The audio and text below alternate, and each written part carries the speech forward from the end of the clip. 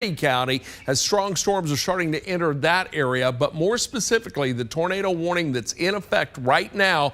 This is for Poinsett County. It does include the town of Harrisburg. That's going to go until 8:30 this evening. Let's put a track on it and show you where it's going to go and who it's likely going to be impacting. I'm going to do two tracks on this. First, from the area where we believe the circulation is coming from, prompting the tornado warning. That puts Harrisburg in the track at 756. That's moving this at about 40 miles per hour. And Eric, feel free to correct me, but I think 40 to 45 miles per hour is the average speed of these storms. If you've got something new, let me know. Anderson Tully about 8:05. We'll see it then move into Boat Run at about 8:12. Truman 8:17, then into Mark Tree at 8:20. Tyronza 8:25. Lake City 8:30, and then 8:35 should be getting into Caraway. But we have seen some very large hail with these storms. This one also producing some hail, but it's an area right here that we're watching for the potential of circulation at the surface. And as I mentioned, we have visual confirmation from someone who is in that area. Meteorologist Patrick Ellis is in the First Alert Storm Tracker. We're going to check in with him just a moment. He has been in and around. He was going to head out of that area simply because he wanted to stay away from the most impactful portion of the storm itself. And listen, this is bringing with it all forms of wind. We're seeing strong winds associated with this. This is spectrum width showing the turbulence in the atmosphere. We've also seen some very large hail with these cells moving through just to the west of Harrisburg right now. Look at that, about 1.5 inch size. We've had visual confirmation of tennis ball and golf ball size hail in northeast Arkansas this afternoon, and it's also coming down heavy with rainfall in and around that. Harrisburg, you're already seeing rain of about 3/4 of an inch to anywhere from close to 2 inches per hour. But right now we're with you simply because of the tornado warning that is now in effect for Poinsett County. This is going to go until 8:30. I'm going to do a little 3D slice on this because we've seen some serious height on these storms, about 30 to 35,000 feet. And we're also seeing some significant hail signatures on here as well. As a matter of fact, this is a 30,000 foot line. This one's closer to 40,000 feet as it's moving on through. But you can see, look, I'm looking for little areas of purple. Do you see this? Right there. So we've got a suspended hail core that's right here, but then that is making its way all the way down to the surface. A little tough to see right there with the red drawings on it. Eric, I think you've got a better view on it.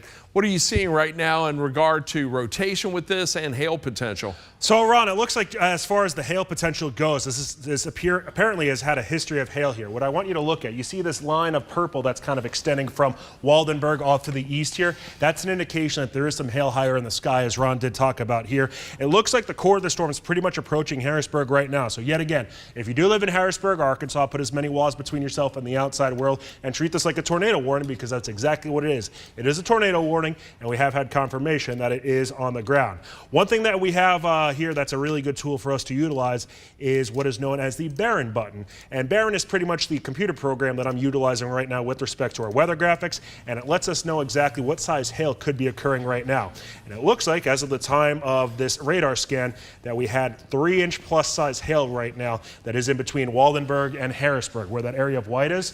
While that might be just a little bit overblown, the opportunity is there that we could maybe be seeing some say golf ball, ping pong, and even baseball sized hail right now. So that's destructive hail, and that will cause issues here. Now, as far as what we have going on with the shear rate, this gets us a good idea what the rotation detector looks like here. You really, if you want to have a tornado that's on the ground, you want some of your greens and reds and yellows up there. Fortunately, it doesn't look like this is too terribly organized right now as it approaches Harrisburg, but it does look like that this is at least approaching the city of Harrisburg right now. So that's where we have our issues arising here. And I will say, Ron, as far as our winds go, it doesn't have that typical sort of prototypical shape or look to it right now, but it doesn't help that it is far away from the radar site as well. So once you start getting some of these storms to get a little bit closer to the radar, that's where you can really start to see your issues arise, and it becomes much more evident as far as just looking at it, as far as that being on the ground. So Harrisburg right now, this is right on your footstep. You want to make sure you're in that interior portion of your house. And Ron, we've been keeping track of all these storms all evening long. This is obviously the first time that we've cut in. If you're in the Memphis metro right now, you aren't seeing any issues, but we are expecting some of these showers and storms to move into your area, Ron, throughout the rest of the evening. Yeah, we are. As a matter of fact, it could be a long night. Now, we've got a tornado watch in effect until 11 o'clock for areas along and north of 40. That does include Memphis and Shelby County, but more storms are developing back to the west-southwest. That will bring those into northern Mississippi as the night progresses, so it could be a long night. Just make sure you have multiple ways to get warnings tonight. That includes the Action News 5 First Alert weather app. Make sure you have a weather radio. If you do have one, make sure it's turned on, plugged in, and has fresh batteries with the volume up. Can't always count on sirens, so multiple ways to get warnings tonight is certainly going to help you. Meteorologist Patrick Ellis has spent the afternoon and early evening around northeastern Arkansas. I want to check in with him right now. He's in the Comfort Dynamics First Alert Storm Tracker. Patrick, can you give us a sense of where you are and what you've seen so far?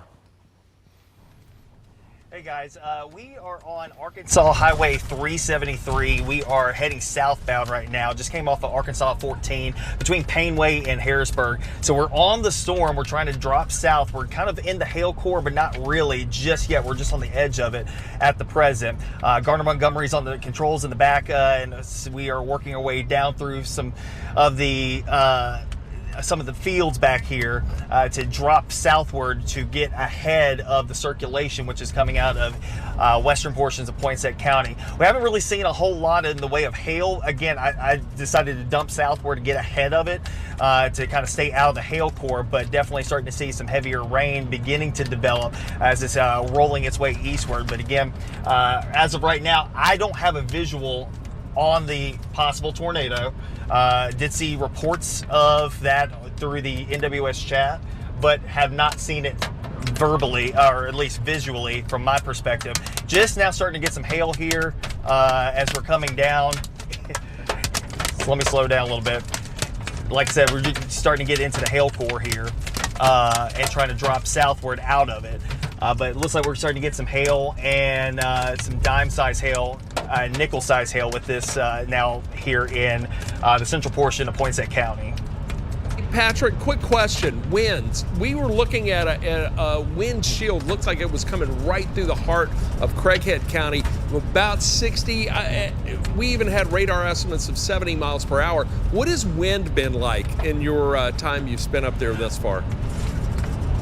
Well, so far, this particular storm was not the windstorm. The windstorm was the one that was coming out of Craighead, and yeah, that thing had a ton of wind with it. But you know, we stayed ahead of it the entire way, just trying to work our way down I-555 to stay ahead of that and catch it as it was coming through. You see the amount of lightning popping off here with this storm, and again, once we get down here towards the south, should be able to kind of get a better visual of the circulation, but right now we're kind of in the rain-free base, out ahead of it, out ahead of the circulation. But what I was looking at, I mean, this thing still looks like it's wrapping up, or at least trying to, and probably still on the ground. I see the striations in the clouds right now from the rotation of that supercell itself. You can really start to see it right now. Good camera work there, by the way. Look, I want you guys to be careful. Two hands on the wheel. You've got Garner Montgomery there to help navigate and ride these storms out with you, but you're starting to get to a point where the only thing you're going to be able to see is a sky being lit by lightning. So be very, very careful as you head on back here. And if you see something, you need to jump in. Come on, Eric and I are going to be tracking this. We'll check back with you in just a few minutes if we don't hear from you sooner, all right? But if you see something, Patrick, sounds good. Let us know, and we'll take your shot immediately. Good deal there. All right, so we're with you right now. Again, we've got the tornado warning that's in effect right now. It's for Poinsett County. That is going to be in place until 8 o'clock this evening. All the activity has really been confined from Poinsett County north, and more specifically, really from Jonesboro north and northeast into the Missouri boot heel.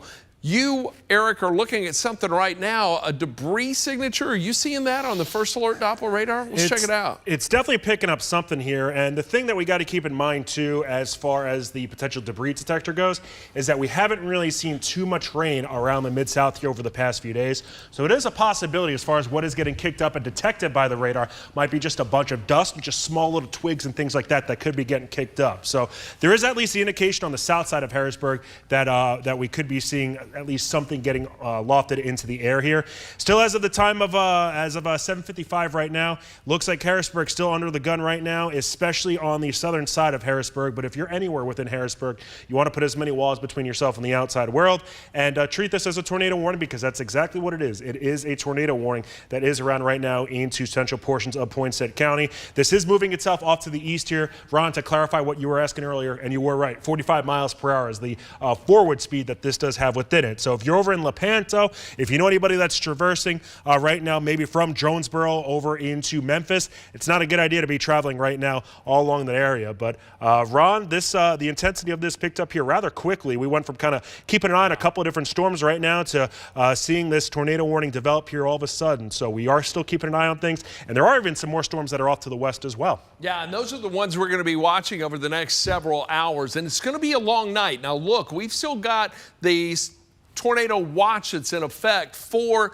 basically our northern counties. Let me put some features on here for you and show you. This area right here, along and north of the 40 corridor, northeast Arkansas, a good portion of West Tennessee, including Memphis and Shelby County, under a tornado watch until 11 o'clock. But these storms that are starting to develop back here to the west, right around central Arkansas, those are going to make a push to the south and east. So areas south of the 40 corridor, and that's northern Mississippi and eastern Arkansas from Forest City south, we're talking about late night storms moving through there. I'll show you a forecast model in just a moment, but right now, more specifically, I want to go back and put another track on this tornado warned storm that we have, again, that goes until 8 o'clock tonight. This is for Poinsett County. It does include the town of Harrisburg. Looks like they've removed the backside of that, the western portion of it a little bit, but the warning itself still remains in effect. And we're seeing right now a pretty good inflow notch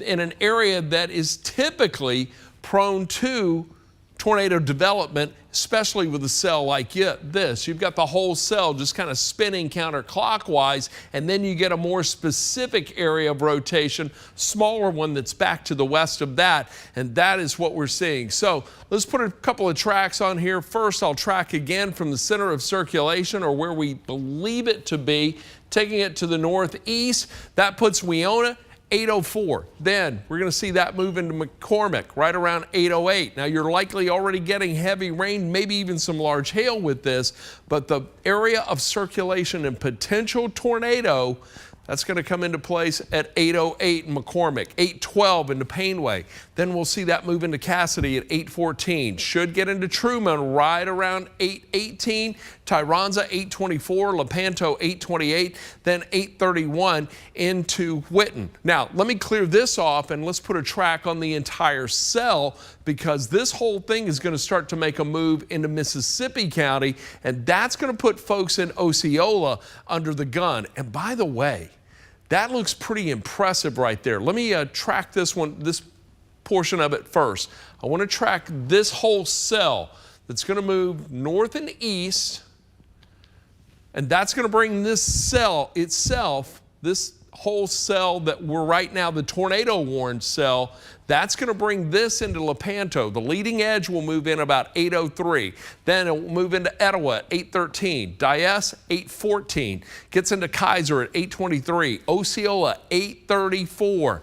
Then moves into Luxora 8:38, Ashport 8:50, 8:58 into McBride. If you are in any of these communities, I want you to know right now where the safest place to go is in your home. Make sure you're in a sturdy building. If you live in a mobile home, I want you to check in with a friend who may be in a more substantial building, or if there's a church or other area you can go to, a storm shelter, you want to abandon that and ride this storm out, because we're also looking at some monster wind with these storms. I'm going to throw velocity up here. We just had that severe thunderstorm warning that you see popping up there, Ron. That does include portions of Lauderdale, Tipton, Craighead, Poinsett, Mississippi counties, as well as Dyer County. This is until 8:45, and that is for the potential of, as you got on your screen there, 1-inch hail as well as 60-mile-per-hour winds. I do want to note as well, as far as right along 214 there, and this is where we originally heard about that potential touchdown occurring here. I've had some conflicting reports that there might be some tree and power poles down, other things saying that there hasn't been damage, so there's a little bit of a conflicting report there as to if we do have damage or not. Sorry to cut you off there, Ron, but as far as what we got going on with the BTI, this is something that's been catching my eye as well. So the BTI, it is what is known as the Barron Tornado Index. Once that number starts to approach a 7, that really starts to get our attention here. And there's a few locations right now that are at or even above a 7. Just to the west of Mark Tree, we have a 7.3 right now that is on that BTI, and that is headed for you in Mark Tree. If you live in Mark Tree right now, or if you know anybody that is in Mark Tree, give them that first alert. Make sure they know that they have the tornado warning in place, and make sure they get into the interior of their house. To the west of that, we were talking about how Harrisburg also has had that potential tornado warning as well. There's another area that's just to the northwest of Harrisburg that registers as a 7.3 on the BTI, or the Barron Tornado Index, that's headed off to the east at about 40 miles per hour. So in Poinsett County, as far as near Harrisburg, you had that first little wave come through. You're going to have a second wave come through here momentarily. If you're over in Truman, this is going to be knocking on your door here at about 8:26, so in about 26 minutes. And we are keeping an eye on some cells that are further to the west right now that could be impacting Memphis, Ron, as we do start to get maybe a little bit closer to about 10 o'clock or so. But those BTI numbers, Ron, they certainly have ramped up here over the past 15 to 20 minutes. Yeah, when we see that get above a 7, that's a great indication that there is significant rotation within a specific cell, and that cell is highly capable of producing a tornado. So, as Eric mentioned, if you're in any of those areas, seek shelter right now. So, we've got the new severe thunderstorm warning. This includes Mississippi County, but I want to show you this. Let me clear that off of there, because I want to zoom in to basically what is a wall of wind, or at least that's the way it's looking right now as it's coming on through Craighead County. Let me move out of the way, because this is now moving on into Mississippi County. And it's this area right here. Can you see that bit of a bowing segment right there? So what we're getting now is a northwest wind that's coming into play, and it's really forcing out the leading edge of that storm and picking up the wind speed at the surface, really giving this some momentum to intensify rapidly and bring with it the potential for some straight line wind. We could probably see it a little more specifically on spectrum width, and yeah, you can see those little areas right there. Do you see that little curvature right there? There's another one there. This is all moving off to the east. So what I'm going to do is track that leading edge of this strong wind. Let me put a track on here. I'm going to track the stronger edge of wind. Let me give a quick track on this, and then we're coming to Patrick in just a second. 8:16 into Blytheville. Ashport, 8:30. Gilt Edge, we'll move in at 8:48. Covington, 9:03. 9:07 into Nutbush. Alamo at 9:27. And Brownsville at 9:34. All the activity in northeastern Arkansas. Meteorologist Patrick Ellis is up there right now. Patrick, what are you looking at? Hey guys, we are just getting off of 373. I'm going to pull over right here. Me and Garner were looking over in the corner. We could kind of see a lowering back over here on the left-hand side, kind of going across. Now, we got caught in the inflow of the storm, and it was pretty tough, but needless to say, I mean, we're seeing a pretty decent lowering right now off in the distance. I can't tell if it's a funnel, but it definitely, the cloud bases are pretty low here.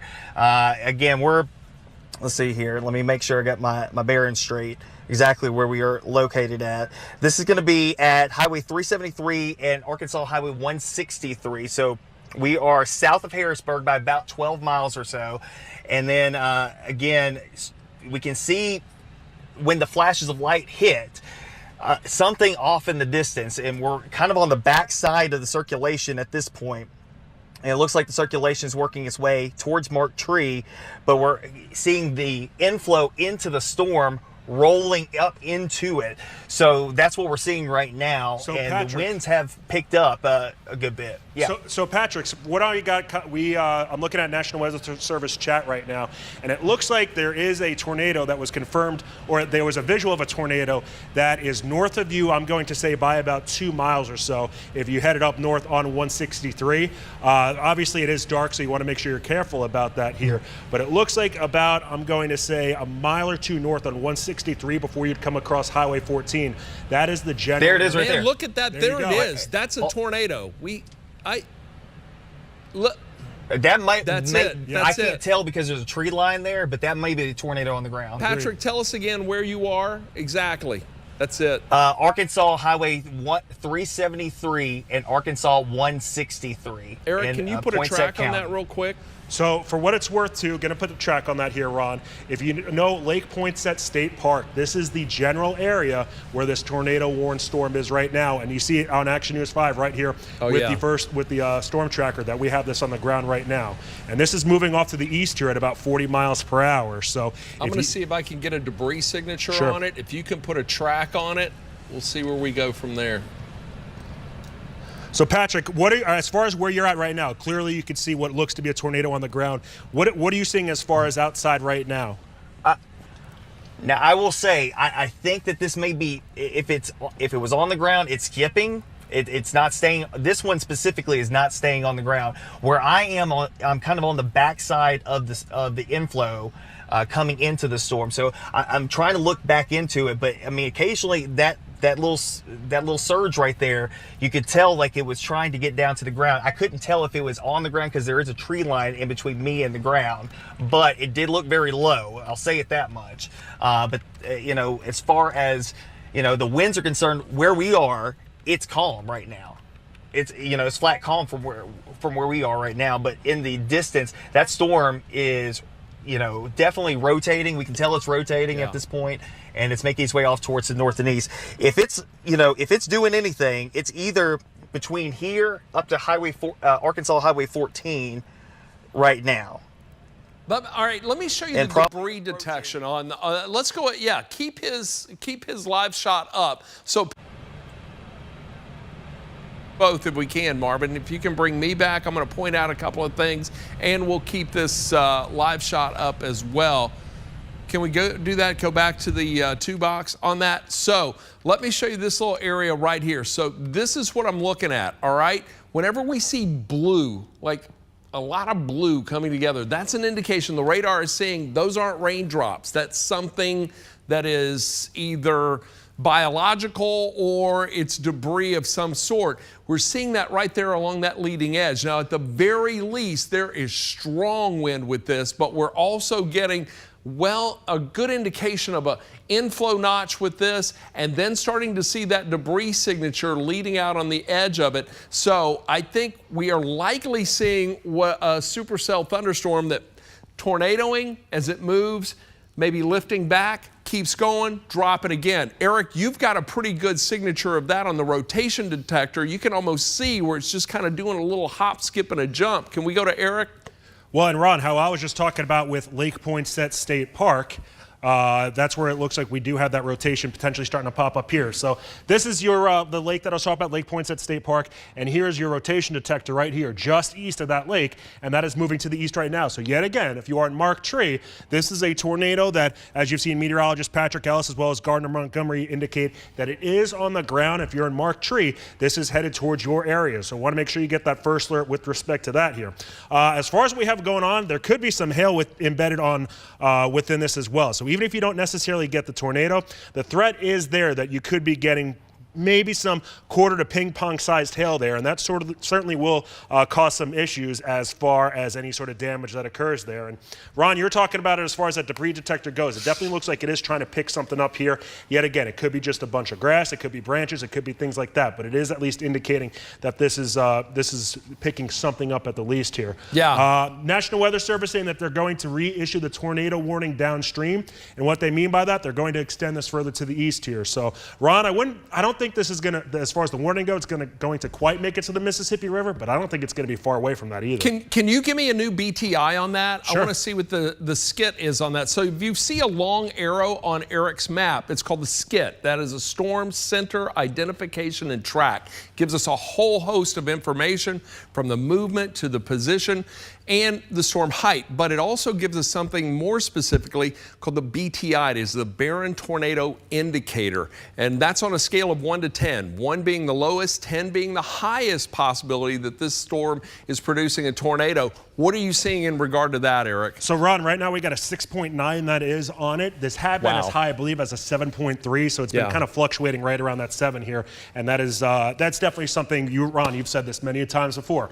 Once it starts to approach and exceed that 7 mark, that usually means that there is a tornado on the ground, and you've seen it with meteorologist Patrick Ellis and Gardner Montgomery, that it does look like we've had a confirmed tornado on the ground just to the east of Harrisburg. With that said, the new tornado warning that I was just talking about, it did get issued, and it does include portions of Tipton, Poinsett, and Mississippi counties, and this is now until 9 p.m. here. I know this is kind of convoluted. There's a lot of boxes going on here, but this includes Lepanto, Mark Tree, over towards Wilson. If you know anybody that's on I-55, maybe if they were traveling from Blytheville back towards West Memphis, you want to stay off the road there as far as I-55 goes, especially since this is a tornado that we've been able to see on the ground here. So, Ron, we also got to keep an eye on some of these storms that are off to the west right now. Yeah, those are firing up quick. And they're not quite over into Cross or St. Francis counties yet, but they aren't far away either. That BTI, a great indicator of tornado potential. WMC Action News 5, the first station in the country to ever use that technology. Dave Brown did it on February 5th, 2008,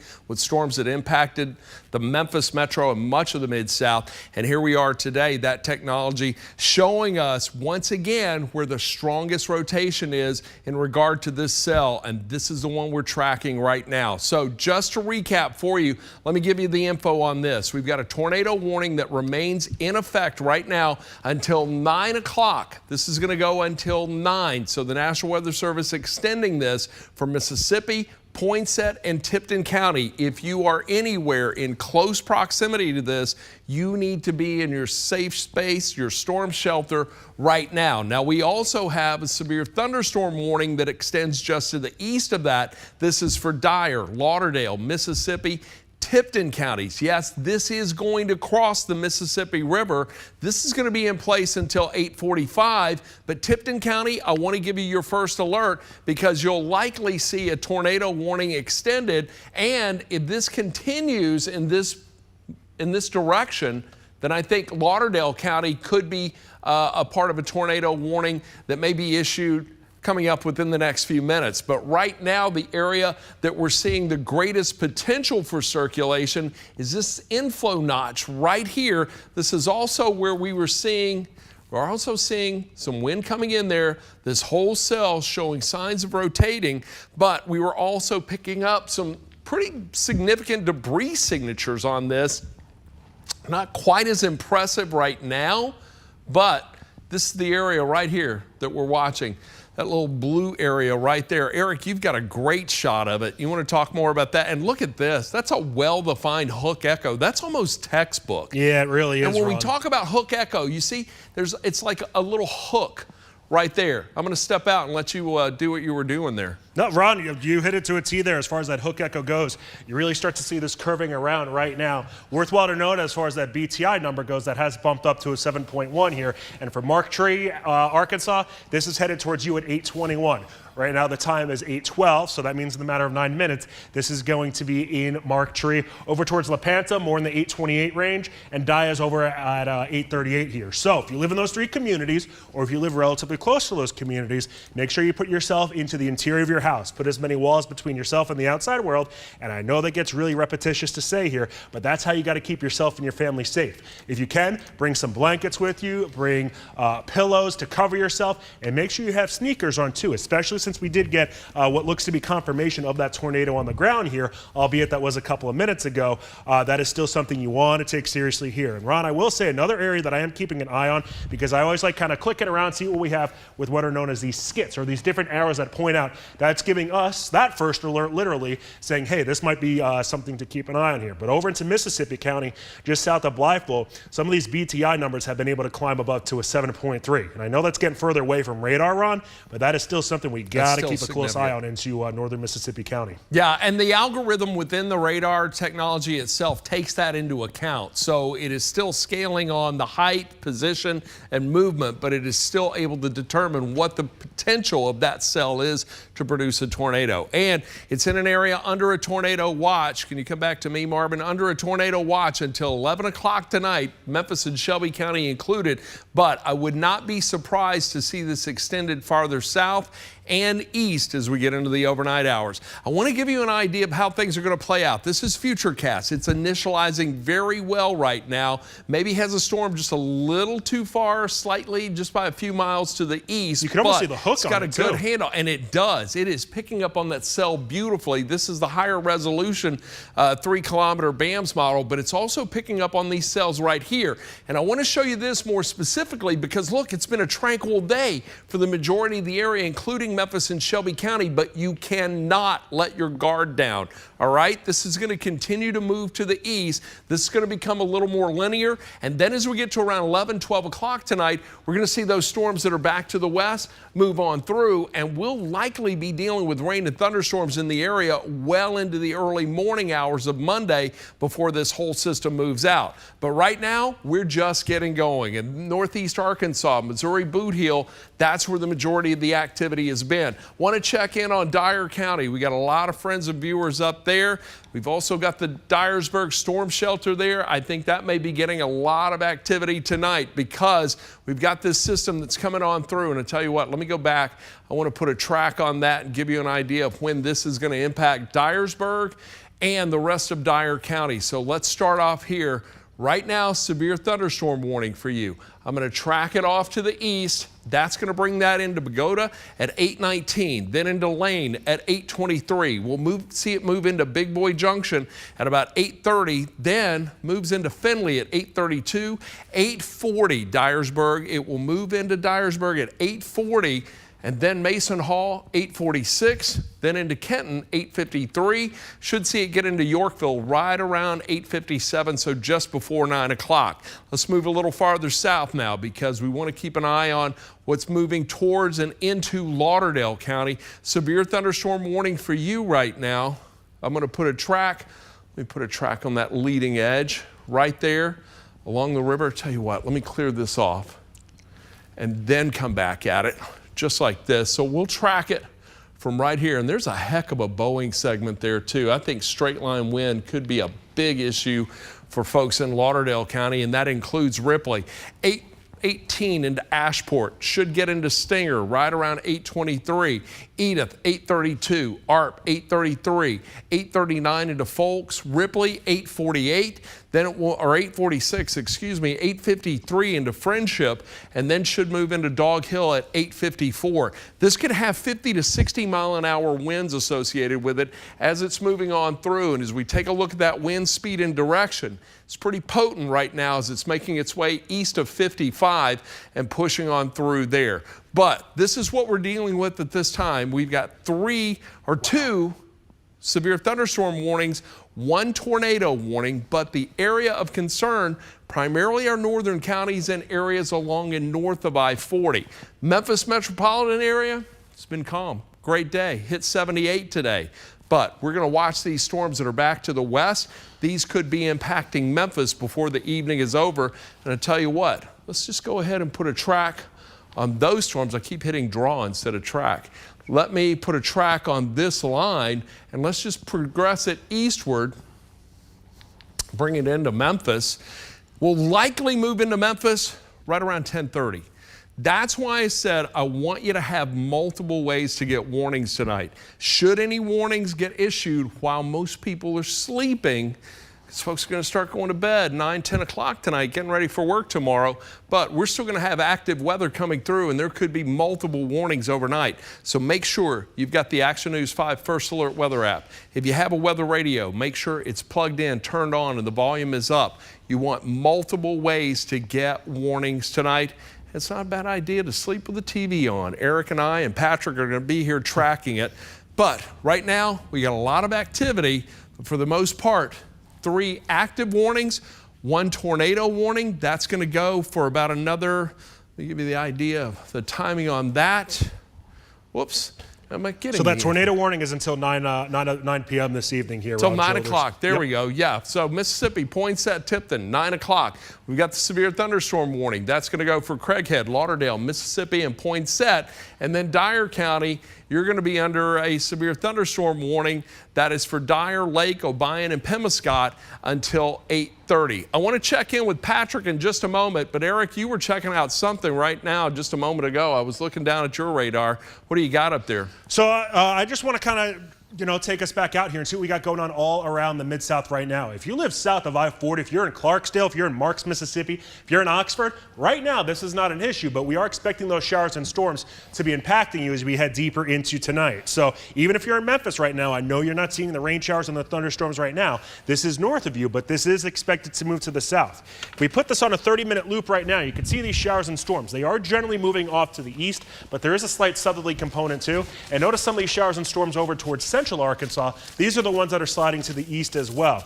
We zoom in a little bit closer here into the areas that have those warnings on them. One thing yet again to kind of keep an eye on here, what are known as skits. We're keeping an eye on what these detect for us is if there's something significant essentially going on with the storm. Is there some hail around? What are we looking at for that BTI or that Barron Tornado Index? And right now it is at a 5.7, pretty much within marked tree right now. The hail size, we could be looking at 2-inch size hail here, and the top of the storms are up to about 40,000 feet. Once you start seeing some of these storms that approach 40,000 feet, that's when it starts getting our attention, and you could really start seeing some of that hail embedded within there. Do you want to note, Ron, that there was a report here that the tornado had lifted when it was crossing over Highway 163, and that's pretty much exactly where meteorologist Patrick Ellis was. And Ron, so long as you're okay with it, wouldn't mind going out to him, seeing what he's got going on right now. He's ready, standing by. Patrick, what do you got for us? Sure. There we go. We see their live Hey guys, shot. There you go, Patrick. Hey guys, we are repositioning right now, trying to get south. Oddly enough, we ran into Reed Timmer. He's in front of us right now. So if you ever wanted to see that happen, the Dominator's literally 3 cars in front of us. But we're trying to reposition, get ahead of the storm at this point. Obviously, it moved past us. There was no way for us to kind of attack it from the right angle to stay safe. So we're heading down Highway 163 now. We're about 4 or 5 miles north of Highway 64. Gonna hit 64, head back west out towards the east and try to get towards it, but I don't think that we're gonna make it before it makes it back across the river. So that's the issue that we'll probably run into, is the river is gonna stop us from getting back to it once again. Yeah, I want you to be safe, because right now the only thing you can see is when the sky is lit from lightning. So, Patrick, be very careful. You're starting to approach the Mississippi River. You guys need to start thinking about your exit route and how you're going to get back into town. What is your plan? Are you going to come back in behind this and then kind of follow it in, or what are you thinking right now? Yeah, it's more than likely going to be a follow back in situation. There's no way we can catch up to it and get back where we were on it before. Just the way the road system is out here is just really hard to do that. So right now, 163 southbound, we're going to go 64 east, get out towards Marion and make a decision there. But obviously, once we get to Marion, it's probably going to be back across the river at that point. So we'll probably just come back into town at that point, because if we get across the river, by the time we get up 51 to try to catch it going into either Tipton or Lauderdale County, it'll be long gone by that point. So, we're just kind of working our way back behind it and see what we can get. All right, buddy. Well, let us know when you come upon something. Be careful. You and Garner Montgomery out there tracking storms tonight in the Comfort Dynamics Storm Tracker. So, Patrick, thanks for those reports. He was just behind Reed Timmer. No problem. He's got the, whatever he calls his vehicle out there. And I heard that the Oklahoma University storm tracking crews out there, they've got their mobile Doppler radar. Saw a picture of that. A lot going on in northeast Arkansas, but a lot of storm activity right now. Not affecting a large portion of the Action News 5 coverage area. Let me clear this out of here and show you the big view and take it home, because the vast majority of the Action News 5 coverage area has seen virtually no storm activity today. But right now, things are really starting to ramp up just as it's dark. We're going into the overnight hours. We're going to keep a close eye on these cells that are back to the west. Those are showing some signs of intensification, but right now it's for areas along and north of the 40 corridor, and more specifically, this line that's making its way east of the Mississippi River right now and coming on through. Tornado warning remains in effect for Poinsett and Mississippi County until 9 o'clock. This is still showing a significant inflow notch with it, and it is not the most organized, but at the same time, there is definitely some rotation within it. But I think wind is going to be the biggest concern with this, the potential for some straight line wind. And there is, I see it right there. That may be, there is some circulation that's in there. And it looks like it may be rain wrapped. Let me go back to the next rad radar. I'd agree with that, Ron, as far as it being rain wrapped. That is rain wrapped. So what is happening, there's rain wrapping around the circulation itself. It makes it even more difficult to see. But I want to put a track on this just to show you. We'll track it just outside the tornado polygon on through the severe thunderstorm polygon, but I want to give you an idea of where that center of circulation is and headed to. So Whitten, 833, you're likely still going to be dealing with heavy rain, maybe even some hail and gusty wind, but the area of circulation and potential tornado location is going to be moving through your community at about 8:33. Dias 8:40, then it moves into Joyner 8:44, 8:52 into Golden Lake. We'll see it then move on into Carson Lake right around 8:55, 9:01 into St. Paul, Osceola 9:04, and then 9:05 or 9:09 it will move into Luxora. So that's the tornado portion of this storm, or center of circulation.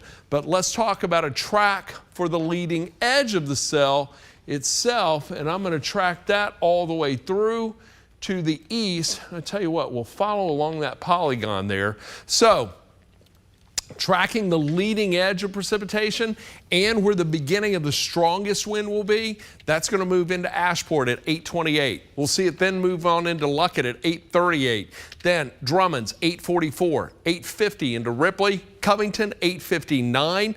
Then it should get into Brighton right around 9:01, 9:10 into Tabernacle, and then Belle Eagle right around 9:21. So that's the current movement of the storm. Let's put this into motion for you.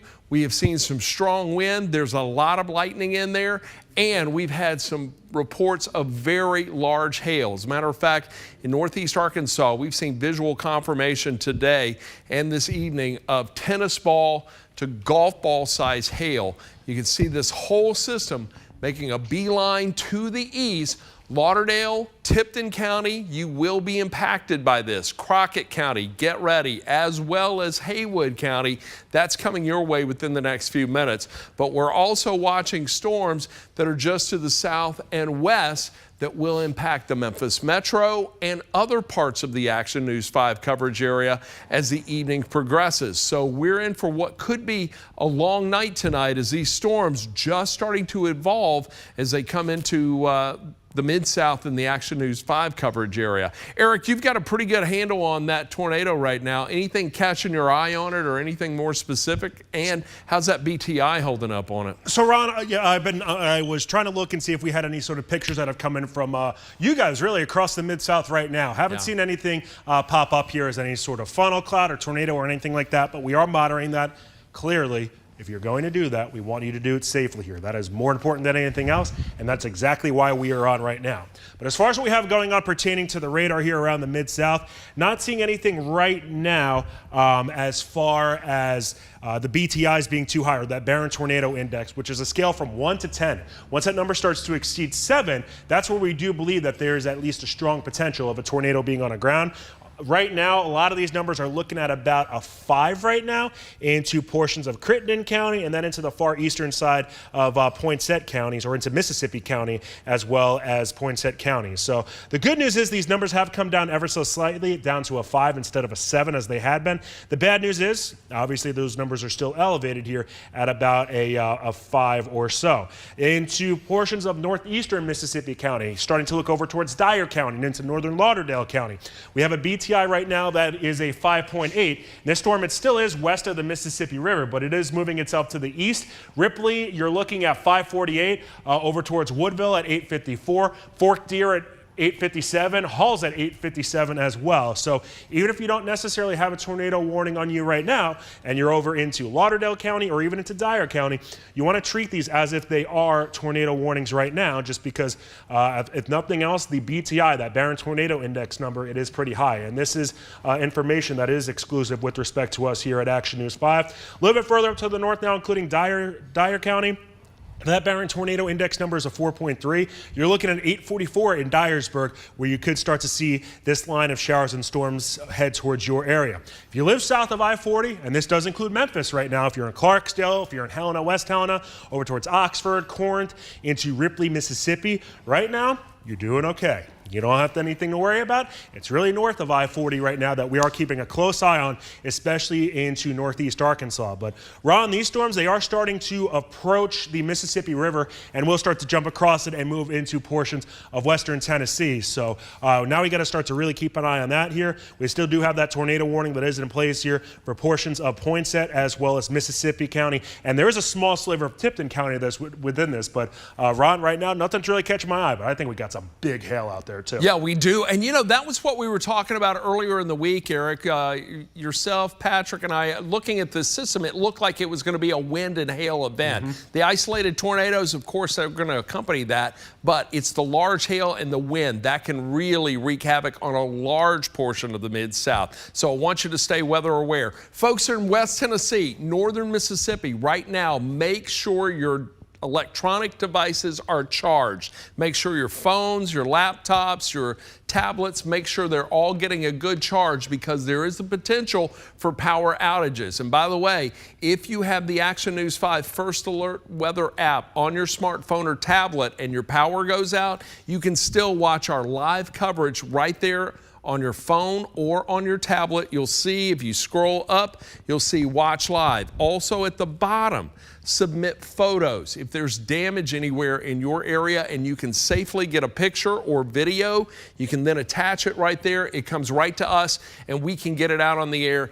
to show the rest of our viewers. So great technology, a great tool to have, but I want folks that are in this area right now who've really had nothing to deal with throughout the day, I want you to get ready, because we've got strong storms coming through tonight, and there is the potential for hail, damaging wind, isolated tornadoes that could create big problems with power outages. Hey, Ron, there's a new severe thunderstorm warning that will be coming into western Tennessee. It doesn't include Shelby County, so I'd imagine this is pretty much going to be from, say, Munford all the way up to Dyersburg that's going to be included within this, because this line pretty much stretches from there. Heck, it goes even further north than that into Union City. It goes really all throughout all of western Tennessee right now. And I know you're about to track it, I think.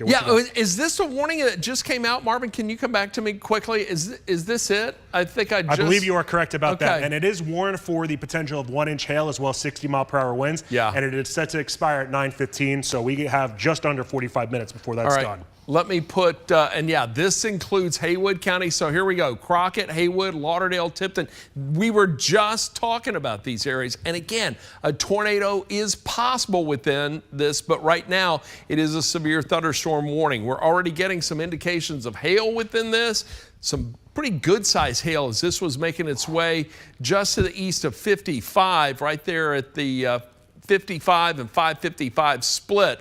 Just over an inch in size, but right now it's the heavy rain and the wind. Yeah, Eric, what do you got? So we have a storm report here that there was 1 3/4 inch size hail that did occur just to the east of Mark Tree, and that's exactly where you were just talking about right here, Ron. So that doesn't come as too much of a surprise here. And as far as those hail sizes go, if we were to put them into comparison here, because this is always a good thing to keep an eye on, 1 3/4 inch size hail, that's the size of a golf ball here, just to put it into something that I think a lot of people are familiar with. Can we take that graphic full? Take that graphic full if we can. So Marvin, if we could, whoever's in the booth, take that full. I want you to be able to see that. That's a great explainer. Go ahead, Eric. So you're looking at different hail sizes right now. And in order for a severe thunderstorm to have severe hail within it. It needs to be the size of a quarter or greater. You see that on the top of your screen. As far as the 5 that are spread out, it is the 4th one in. That is 1 inch in diameter sized hail. Ping pong, you're looking at about 1.5 inches. A golf ball, about 1 3/4, and you could see the other sizes beyond that. The reason why these are used is because these are common sizes as far as the size of pocket change here, whether it be a dime or a penny, a nickel, a quarter, or a golf ball. All those pretty much have standard sizes right now. But that's obviously not a good thing, Ron, as far as just to the east of Mark Tree. And well, the hail detector has that scooting to the east as well. Just to the south of Alto, and starting to get a little bit closer to I-55. So if you know anybody that's in Joyner or Wilson, this is headed towards your area right now. As far as the line of hail that this has had within it here, it stretches pretty far from the west to the east here, all the way from Wiener down to the east right now towards I-55. So this has been a big area, Ron. Notice as far as the biggest hail, it's just to the northeast of Mark Tree. You have some of those blacks that are embedded there. That's usually a good indication of some probable hail that was around just to the northeast of Mark Tree. And that makes sense because, well, that's where that report came from here. Eric, so I can't stop looking at Patrick's live shot right now. Marvin, can we pop up Patrick's live view from the Comfort Dynamics First Alert Storm Tracker? The lightning that's lighting up the sky. And Patrick, if you can hear us, first I want to check in on Garner Montgomery, make sure he's okay. He's getting to chase with Patrick Ellis tonight, and Patrick goes right into the heart of the storm, safely of course. But man, the sky is lit up where you are tonight.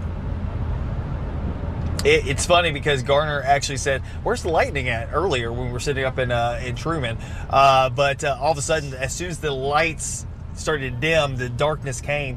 Definitely the light show was on. And of course, right now we're on Highway 64. We're approaching Parkin right now. So into the eastern portion of Cross County, moving towards northern Crittenden County. Like I said, just not going to be able to catch up with the storm that's going across through Tyronza right now. Still show some signs of rotation associated with it. The other thing that I noticed that this thing's put down an outflow boundary, a gust front, and basically within the last couple of minutes, I've kind of noticed the winds starting to pick up here as it's the winds are definitely picking up a little bit. I can feel it when driving because we're going east. We're oriented east-west, and that's dropping down from the north to the south, and definitely you can feel the wind kind of buffeting up against the side of the truck. Yeah, and just as you were talking about that, Eric and I were looking at it on the radar, Patrick. I'm going to try to pull it up here on the First Alert Doppler radar right now. Eric may actually have a better view, but he's talking about the outflow boundary, all right? So here's what we're looking at. We've got these storms. They're moving off to the east like this, but they're also bringing out a tremendous amount of wind. Well, we start to see a little bit of wind develop in advance of that main area, and that can be gusty. And that's what Patrick was driving through just now.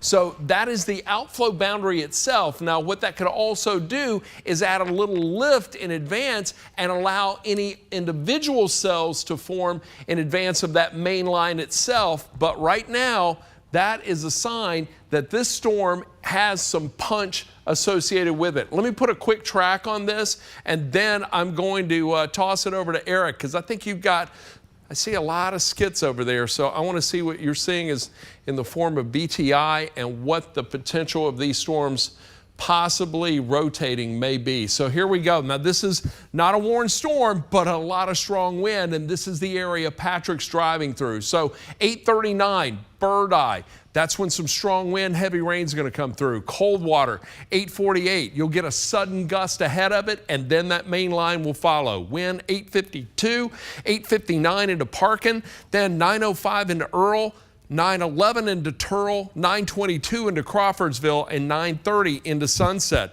So Patrick, if you're still listening, you're dry, windy right now, but you're about to get hit with some very heavy rain and likely some small hail in there as well. Doesn't look that impressive, but there may be a little pea to dime size hail associated with that if that main line of precipitation catches up with you where you are. Eric, you've got a pretty good view on what's going on north of that. What are you seeing right now?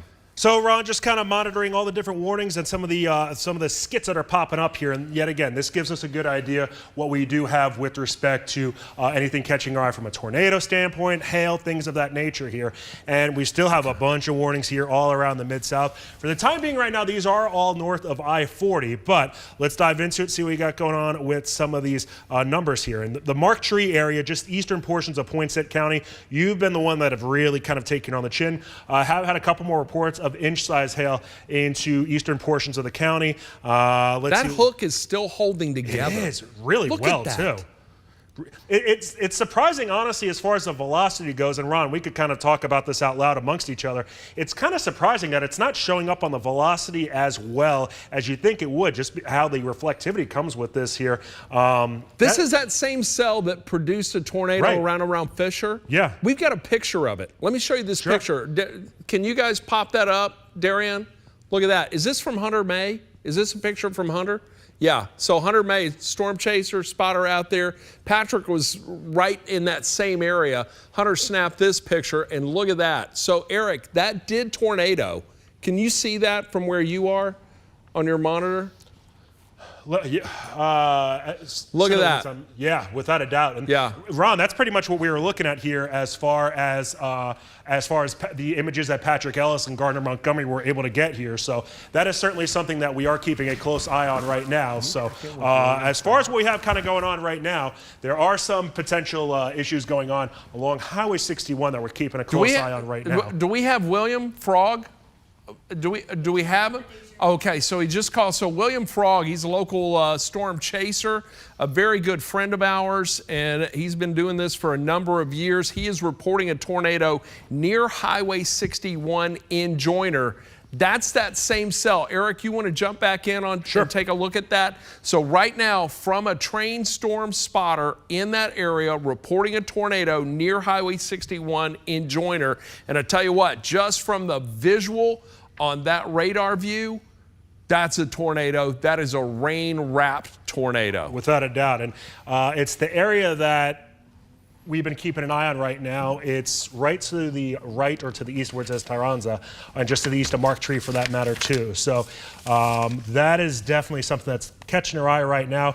There is not a BTI number on it, which is kind of surprising. Well, there is just to the north of it. That's where we have a 5.9 right now. And this has been going back and forth really between about a 5 to a 7.5 over, I'd say, about the past hour or so right now. So do we have any RDOT cameras out there? Darian, if you can see if there's an RDOT camera that's anywhere close, that'd be great.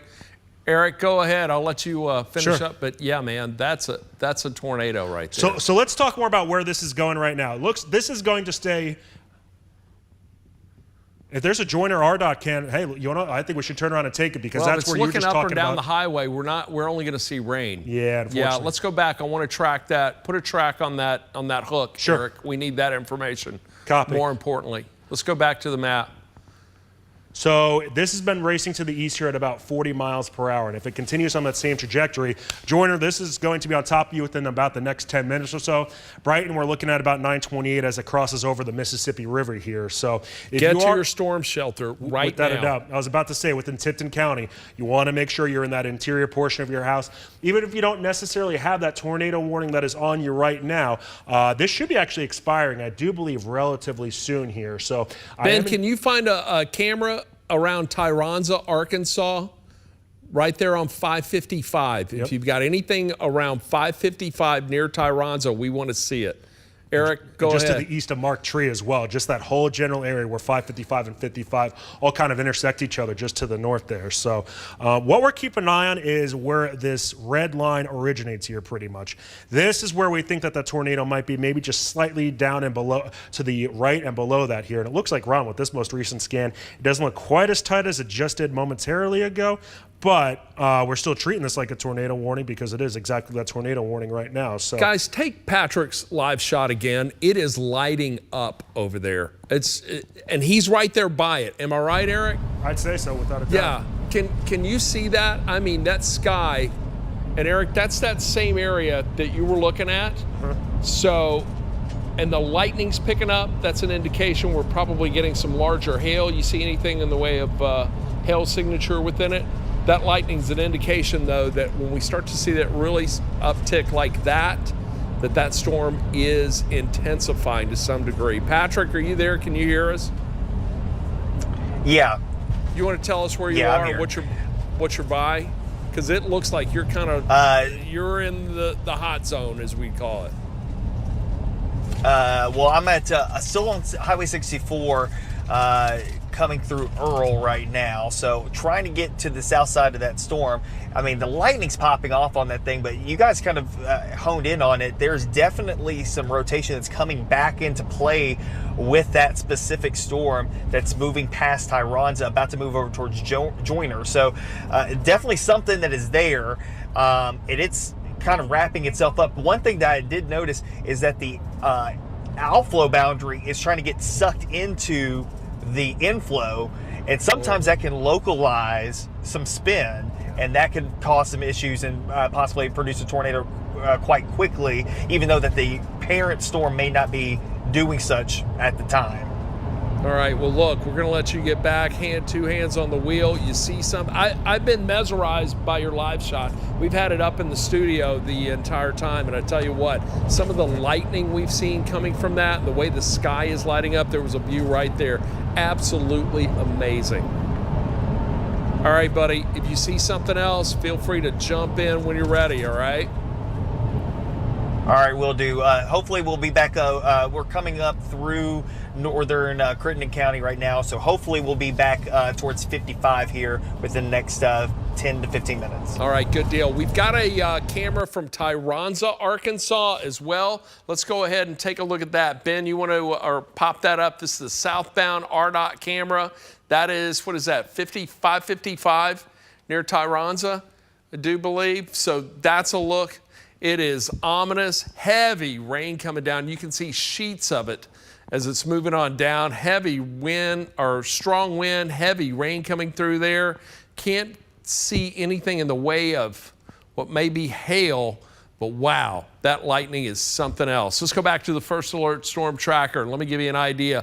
Look at all the lightning strikes that we've got here. As a matter of fact, we've got, just putting the lightning counter on here, I'm going to track it from the polygon warned area. 92 strikes in that, but it's the area of circulation that we're watching very closely, and that area right there now starting to approach 55 north, just to the west or east of Winton, Arkansas. I'm going to put the scope on here to see if we're getting a good tight rotation or circulation.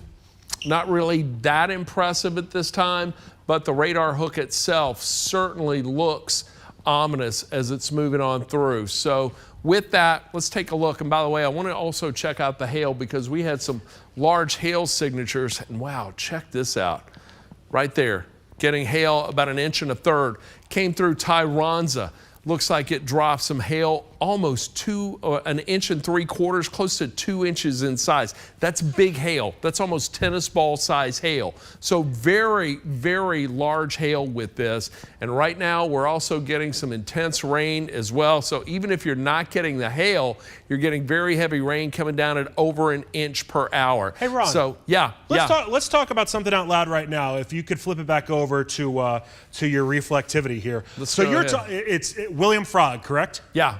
So let's talk about this out loud. He was in Joyner right here. Right. And looking back to the west. So the thing I want you to kind of think about, we got that report here just a couple of minutes ago. Yeah. I think something that we should keep an eye on right now, there's a little hook trying to pop itself just to the east of Joyner right now, and it's approaching the Mississippi River. Now, I think even further to the east of Joyner. Right. I think we got to keep an eye on that as that starts to cross itself over into Tipton County here, and not Munford specifically, but approaching Munford. That's kind of a general area I think we should keep an eye on. Even though it's not necessarily warned right now, since he did know that there might be that tornado on the ground, I think that might be a good one to kind of keep an eye on, right exactly where you're pointing at there. I know it doesn't necessarily look impressive as far as the Doppler radar goes, but that's the general area I think he might have been kind of noting here, where there might be maybe that tornado that had touchdown near Joyner. Okay, because my thinking was, oh yeah, look at that little area right there, Eric. Let me point this out. Can you see that?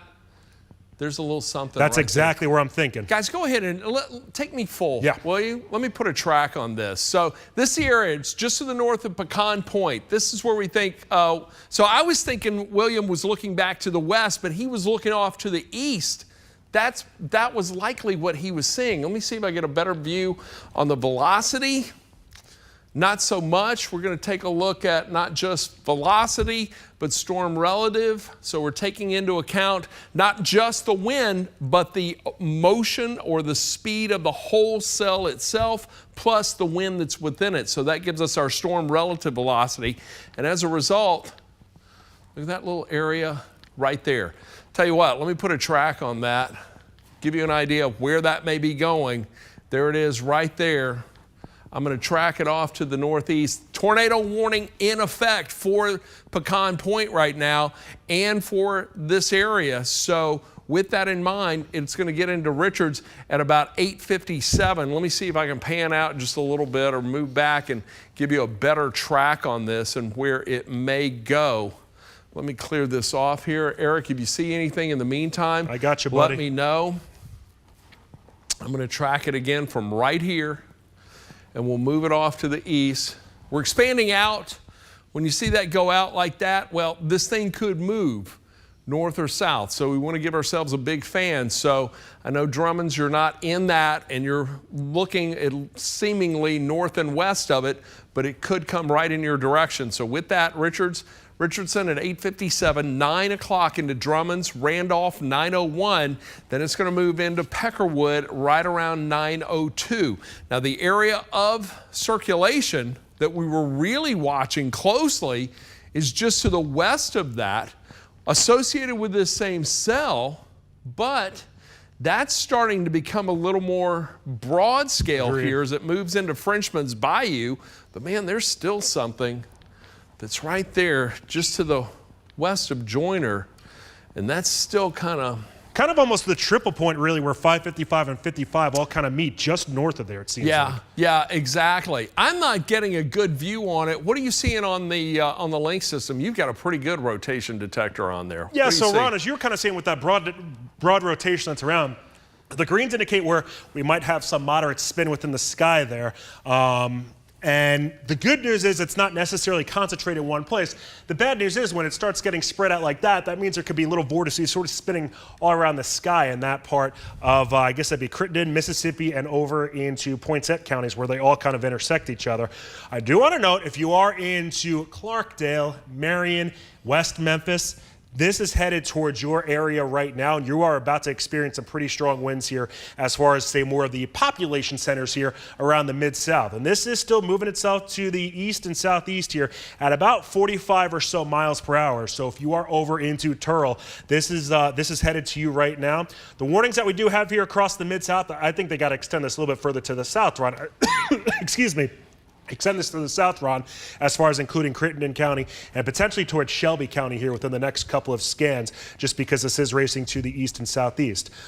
We've been talking about that Barron Tornado Index number. Don't have anything popping up right now that's going to be able to let me detect it. If you do live over into Dyer County, don't want to forget about you guys as well. While we don't necessarily have a severe thunderstorm warning in place for Dyersburg, the worst of this is now towards your east right now, and it is headed towards Gibson County. So if you're in Dyer, Gibson County, Tennessee. If you're over in Trenton, this is headed towards your region right now.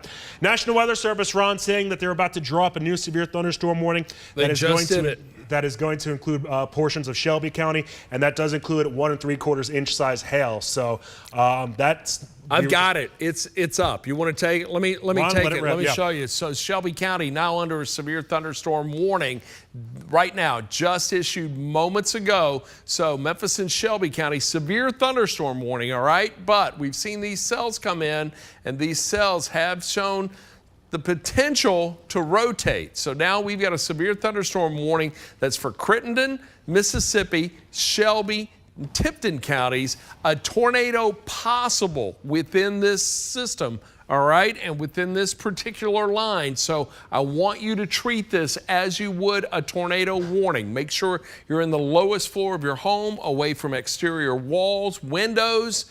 Don't try to go take a picture of it. Get to a safe place in your home or your storm shelter.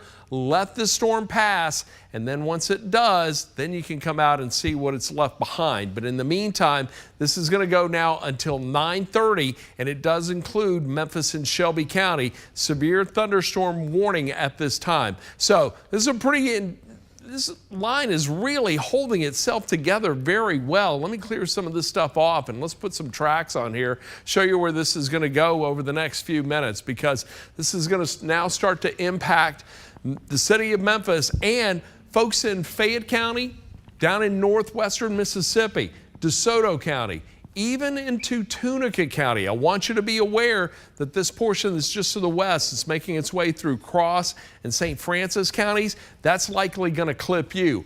But we're seeing this strong indication of heavy wind or strong wind, heavy rain, large hail just to the north of Memphis and Shelby County, and really Tipton and Lauderdale County starting to bear the brunt of this as it moves on through. Let me stop the motion. Let's zoom back in, put another track on this. And I tell you what, I'm going to start from right here. Check back in on Dyer County quickly. Dyer County, oh man, there is a lot of lightning. Holy cow. Look at this. There's a lot of lightning. It's right there along and east of Dyersburg. 554 strikes in there. That tells me there's got to be some monster hail in it, or doesn't look that impressive, but I would say there's a lot of it. 3/4 inch hail, that'll leave some dents in the cars. The heaviest of it's been around southern Mississippi County. But right now, Dyer County, you are not in a warning itself, but at the same time, there's still a significant storm that is moving through there, and that's dropping a lot of rain. I say Dyer County's not in it, but the southern portion of Dyer County in that. However, the stronger portion of that storm just to the north. Now let's put a track on this cell that's moving on out of, and I keep hitting that. Hey Ron, quick good news. Yeah, the National Weather Service saying that they're going to let they anticipate letting that tornado warning expire here at the top of the hour, or just letting it complete its course, I guess you could say. So there is good news. 9 o'clock, we're expecting that tornado warning to drop. But while that's good news, we have that severe thunderstorm warning threat that's really starting to expand into some of our more populous areas, say Millington, Munford, over into Turl right now, where that severe thunderstorm warning is. Yeah, and with the warning over Memphis and Shelby County, we're going to go ahead and stay with this for a little while, even after that tornado warning expires. But let me put a track on this line. Not really that impressive at this time, but at the same time, it's got some strong wind along it.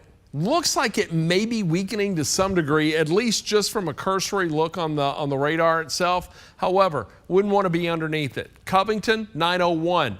We'll move into Maury City, 905. Alamo, 916. Then moves into Brownsville, 928. Now we're tracking the leading edge of this cell itself. Milan, 940. Then it gets into Huntersville, 949. Should move into Jackson at about 10 o'clock. Let's track what's just to the north and west of Memphis and Shelby County, because this is an area that we're watching closely. There's that outflow giving us an indication that it's trying to make a push to the south just a little bit. But let me clear this out. Let's put another track right here on this portion of the storm, and I'm going to track it from southern Tipton County back to the west, and we're going to take this out this direction. That's going to bring that into Earl at about 901, Millington 913, Galloway 931, then into Lakeland 944, should get into Bartlett at 946. We'll see it move into Somerville at 959, and then into Bolivar at 920. Now there's also the western portion of this system. That's likely to have some impact on the area as well. I'm going to put a track on this, and that's likely going to impact this portion of the storm, is most likely going to impact the Memphis Metro as it comes on through. As you can see, as I put that into motion, you get a better idea of the general movement and path of the storm itself. So there we go. A lot of lightning in there, a lot of wind, but let's track it from right here. We'll go around this way and then bring it this direction. So that puts that into Earl at about 9:10. Forest City, 9:23. Marion, 9:50. West Memphis, 10:01. Then into Memphis at 10:22. At 10:53, Somerville, Bolivar at 11:08. Or Byhalia at 11:08, and then it gets into Bolivar right around 11:16. So that's the cell we're watching that is just outside the Warren polygon, but there is still a lot of activity, and the majority of it right now along and north of the 40 corridor. But as we get to around 11 o'clock and thereafter, that's when we're going to see the focus shift a little farther south, taking that south of the 40 corridor into northern Mississippi. We're going to see areas in eastern Arkansas south of 40 start to get impacted also. Hail's been the biggest issue. Eric, you've got a great picture of it right now. You want to talk about that? Sure. So, Warren now for quite some time. This is pretty much where near 55 and 555 meet near Turrell, and we look like we are seeing some pretty big hail right now that is close to Joyner. So if you're in Joyner right now, say it again. Is that 3-inch size hail around Joyner? So that's popping up right now as 3+ Wow. inch size hail. And if you get some of that, that is going to cause some destruction here. So even just to the west of that, just to the north of Turrell, a little bit close to 555, that's where there might be some golf ball sized hail. But any sort of hail, really, once you get to above the size of a quarter or greater, that's where you start seeing some damage occurring here. Want to turn around and talk about this again as far as some of those hail sizes go here. When you start talking about that inch size hail, that's about the size of a quarter here. If we could pop this up full, that's when you start seeing some of these severe reports coming out here. So yet again, looking at that top row, the pea-sized hail, which is a quarter-inch size hail, and then you have some diamond penny-sized hail, it's about 3/4 inch hail, and then nickel-sized hail, that's 7/8 size hail, and then you start talking about some of that inch-sized hail. Now, once you start getting really above that quarter-sized hail, that's where those issues arise. As far as what we have going on here, we could be seeing some of that 3-inch size hail, which is about the size of a baseball. So even if this is overblown just a little bit, wouldn't be surprised, Ron, if we do have some of that golf ball or even tennis ball sized hail embedded within there. We have to keep in mind, so the radar's hitting that at right around the center of the storm. So as it falls through the atmosphere, it's hitting that right around 1,500 feet. Right. So as it falls through the atmosphere, it's encountering a warmer surface temperature. So there is going to be some melting and then friction as well. But when you get a signature like that, Eric, that's 3+ inches in size, what's reaching the ground is likely at the very least 3/4 inch to 1.5 inch size hail, I would imagine. Agreed with that. So, Ron, looking at the National Weather Service as well, St. Francis County, it looks like they're about to issue another severe thunderstorm warning that's going to include Forest City. So now we got to keep an eye on some of the stuff that's further to the west. Yeah, too. and that's what's going to have an impact. I think those cells are going to have an impact on Memphis. We'll talk about that in a moment. Ben, you have a picture. Ben's our producer in the booth tonight, one of many. Let's check this out. This is hail from Mark Tree, Arkansas. Whoa! Do you see that? Right. So, we have to make obviously some assumptions with how big this is or isn't here. And I'm going to assume that's an adult-sized hand. They're a pretty safe assumption on that. Yeah. I'll say that's probably bigger than ping-pong-sized ball. Ping-pong-sized hail right there. That is close to, at least diameter-wise, 2 inch? close to baseball size. You think it's even that big? Okay. Yeah. So I would think that's at least 2 inch size. Tennis ball size hail. Let's say that. Yeah. All right. Yeah. That is golf ball, the tennis ball size hail. That's going to do some serious damage. So these storms tonight, primarily hailers. However, we have had some visual confirmation of tornadoes in this as well. So that's what we're looking at there. Thank you for that picture. We certainly appreciate that. And we'll remind you, if you've got a picture of hail or damage, if you can send that to us via the First Alert Weather app, all you got to do is scroll right down to the bottom. You'll see an area to submit photos, or you can send it to us at desk@wmctv.com. We'll then be able to use them on the air. Hey, right? Ron, if we're over, let's just say if we're in DeSoto County, if we're over into Marshall, Benton, Tippah counties, we obviously haven't seen too much activity up to this point. Right. Heck, Clarksdale. Seen nothing. Right. but we do anticipate these showers and storms to move towards you throughout the duration of the night. Right now it's 9 p.m. We're still thinking, Ron, what do you think? 2 to 3 o'clock before this is gone? I tell you what, let me jump over here and pop up a future cast. I'm going to let you track what's up there, and then I'm going to come back with a more specific track of what to expect as we get into the later night and overnight hours. Copy on that, Ron. Sounds good.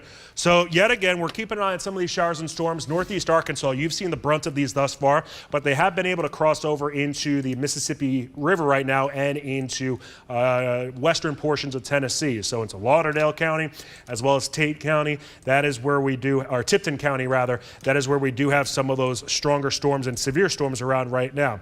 Taking a little bit closer of a look right now, if we start to head closer to Ripley, Dyersburg, and into Munford, throughout Lauderdale, Tipton, and southern portions of Dyer County, that is where we are still seeing some of those severe thunderstorm warnings right now. And these severe thunderstorm warnings, they are in place until 9:15, the time right now being just 2 minutes after 9 o'clock. So we still have about 13 minutes to go, but I do believe that these are going to be extended out here. As far as what we have, what you've heard Chief Meteorologist Ron Childers talking about those skit numbers, and that's something that we have exclusively here at Action News 5. It lets us see what we have for some of those potential threats right now. So the BTI right now that we're seeing between Covington and Ripley, Ron Childers, is at about a 7.5. So that starts to really get our attention, and maybe where we could see that quick spin up right now, just to the north of Covington, between Covington and Ripley, where we could be seeing, I wouldn't say necessarily a spin up, but at least some rotation in the sky right along Highway 51. So your first alert, if you're into even portions of Haywood County, Brownsville, Stanton, that's where we are keeping an eye on right now as far as that portion of that given storm goes here. New severe thunderstorm warning was just issued for St. Francis County over in Arkansas, which we were just talking about that here as far as Chief Meteorologist Ron Childers and myself. I'm going to start to take a dive a little bit further to the west right now, because into Joyner, this is an area that's been getting tattooed pretty hard right now into southern Mississippi County. The ability to see some hail, it looks like it's there right now. As far as what we have for the potential hail size, 1 3/4 inch size hail, that will certainly cause some damage. And a BTI number of a 5.5. You see these two different locations near Joyner that are popping up. They both have that 5.5 number, which yet again, that's that Barron Tornado Index. Once that number starts to climb above a 7, it starts to get our attention. And this is headed towards the southwestern corner of Tipton County as well, and could potentially scrape northern portions of Shelby County, not too far off from where that tornado warning was here last week, Ron. Yeah. So that's that area has just been inundated with weather over the last several weeks. Drummond's over into Tipton County. This is going back, I think, about a month to 6 weeks ago. That's where we had some pretty large hail too. I want to say that was ping pong sized hail. So, Ron, I know you just said you were going to kind of see what we got going on here. So, what you got going on? I still want to remind everybody, tornado watch, but look, it's been extended farther east now across the Tennessee River. For the Action News 5 coverage area, it's going to go until 11 o'clock tonight, but it's going to be a long night for a good portion of the state of Tennessee. But we're also keeping a close eye on northern Mississippi, and I want to show you something promising. So this is Futurecast with the CAPE. This is convective available potential energy. Basically, it's fuel for these storms to feed off of. And you can see right now, 9 o'clock, there's a good amount of CAPE still in advance of this portion of the storm, starting to just kind of taper a little bit just to the east, but there's still some CAPE along and east of the Tennessee River. Let's put this into motion from now until about 10 o'clock tonight, and you can see this line. It's going to start to move into northern Mississippi, West Tennessee, and likely coming right through the Memphis metro. There's still going to be some good energy for this to feed off of and possibly intensify. Then we move forward from 10 to about midnight. Notice that CAPE starts to really fizzle out. We lose a lot of instability. The atmosphere itself begins to stabilize after sunset. So still got warm today. We hit 78. So there's still a little bit of heat that's coming out, some latent heat that's still in the atmosphere, but the main line of storms just to the west of that, and then it continues to push off to the east. Right around 1 a.m., we could be dealing with a heavy rain event, but there's still going to be a little bit of energy along and east of the Mississippi River that could feed some cells going into the very early morning hours. But I think as we get to around 3 or 4 a.m., what we're going to be dealing with is very heavy rainmakers, especially along parts of North Mississippi from the Mississippi-Tennessee state line. That will come into play, and that's going to make for a bit of a rainy, heavy rain for late tonight, but it looks like parts of northern Mississippi may be able to avoid the brunt of some of the stronger storms we've seen today. But look at the warnings. Let me run through here and give you an idea of what we're looking at. So that area we were looking at moments ago, that is now under a severe thunderstorm warning. That is for Carroll, Gibson, Henry, Weakley County. That's going to go until 9:45. We got another severe thunderstorm warning just to the south of that. That's for Haywood, Lauderdale, Mississippi, and Tipton County. That goes until 9:15. Then we've got this severe thunderstorm warning that's over Memphis and Shelby County. That's going to go until 9:30. That is going to be for Crittenden, Mississippi, Shelby, and Tipton counties. And then this just issued. This is for St. Francis County. That's going to go until 9:45. So we're going to be tracking storms here for a little bit as we get into the remainder of the evening and overnight hours leading up to Action News 5 at 10. Let me put some features back on here and show you again what we're tracking.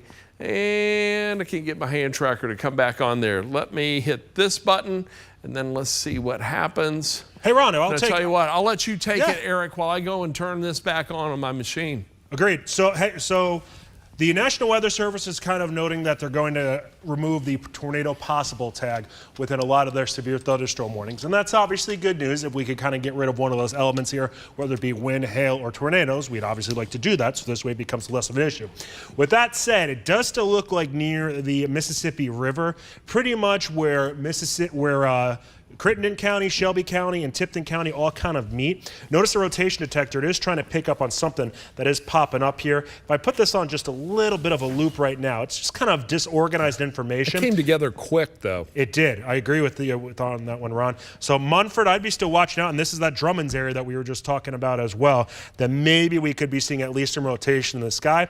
And, oh, man. Look at the hail. That's another 3-inch hail signature right there. I mean, Black Cat. If there was one good thing about this, at least it is over the Mississippi River, so it shouldn't be affecting too many people. But if you're in Munford, this is headed towards your area, Covington and Brighton, all those areas really throughout the western portions of Tipton County. This is headed for your area. Let's see, we got a skid on this, so hopefully this is going to not have a big number because we don't want to see anything crazy come about with this, but the BTI on this is 4.5. Let's see, it says hail 100%, no surprise they have the hail size 2 inches in diameter, and that will certainly cause some issues out of that as well. Just to the north into, we'll call this northwestern portions of Tipton County, that hail size is about 3/4 of an inch here up there, so there is at least good news. But if you're over into Munford, this is going to be headed towards you by about 9:30, Atoka at 9:34, Burleson at about 9:35, and Gilt Edge, you're looking at that 9:30 time frame as well. So traveling north and south on 51 right now, it is certainly something you don't want to be doing here. If you know anybody that's traveling on Highway 19 right now into Tipton County, or I guess that'd be Lauderdale County, that's probably a subpar drive, to say it politely as well. A little bit further to the southeast right now towards Forest City. That's going to be another one to be keeping an eye on here as to where some of the stronger storms are. This looks like this might stay just to the south, and I mean just to the south of Forest City right now. Let's see if we get some numbers on that one here. This is moving to the east at about 51 miles per hour. And the things I want you to kind of keep an eye on here, if you see these popping these up, so where it says severe E 51 miles per hour, that's the direction that the storm is moving. As far as the top goes, that is the top of the storm, how tall that this is projecting it to be. Once you see this number jumping above 30,000, that starts to really get your attention. When it climbs above 40,000, that really gets your attention. Hail, pretty self-explanatory. The chance that this is producing some hail. The hail size, this is what this is anticipating the maximum size hail number to be, about 2 inches in diameter. And then the BTI, that Barron Tornado Index, that is a number from 0 to 10 that is indicating pretty much the chance that this is producing a tornado here. We put this on a loop here, so this way we could see if things are getting smaller or larger. When you see these blacks and whites starting to pop up here, that's an indication that this is probably gaining some strength here, and that is moving itself to the east as well. So Forest City, your first first alert here to the potential of some strong to severe thunderstorms that will be around, and you do have that severe thunderstorm warning that is in place right now until 9:45. That does include the majority of St. Francis County. If you're over in Hughes right now, Ron, that you're not necessarily within the warning per se, but this is probably headed towards you. Exactly. It's coming. As a matter of fact, let's track it, shall we? Yeah. Let's go ahead. We'll start with this southern portion of the storm right here, the one that Eric was just referencing. Let's put a track on this to give you an idea of where it's going, who it's going to impact, and I'm going to track it from the leading edge of the heavier precipitation. We'll just take it due east, and I'll tell you what, I'll take it on into Shelby County because let me give it just a little bit of a southerly flow. That is going to impact South Memphis. So Forest City, 918. Then it's going to move into Widener right around 927. Hughes, 946. Should get into Proctor around 956. 913 into Tunica Resorts. Then 935, Hernando. That's going to be moving through your community at 940 or at 1040. And Hernando, by the way, 1035. So 1040, Olive Branch. And then we'll see it move into Byhalia right around 1053. So these are all communities that are currently in the path of this particular cell right now. It's got a lot of lightning in it. Just within that cell itself, I'm looking at about 153 strikes, and we were looking at a significant hail signature with this just as it was about to enter St. Francis County at over an inch in size. So some big hail on that. Now let's go back and take a look at the storms that are just to the north, put some tracks on those. I'm going to pan down just a little bit. And even though these storms aren't warned right now, they're about to enter an area that has some energy for them to intensify. So let's go ahead and track the leading edge of that. And I'll take it from one polygon to the other, and we'll bring it over to the east-southeast just a little bit because they are kind of moving in this direction, all right? So with that in mind, this portion of the storm right here, it's not warned. A lot of rain in there, a lot of wind. That's going to move into Clarkdale at 922. 935, it will get into Shelby Forest. We'll see it move into Marion at about 943. 955 into West Memphis. Then it comes into Memphis at 1015. Cordova, you're going to be impacted by this line right around 923. 937 into Somerville. 947 into Collierville. Just saw a new warning issued just a second ago as I was tracking that. Let me clear that off. Let's take a look here because, now I'm going to tell you what, I'm going to track. I'll come back to this warning storm. Well, let me go ahead and give you that right now because that does include Madison County. So this was just issued just a moment ago. That's for Chester, Crockett, Haywood, and Madison County. That's going to go until 10 o'clock tonight. Jackson, that line's coming on through you. Rob, I'll be back to track that in just a second. Yeah, Eric. So that's warned for the potential of 1 inch in diameter sized hail, which is the size of a quarter and 60-mile-per-hour winds. So hailers, that's what this is turning into. As it becomes a little more linear, I think our tornado threat to some degree is lessening, but we're not letting our guard down. Correct. Let's go back and put some more tracks on this, and let's track this now from this portion of the cell, and I'm going to adjust my view here on the camera a little bit. So we're going to track this from this portion of the line, right? We'll just take it from Covington, just to the north of Covington, and I'm going to bring that on through here and to the south and east, because it is kind of moving, again, in this direction. So this is a segment of the line, and it's an extensive little line we've got going here. I say little line, not little by any means, but there are multiple segments to it we're watching. So Covington, 918. We'll see that move into Marion right around 935. 950 into Bartlett. Should move into Cordova at about 1008. Then into Somerville at 1012. It will get into Bolivar right around 1026. Henderson, 1044. And then into Bethel Springs at 1057. Now, I'm going to clear this off. Let's track the northern portion of that line. And we'll take this to now include the new warned area. And let me come on through here. Dyersburg, you're in the clear now. Your severe weather threat is over for the night. You're in good shape. Let me track this portion of the line, and I'm going to track it from right here just to the northwest of 40. We'll take that off to the east. This is a portion of the storm we're tracking as it's now moving through Haywood County, moving on through Crockett County right now. So Brownsville, 9:16. Then it's going to move into Medina right around 9:31. Should be in Jackson at 9:44. Wildersville, 10:06. Lexington, 10:13. Henderson moves in at 10:28. We'll see it then move into Parsons at about 10:35. Should move into Lobelville right around 10:54. And we've got now this portion of the storm that's moved on out. We're still watching closely because Gibson County, you are under a warning. Let me clear this off. And then I just want to track this quickly.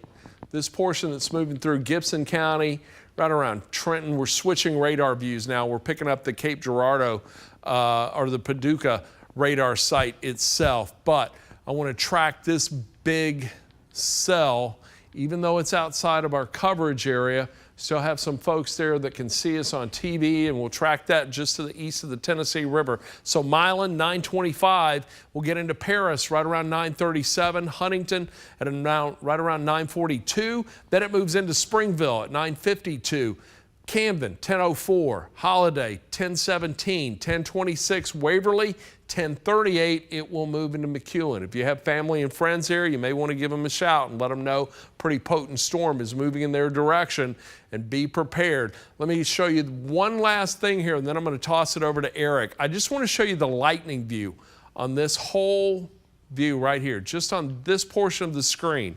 We've got 1,600 strikes of lightning. Still watching these cells that are back here, just to the south of Little Rock. They are showing signs of moving off to the east, so we can't let our guard down on those. As these start to move in, these may begin to impact Phillips, Coahoma, Quitman counties, maybe even Tunica County if it makes a little more of a northerly progression.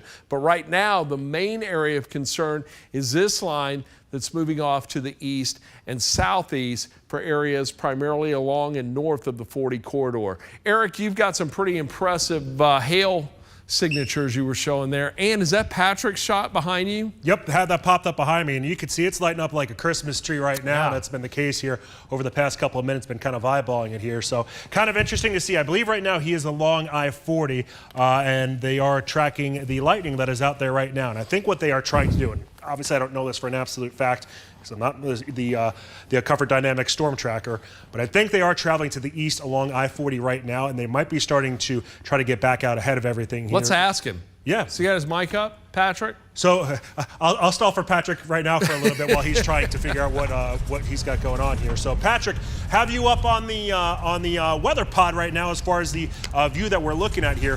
What are you looking at right now? Where are you at specifically? Well, we're back in Memphis, and we are working our way back now, just getting off I-40 eastbound to Austin Peay Highway. So we're in Raleigh at the present.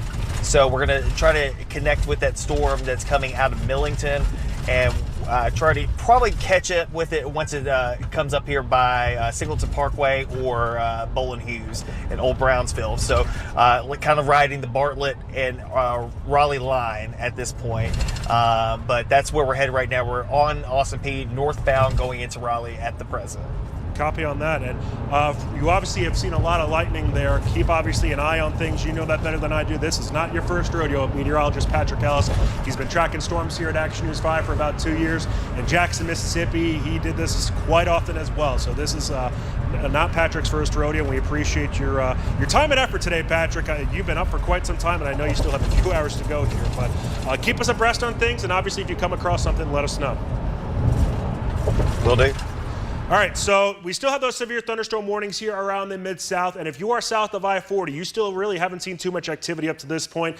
I'm meteorologist Derek Brill. We're looking at it being 9:20 right now on this Sunday evening, and we are keeping a track on some of these showers and thunderstorms that continue to slide to the east and southeast here. Chief Meteorologist Ron Childers and myself have been keeping an eye on some of these storms here around the Mid-South. Meteorologist Patrick Ellis and Gardner Montgomery, they've been out in the Comfort Dynamics storm tracker, keeping an eye on storms, and we did have, Ron, that view of that tornado that was around here. Yeah. This is going back, about an hour and a half, 2 hours ago here. That did look like it did touch down near Harrisburg, Arkansas. Now, the good news is we don't have any of those severe thunderstorm warnings in place, but you've been keeping keeping an eye on these storms here over the past couple of hours. And look, here's the thing. It's about to get loud in Shelby County, all right? So this is the line of storms that's moving off to the east, and more specifically, the lightning that's associated with this.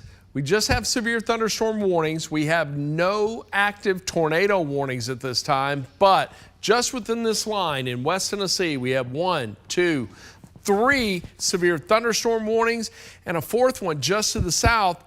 That's for the cell that's in Forest City. But I want to take a look at what's moving into Memphis and Shelby County, because Patrick was talking about being right there north of or just near Bartlett. Well, this is coming into Bartlett, and within the next few minutes, it's about to get very, very loud. And as a matter of fact, likely already is, especially around Millington and right around Shelby Forest. You can see all the strikes of lightning. And just within this particular view itself, I'm going to go just from the western portion of the polygon just to the east and north of it, we got 165 strikes of lightning. Now, in regard to hail being in this, there may be some smaller hail right now, but at one point right there around southern Mississippi County, we were getting radar returns of 1.2 inches. Eric had a 3+ inch size on his graphics and radar system. So there is definitely hail within this. As far as rotation goes, we're not looking at anything in the way of significant rotation, but let me show you what we're seeing here. This is called spectrum width, all right? So what we're doing is looking at turbulence in the atmosphere itself. It's basically, you've got warm air rising, cold air sinking. So that's what you're showing right here or seeing in these little areas in red, yellow, orange. That's the intensity of it. So there is a lot of wind and turbulence coming on through here right now. And as we look at this more closely on velocity, you can see even a more well-defined line. So some strong wind, and within the line itself, we've also got other little areas of heavier wind speeds that may even relate to possibly some brief rotation or the possibility of getting some straight line winds. You get these microbursts within the line itself, very cold air coming in from the upper levels of the atmosphere, and we've had these storms topping out at about 30, 40,000 feet. Right now, what's coming into Millington showing signs of being right at 30 to maybe 32,000 feet. So these storms have some height, and they've even got a little suspended hail core.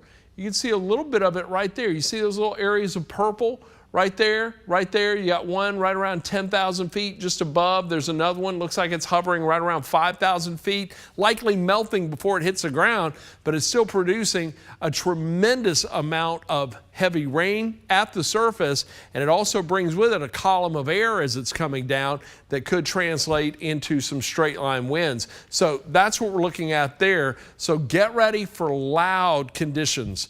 Already loud in Tipton and Lauderdale County as this is coming on through there. Right around Alamo, a lot of lightning there. Just within that view, as a matter of fact, just within that polygon, we're looking at about 260 strikes of lightning. That cell that's right there through Gibson County, right there near Weakley County, pushing in about close to 400 strikes of lightning.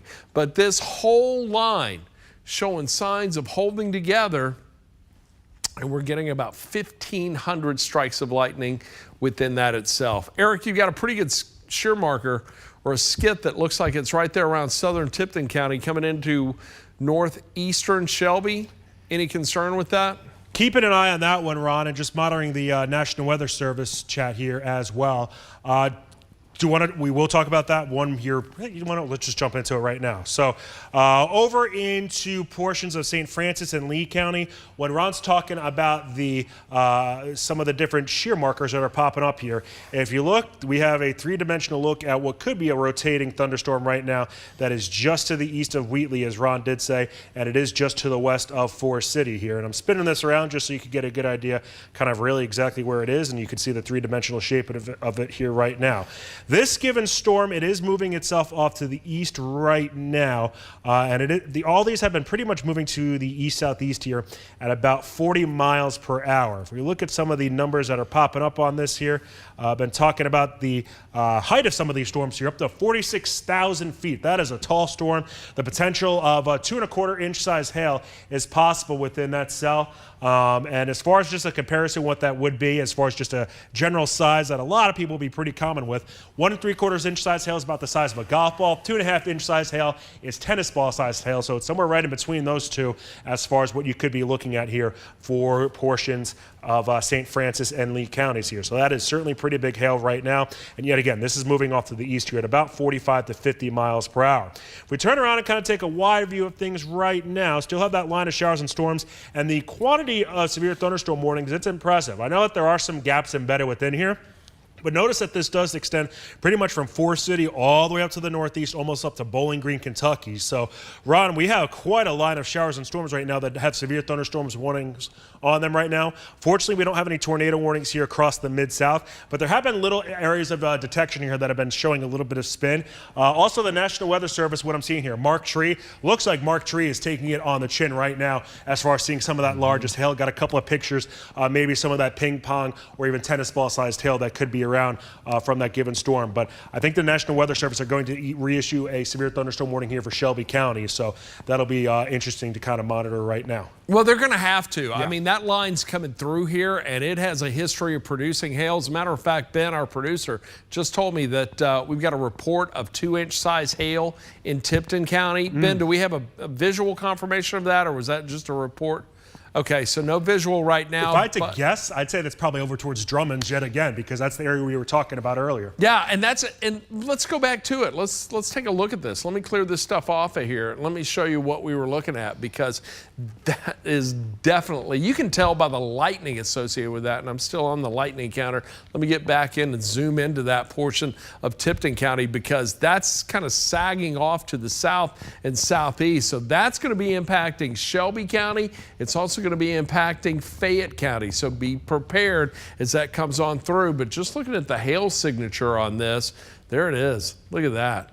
That's some big hail right there around Shelby Forest, right there along Highway 51, just over an inch in diameter. That's what I'm seeing, or radar indications of hail about 1 to 1.1 to 1.2 inches in size. So certainly a lot of hail in there. And again, we were also seeing a lot of lightning within that. We do have the severe thunderstorm warning. That's going to remain for Tipton County and Shelby County now until 10:15. So Fayette, Mississippi, Shelby, and Tipton County under a severe thunderstorm warning now until 10:15. So we're going to stay with you at the very latest until 10:15. It's going to be longer than that. We're more likely going to be with you until this whole line pushes on through. And I tell you what, I'm just going to put a general track on this, all right?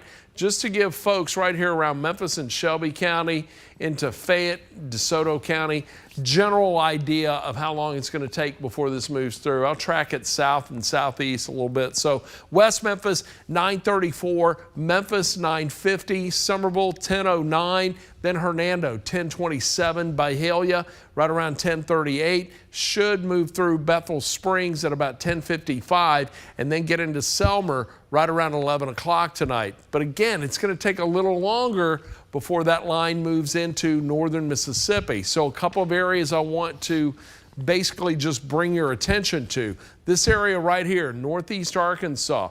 You get right around, I've got a track on that, don't I? Here, let me take that off and let me draw this on. This area right here, you are no longer under a severe weather threat. And I think that includes Dyer County, northern Lauderdale County. But now the focus shifts along and south of the 40 corridor to include this area. So this part of the Mid-South, you're done. You're out of here. But now we're going to watch this portion, and that's from Memphis and Shelby County, east and to the south. And it still includes a couple of counties that are in eastern Arkansas, Lee and Phillips counties, because we want to watch these storms right here that are showing some signs of moving in our direction. So this whole line, it's going to be a little while before it makes its way through and gets on out of the area. In the meantime, the good news is we've seen no active tornado warnings within the last, I'd say, what, 30 minutes or so? Ron, it might even be longer than that, to be honest with you. And Yeah. I do want to mention here that some law enforcement officials here over into Poinsett County. And also, too, want to give a big shout out to all those law enforcement officials, everybody that's working at MLGW. Tip of the cap to you. No, we're probably going to see some power outages around the Mid-South. Just the hard work that the crews at MLGW and all of our servicemen and women do here. But there was a report from Poinsett County that there were some very large trees that were destroyed and power poles that were down here. So that is something that I'm sure we'll be monitoring here and see tomorrow once we get some sunlight around here across the Mid-South. Other things that kind of been keeping an eye on, just hail sizes here. Meteorologist Patrick Ellis, I know you've been out and about in the Comfort Dynamics First Alert Storm Tracker here. You are stopped on the side of the road. Where are you at? What are you seeing, man? Hey guys, we are currently on Austin P Highway at 385. So we are about to get the brunt of that storm that's coming out of Tipton County, as you guys just mentioned, about 2 inches in size hail. Just saw a couple of reports coming in of some pea-sized hail mixed in there as well. But needless to say, this storm very active as it's making its way down towards the south and east. The tag on that severe thunderstorm warning right now was considerable for quite some time as it was making its way through Tipton County and making its way into northern Shelby County. But right now we are sitting at 385 and Austin P Highway, looking northbound, looking directly at that storm. So we're not far from the radar site, actually. We're probably about, say, 4 miles to the east of the radar site. So here very shortly, we'll probably see whatever this storm's got to give us at this point, but tons of lightning associated with it. The winds were also picking up out ahead of it, and it is very dark. Even whenever the lightning pops up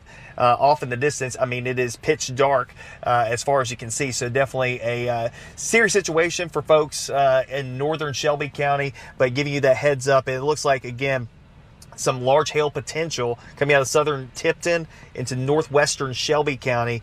Right now sitting just north and west of the city of Millington. Right now we are just to the south and east of the city of Millington. Patrick, I got a quick question I want to ask you. Are you going to stay there and let the storm just ride over you, or are you going to continue to stay ahead of it and look back on it? What are your thoughts? And the reason I'm asking, you have the weather sensor there in the Comfort Dynamics Storm Tracker. I'd be interested to get a sense of what the wind speed is like as that's coming through, as well as the rainfall rate and if there's any hail. But if it's not safe to do, I don't want you in that. Yeah, we're just going to hold here for a minute and just kind of see how this plays out, but we may have to hook it back down towards the south and kind of stay ahead of it. You know, this does look like it's still producing some large hail about on the western side of Millington. Actually, it's about to cross Highway 51 here very shortly. There, north side of Millington, up there by the Hampton Inn, the Waffle House, you know, Chipotle, all the new stuff that's up there on the north end of town. It looks like all that area, I think that's Wilkinsville Road, that's also going to be crossing over here shortly. And I know you said Mumford and Atoka as well. It looks like it's going to stay just south of Mumford and Atoka, but it looks like the hail potential is starting to pick up there in Millington here pretty shortly. Yeah, and as you can even tell by the intensification of the lightning just on that view there. All right, buddy, stay safe. Next time you're ready for a report, just jump right in. Let us know, all right? We're always ready to take your shot there. We're keeping you up in the studio, so Eric and I have been watching where you're going. I got to tell you, there have been a couple of jaw-dropping moments there as you were driving through some of that stuff coming out of Arkansas. So good stuff. Patrick Ellis in the Comfort Dynamics First Alert Storm Tracker. Thank you for that live report. Here's the big picture once again. We have several active severe thunderstorm warnings. but we have no tornado warnings. Good news there. And right now, Memphis and Shelby County under a severe thunderstorm warning until 10:15. So Crittenden, Mississippi, Shelby, and Tipton County under a severe thunderstorm warning now until 10:15. The main concern with this, the threat for damaging wind and large hail. And we've had radar indications of large hail in the area, and we've had visual confirmation from viewers in and around the Mid-South sending us those hail pictures. If you have any, we'd like to see them. You can send them to desk@WMCTV.com, or you can submit it through the Action News 5 First Alert Weather app, and we'll get those on the air as quickly as we possibly can. Lightning, a big issue, as we mentioned moments ago. It's going to get loud in this area, especially as the heavier rain and thunderstorm activity starts to move in, and the potential, especially right here around the Tipton-Shelby County line, for some large hail. Look at all of that lightning in there. Eric Brill, you've got a better view of the hail signature. It's pretty impressive just to the northwest of Millington. Let's check it out. So I will say, Ron, that this has been sitting like right over the Mississippi River where all those counties meet between Crittenden, Shelby, Tipton, and Mississippi counties. It's been sitting right in that area over the Mississippi River here for seemingly about the past half hour or so. And what we have here as far as this loop goes, this is a 30-minute loop. And you see the whites and the blacks, and I know that's kind of an atypical color to pop up when it comes to radar here. But what this is showing us is the potential of hail here around the Mid-South. So now what I'm going to do is pause this to right now. And right now it is 9:37 on Sunday evening. And we are going to take a look and see how big this hail potentially is right now. And right now, as far as what this is detecting, just to the northwest of Millington, about 3-inch plus in diameter hail here. If that's the case, and that is falling, that is going to cause some damage here around the Mid-South. Meteorologist Patrick Ellis, he's not too far from this given area. If we could turn around and take this full here as far as the link system goes. This is about, let's see, meteorologist Patrick Ellis saying that he was at about Austin P and 385. If we took a distance, how far away he is from that, we're looking at the span here of within 10 to 15 miles. So the thing about these storms, they have been moving, it's actually a little bit closer than that even. The thing about these storms, they have been moving to the east, southeast here. So it does take them a little bit more time to move to the right per se of your screen, or it takes more time for them to move to the bottom of your screen than it does to the right here. But if you're over in Millington right now, I want you to put as many walls between yourself and the outside world. Even if you don't necessarily have a tornado warning around, when it does come to hail that can be this large, you want to put yourself in the interior of your room right now. So that might be a basement, that might be a closet. Notice as far as this diagram goes, you have a couple of walls that are between the bathroom and the outside world, and even on the other side, same idea too.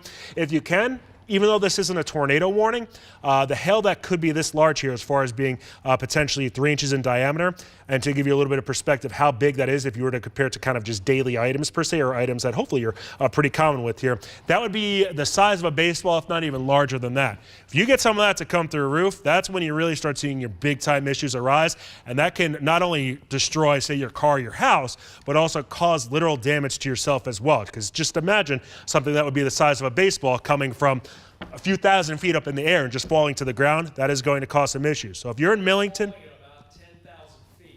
reaches terminal velocity at just under 2,000 feet. Right, exactly. So it's coming down with some momentum. So imagine just a baseball coming at 100 miles per hour. If you have a Major League Baseball pitcher, if you have somebody on the Redbirds throwing you a fastball right now and that's hitting you, that obviously is going to cause some damage as well. And it's just not just one thing. It's going to be multiple hailstones that will be falling. And Ron, this is just to the northwest of Millington. I know we've been kind of waiting to see exactly where this is going to cross Highway 51 as it does start to get itself a little bit closer here to portions of Tipton and Shelby County. Don't want to forget about everybody that is really just all throughout the Mid-South as well. If you're in northern Mississippi, it's been dry as a bone. It's been muggy. It's been seasonably warm here throughout the day. You haven't seen any action, but we are anticipating that to change here as far as the next few hours are concerned. Want to jump on over into St. Francis County, a little bit closer to Forest City. Notice just to the southeast, or to the bottom and to the right of where Four Gums is, that's where there is potentially potentially some hail as well. If we turn around and look at that, see the potential hail size on that, and this is knocking on the door of 4 cities, so I want you to get in that safe place as well. This is also indicating 3-inch in diameter hail, so that's baseball-sized hail that could be falling along I-40 here in this portion of St. Francis County. Even if you get some of the smaller hail that's approaching Palestine, that's where we could be seeing some issues pertaining to hail as well. A lot of these storms, Ron, they are warned for inch in diameter hail and 60-mile-per-hour winds. Haven't looked at too many of these updates quite yet. Let's see. Just got a new warning moments Gotcha. ago. This one is for... You got that up there? Yeah, let me go ahead and show you. I want to show you this first of all. This is the area, Eric, you were talking about. Yep. About to cross 51. The lightning, the heavy rain, it's already coming through. The hail, it's just slightly west. That is about to pummel Millington and points just to the north up to the Tipton, Shelby County line. But let me go back and take a look at the big picture here, because just a couple of minutes ago, let me see if I see it popping up on here. National Weather Service was issuing a new severe thunderstorm warning, and here it is. You can right see the here. outline going through Lee County. I see it right here. So let me give you the info on that. So this was the cell that Eric was just tracking. So now Crittenden, Lee, St. Francis, under a severe thunderstorm warning till 10:30, but a tornado is possible within this cell. So let's take a closer look at that and give you an idea of what's in there. First of all, I'm just going to slice it because we've got some big hail in this cell itself. Let's take a slice of this. You can see it's getting at about 33,000 feet on it. As I move it in and out here, I'm not seeing the classic hail signature that I typically would with something like this or with a cell like this. I see a little bit of a suspended hail core right here, but it doesn't look like it's making its way down to the surface. I think the winds may be coming in there and helping with possibly some just rapid melting. Nonetheless, there's got to be some hail coming down at the surface. And Ron, I will note, as far as that considerable tag goes, yeah, the National Weather Service is saying 2 inches in diameter hail. And I believe that is I'm pretty sure about this, that is the largest severe thunderstorm warned hail that we've seen with this round of severe thunderstorms for this evening. I do believe that. So. But we have seen hail in excess of 2 inches in size and visually confirmed hail in excess of 2 inches in size in other parts. Where was the hail we were looking at? It was almost the size of the Mark Tree, and I think we do actually have a a video that's available to check out here. So this looks like this is, I'd say, some pocket change size hail, just kind of a broad look at this here. Yeah, quarter, dime size hail for the most part. Yeah, so. Where is that? Mark Tree, I believe. Okay. Yeah, so and we saw, Ron, we've had a couple of pictures pop up here where it looks like there's, I'd say, at least some ping pong ball sized hail, and in some cases a little bit larger than that. So the good news is, at least with respect to Mark Tree, because you have certainly taken on the chin here this evening, it looks like the worst of the storms is now to your southeast. So Ron, I feel pretty good as far as saying Poinsett County. We're starting to see some clearing there without a doubt, and even northern portions of Mississippi into Dyer County. So that's at least good news for those folks here around the Mid-South. Did you see that hail? Can you go back to that video? There was virtually no rain in that whatsoever. It was all hail. Lisa Bush sent us that. Thank you very much for that video. But that is just hail for the most part. That gives you an idea of the updraft that's in that portion of the storm, just to produce all of that hail and that pocket of cold air. Once those storms get right around 30,000 feet or above, they're really tapping into some cold air, and you get a strong updraft that holds it up there, and you get a lot of hail. Lightning's a great indicator of where the most hail is oftentimes confined. And I tell you what, as we go back to our first alert Doppler radar right now, you can see a lot of lightning. Let's get a counter on this just to see if the lightning counter is going up or coming down, and I would be willing to bet it's going way up.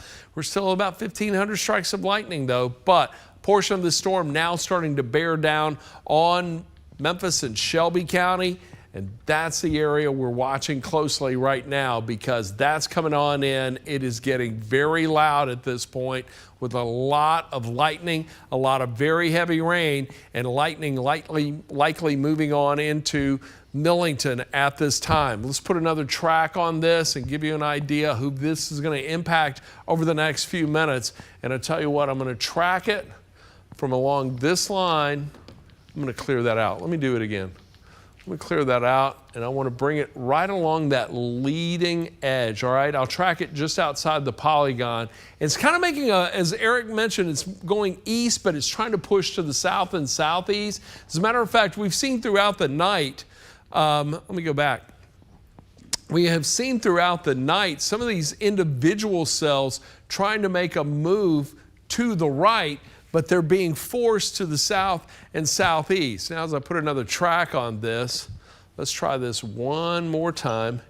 Here we go. We'll track that, and we'll take it south and southeast, and that portion of the storm, that's going to impact Raleigh, 9:49, so about 3 minutes away. You're likely already getting some light rain and can hear some loud thunder in the distance. Bartlett, 9:54, then 10:06 into Cordova, Fisherville, 10:11, 10:19 into Somerville. It'll move into Williston right around 10:28, Bolivar, 10:35, and then into Hickory Valley at 10:42. Let's take a slice of this storm.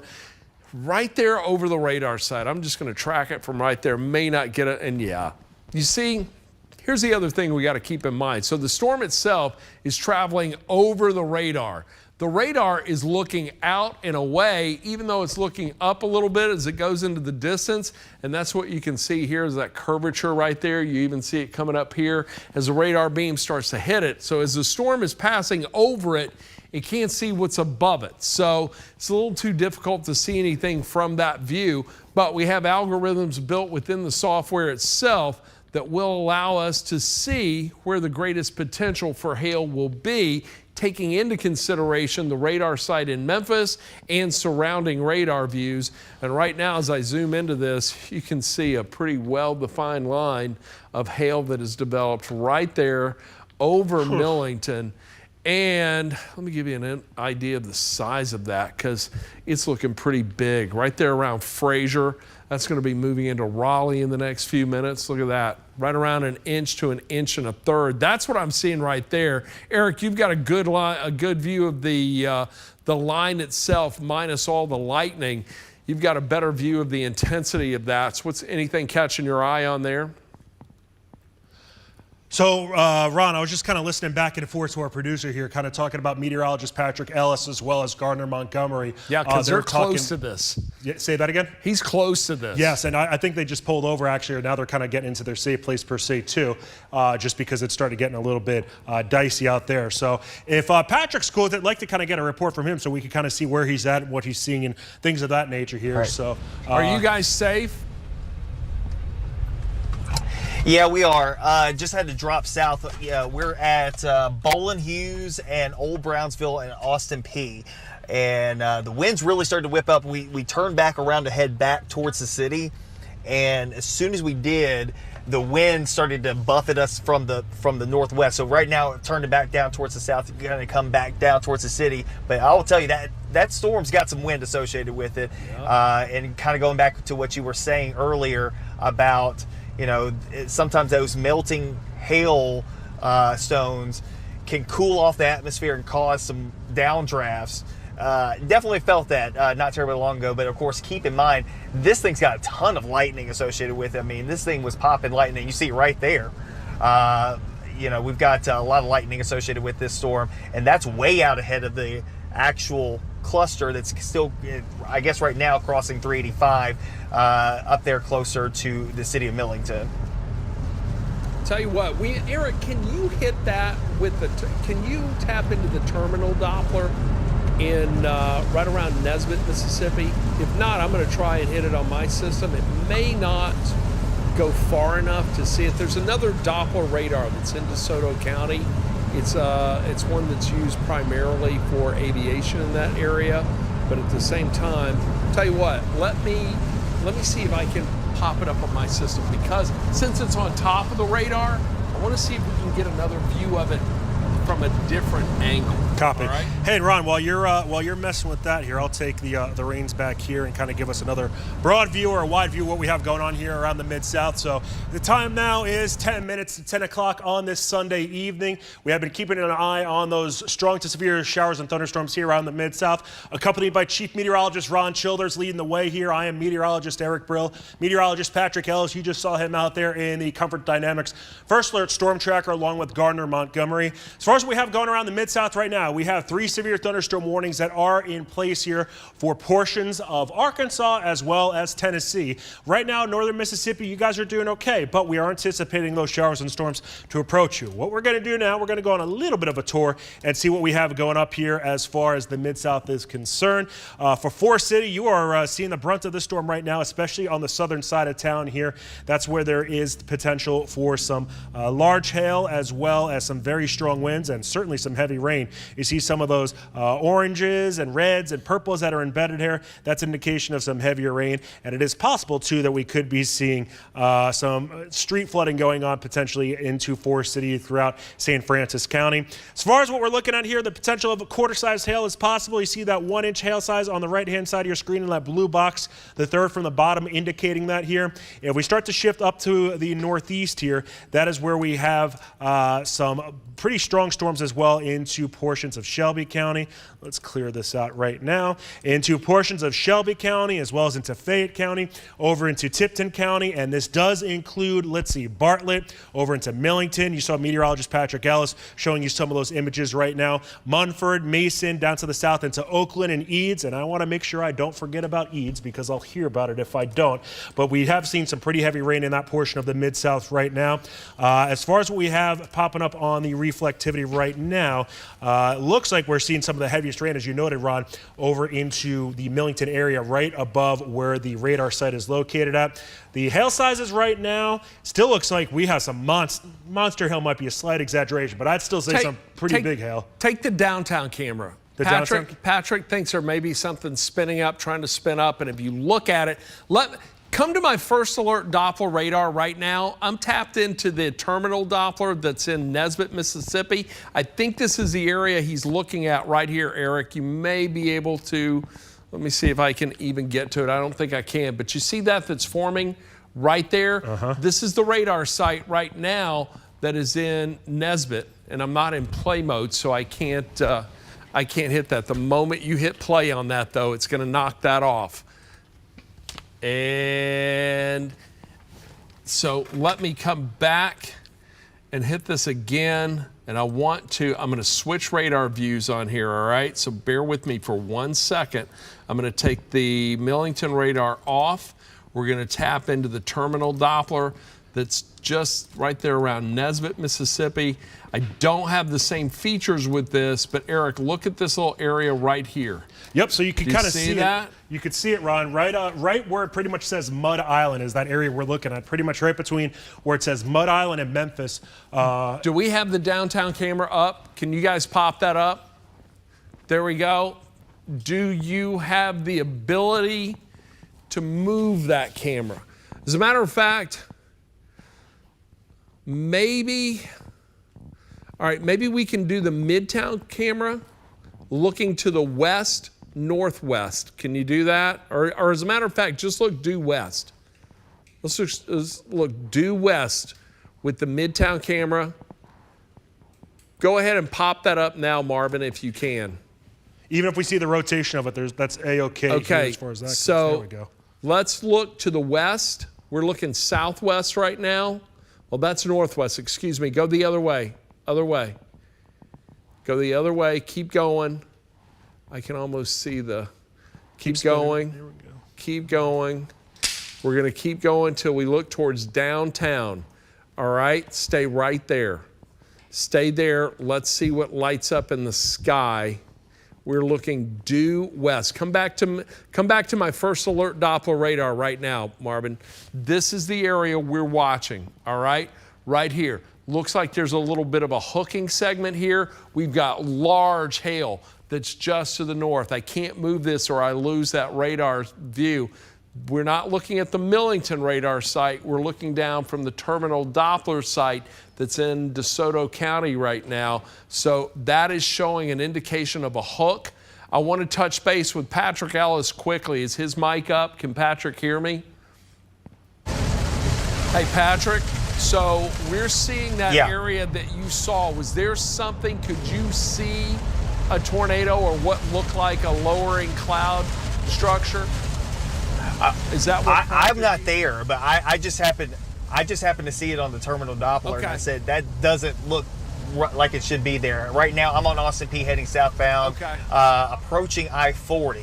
So we're in the rain right now, but we're ahead of the hail behind us. All right, I wasn't sure if you had seen something visually in the sky, but yeah, the terminal Doppler is definitely showing a bit of a hook over the area.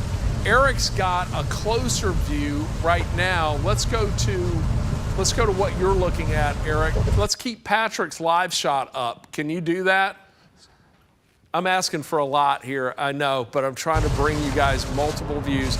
Let's keep Patrick's shot up and with Eric, who's looking at velocity as well. Let's do the two together. So, you know, Ron, we're looking at the velocity here, and you're looking for that hook to sort of develop here, where you start seeing some of those green and reds interact here. If we get a little bit of a closer look right now, Ron, if we were to have something spinning, I gotta say, I think it'd be literally pretty much on top of the station here at Action News 5. So I almost actually think we might be better off taking the camera on the roof. And obviously, Ron, we're talking about this out loud here, so feel free to step in and say, let's go with something else instead. But you can see that the camera is certainly moving around here above the building here at 1960 Union, and it definitely has at least some movement within it here, and it's shaking itself around a little bit. So that is something I think we should be keeping a pretty close eye on right now into the city of Memphis. So if you're in Midtown Memphis, maybe you haven't seen too much activity up to this point, but there's at least the potential of some rotation and just turbulence. Maybe that's the best way to put it here as far as that goes. It's a very small notch of sorts. And I don't have the same features available to me on the terminal Doppler as I do from the well, hey Ron, here you go. NQA. As far as the rotation detector goes, and obviously you're over there. Oh, you you're can look up and see seeing it right there. You can see it right along Union and East Parkway. So this would literally be just to the east of the station here. So here you go. As far as Union goes, here's East Parkway. So this is kind of looking right on top of Midtown Memphis, for that matter, too. Really right on top of here at Action News 5. Just as far as points of reference, you have the Liberty Bowl down south. This would be starting to get closer to Chickasaw Gardens and into kind of the General Cooper Young area just to the northeast of that here. So while we don't, here we go. As far as I'm talking about this out loud, we just started hearing some rain here at Action News 5. Tell you what, if you're in the Midtown area, just go to the safe place in your home. Yeah, no reason not to. Go to the lowest floor of your home, get away from exterior walls, windows. We are getting indication of some potential rotation inside the 240 loop, more specifically around the medical district and into the Midtown area. So just go to the safe place in your home. Let's ride this through. There is no tornado warning. We are under a severe thunderstorm warning for the area just to the north, and really no active warning here, but it looks very suspicious from the Doppler radar site just to our south. And Ron, if you I'm rocking this back and forth. You could see that right now. That you could see some of those greens and reds, I'll say, interacting with each other right now, where it says the Snowden right there, right around where it says S and N. And Ron, you know, I'm gonna say this. I wouldn't say necessarily tightening up, but it's certainly trying to get its act together here as far as at least a little bit of rotation. So, and now as the heavier precipitation is moving away from the NEXRAD radar in Millington, I can kind of show you a better view there. Let me jump over here. Eric, you stay glued in on that. Yep. Patrick, if you can hear me, if you see something, let us know immediately. In the meantime, I'm going to track this right now. So Marvin, if you can come back to me. Marvin, our director in the booth tonight, he's done a great job for us. So we're back on the Millington site. And as you can see, the heavier precipitation has now moved away or at least that heaviest amount, and where the potential hail is now moved just to the east, so the radar is going to be able to get a little bit of a better view. But this is the area we're watching. We're seeing a little bit of a hook right here, and it looks like there's a little bit of an inflow notch right there. No tornado warning for this, but we still have the active severe thunderstorm warning for Memphis and Shelby County. This is also for Fayette and Tipton. It's going to go until 10:15, so we've got another 15 minutes on that. Let me throw the scope on here and see if I can see anything in the way of significant turbulence. I'm going to pan up just a little bit here. There's something right there. It's really tight. Eric, you've got a better view. Let's go over to your system. So you know, Ron, there definitely is at least some spin in the atmosphere. And keep in mind, just because there's spin doesn't necessarily mean that there's a tornado or even a funnel cloud, but it's kind of almost a sky saying, you know, I'm trying to put something out, but maybe the elements or the ingredients aren't exactly there to kind of stack itself on top. I'd say if you're over into Orange Mound, if you're in Germantown, even into Collierville, this is probably a good idea to kind of just get into your safe place right now. Yet again, not a tornado warning in place, not even a severe thunderstorm warning into the southern side of Memphis or into the southern side of Shelby County here, but at least over towards the Germantown area, the Orange Mound area. We're keeping a close eye on that over towards the airport here in Memphis as well. As far as what we have with any sort of rotation detector, that really hasn't changed too much here, and this does update every little bit, so sometimes it can take a minute just to kind of get up to date here. I do want to talk about the hail that's up to the north as well, because I've been getting some reports of some pretty large hail right now, actually not too far from where meteorologist Patrick was. I just got confirmation of marble size P and marble size hail in Rosemark, which is just north of where Patrick was, Eric. And I don't think that comes as a surprise to really any of the three of us right now. So kind of keeping an eye on where meteorologist Patrick Ellis is. So we have a setup here, I will say, at Action News 5 that allows us, it's kind of neat. We have a bunch of different TV screens around, and one of the screens we have pulled up is looking at where meteorologist Patrick Ellis is. Looks like right now he is moving himself to, I would imagine, the east on I-40 right now, but I don't know that for a fact. But Ron, as far as maybe that detection or the spin that might be into the sky right there, that is definitely something to keep a close eye on right now into the Orange Mound area and into East Memphis as a whole. And look, I tell you, let's just look at that cell. Let me show you that specific cell itself, because it's got all the characteristics of a hook echo. I'm going to switch over to this. That'll take away the lightning, but you can just kind of see. So we've had the area of hail associated with the storm right here. We've got a pretty good inflow notch coming in right here. The storm itself is pushing to the south and southeast, although a portion of it wants to go in this direction. So we have all of the elements for this particular cell itself to rotate and to spin. So right now, meteorologist Patrick Ellis back in Shelby County. We're going to hear from him in a moment. We have had radar indications of rotation near between Bellevue and the Normal community right here in the city of Memphis inside the 240 loop, right there around Bunton and Bellevue near the village south of Hedgemore.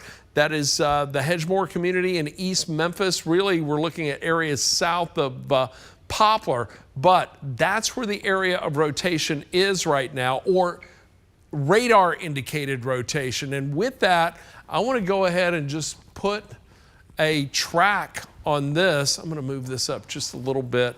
I'm going to track it from that area right there. Eric, if you see something, jump in here, okay? Well, there you go. The new severe thunderstorm warning just got issued there. Yeah, just extended. Let me give you the specifics on that. So, severe thunderstorm warning for Fayette, Hardeman, and Shelby is now going to go until 10:45. But let me clear this out of here. Let's put a track. And Ron, while you're clearing that out, that is for 1 inch in diameter hail and 60-mile-per-hour winds. So, you know, it's the minimal thresholds with respect to severe thunderstorm warning, but it still is a severe thunderstorm warning. And the lightning with this. All right, let's go ahead and put a track on this, and I'm going to track it from that little, I think I've got it pretty much nailed in where that rotation is. Let's go in this direction. So Berclair, 10:05. 1010 into Shelby Farms. Again, we're tracking this area of potential rotation being detected on the first alert Doppler radar. Hey, Ron, if you look too, as far as what I have on my system over here, that rotation detector, it's picked up a strong over here. So this is something we really got to start to keep an eye on here, I think. And it's approach. Go ahead. I want you to treat this as you would a tornado. Yes. I want you to get in a safe place in your home. If you were in the southeastern portion of the 240 loop, south of Brookfield, if you're in Germantown, if you are anywhere in Southwind, let's get to your shelter right now. Let me again zoom back in. I want to put a track on this one more time and show you where this is going to go, or where this potential rotation will be over the next few minutes. I'm going to zoom in a little tighter here. There it is. I believe we'll track it from this direction to the south and southeast. So Berclair, 1006, Shelby Farms, 1012. We're expected to get into Germantown at about 1017, Lanao, 1020, then into Bailey Station at 1024, Collierville, 1027, Kirk, 1030, and Piperton at 1032. And that's associated with this cell moving off to the east-southeast, and more specifically for this portion of the cell that's just about to make its way outside the 240 loop as it continues to push to the south and southeast. Eric, what else are you looking at on there? Still just looking at the rotation detector, Ron, just kind of monitoring that here as the different sort of updates start to come in with that, or the different sort of scans with the radar come in here too.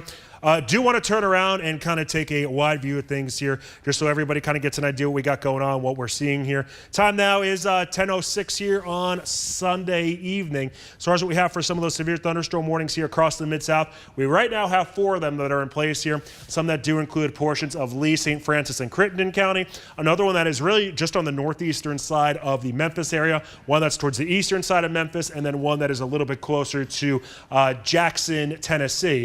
If you're in northern Mississippi, you're still doing A-okay. You don't have any problems, no warnings, and heck, even not even too much rain right now. I did get a report over into it was either St. Francis or Lee County, but for the storm that I'm zooming in right now, that there was, I believe, a 2-inch hail that had occurred here earlier this evening. So that is some pretty significant hail, and that will cause issues. This given storm, as far as the hail potential that is within it here, I'm going to put a pause on this. Once you start seeing these purples pop up, that's where we could start to see some quarter-sized hail, especially some of those lighter purples, some of those darker purples. That's more in the dime and penny-sized hail here. Further up to the northeast right now, man, on the northeastern side of Shelby County, Ron, if you want to take a look at this, we have some of those whites that are popping up here right along Austin P. That is that's not a great sign to see that here. This is approaching Lakeland as well as Arlington and the north side of Bartlett right now, and I'd even say over into the Eads area. This is getting closer to you, and certainly an area we want to keep an eye on here. One thing I like to do is put this on a loop so we could kind of make a projection here and see where this is going. And right now, instead of these moving to the east-southeast, Ron, it looks like these are starting to get more of a southerly component to them. So while they are still shifting to the east, there's at least more of a southerly component. So if you're on the east side of Bartlett, if you're over in Cordova, Eads, this is there is a severe thunderstorm warning that is in place right now, but you want to treat this as a truly severe thunderstorm warning, not necessarily a quote-unquote run-of-the-mill severe thunderstorm warning. Let's see if we get any. Treat it as you would a tornado. Yeah, that's the best way to say it, Ron. Get to the safe place in your home. This is going to have some very strong winds, some very heavy rain. There are indications of rotation within this as it's moving through, and it looks like just from that quick cursory view that Eric had up there, looks like there are a couple of different areas of rotation, more specifically one inside the 240 loop right now, starting to make a push to the south and southeast. Looks like it's right there around the 385 exit if you're on 240 loop. So that's pushing south and east there. And that is, I don't see the classic S shape with that. But man, that did pulse up quickly, didn't it? Yes, without a doubt with that, Ron. And I mean, it's good to see obviously that the physical size of that is starting to shrink a little bit too. But if we turn around and even put I know that there's not necessarily debris being lofted into the sky, but this almost gives you the better look of that hook that's starting to pop up here. Yeah. Just worthwhile to note that. It wants to do something. Right. It's just not in an environment that it can.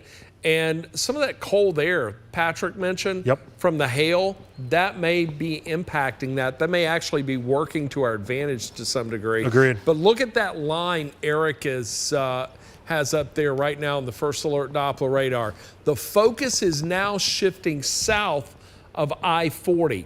If you are north of I-40, your severe weather threat is over, with the exception of Shelby County. Yeah. Shelby County is still under the threat of this, and really the southwestern portion of Haywood County also still under the threat of this. Tipton County, I know it's still a little loud around Mason, heavy rain, maybe even some hail, but things are looking better for you in regard to the severe weather threat, as the more critical areas are now to your south and southwest, really due south. So that's what we're looking at there. Hey, Ron, I do want to point out that there's going to be a new severe thunderstorm warning that's popping up. Okay. And this actually includes our first county in northern Mississippi. That is going to include Tunica County right now, or portions of St. Francis, Lee, and Tunica counties. So that is with that cell that we've been keeping an eye on. That has been over in really St. Francis and Lee County, closer to Forest City. Worthwhile to note, too, I do think if you are into St. Francis County, and if you're north of I-40, you still are going to see some showers and storms this evening, but I think the general severe weather threat, it is starting to slip itself down a bit. Let's turn around and see if we could pull up meteorologist Patrick Ellis. Those Mamatis? Say that again? Those Mamatis clouds? Is that what that was? Is that what I was looking at there? I caught a quick glimpse. I didn't mean to cut you off, but no worries, I saw those, and I thought, let's go over to Patrick. Patrick, were those Mamatis clouds we were just looking at? Hey, guys, I'm on 240 on the south leg. I'm going to get off at Airways. I'm going to turn back around. But when we were coming around by 385, the winds really picked up as we were talking about that storm that was kind of working its way through the southern side of the city of Memphis. Of course, that storm was the one that it just kind of perked up at me when I looked at it on the terminal Doppler, and just hearing what you guys were saying, I was like, yeah, that's a little bit interesting, to say the least, but did not see anything from the visual standpoint, and have not seen anything. But the winds, yes, they were definitely there, as that line was working its way off towards the east. Now, the bigger story, now moving from that, is the bigger line, the overreaching line that's moving through eastern Shelby County and into Fayette County as well, as that works its way down towards the south and towards the east. A lot of rain, a lot of wind, and obviously some hail reports coming down out of that as well. With this storm specifically, it was just the wind that really picked up when we're coming around like 385 and Perkins and Mount Moriah in that general vicinity. Eric, you had a great view of it. You were showing just a moment ago while Patrick was talking. What is it? Was that a hook we saw? Oh no, I see what we're looking at there. This was more with the storm threats here, as far as popping up at some of those stronger winds. Okay. But that is in the vicinity that we were talking about here. And hey, you want to tip of the cap to meteorologist Patrick Ellis. This isn't the first time he's doing this either.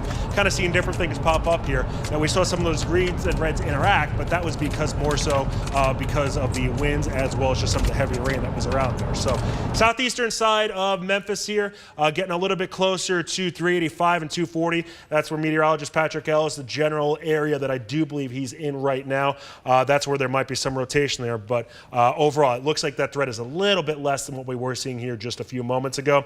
Do want to point out where that severe thunderstorm warning has now been issued here for portions of Tunica County, as well as into St. Francis and Crittenden counties. That is warned for the potential of 1.5-inch diameter sized hail, as well as 60-mile-per-hour winds. So if you are in Tunica, you haven't necessarily seen any sort of showers or thunderstorms, and you still have a little while before that's going to go. And that is now in place here until 11 p.m. So we now are looking at the time being 10:14 here on this Sunday evening, and the large hail that has been embedded within the storm over towards Forest City, that has been pretty significant here. If we turn around and look at some of the numbers that could be on this here, this is indicating 1.25-inch sized hail. If you look a little bit further to the southwest here, that's where there might be some larger hail, pretty much midway between Mariana as well as Forest City. So if your travels before have taken you along Highway 1 here, if you've gone from Forest City into Mariana, you should be pretty familiar with Highway 1 over there near Haines. That is areas where there could be some larger hail occurring here right now. And if nothing else, there's a whole heck of a lot of heavy rain around too.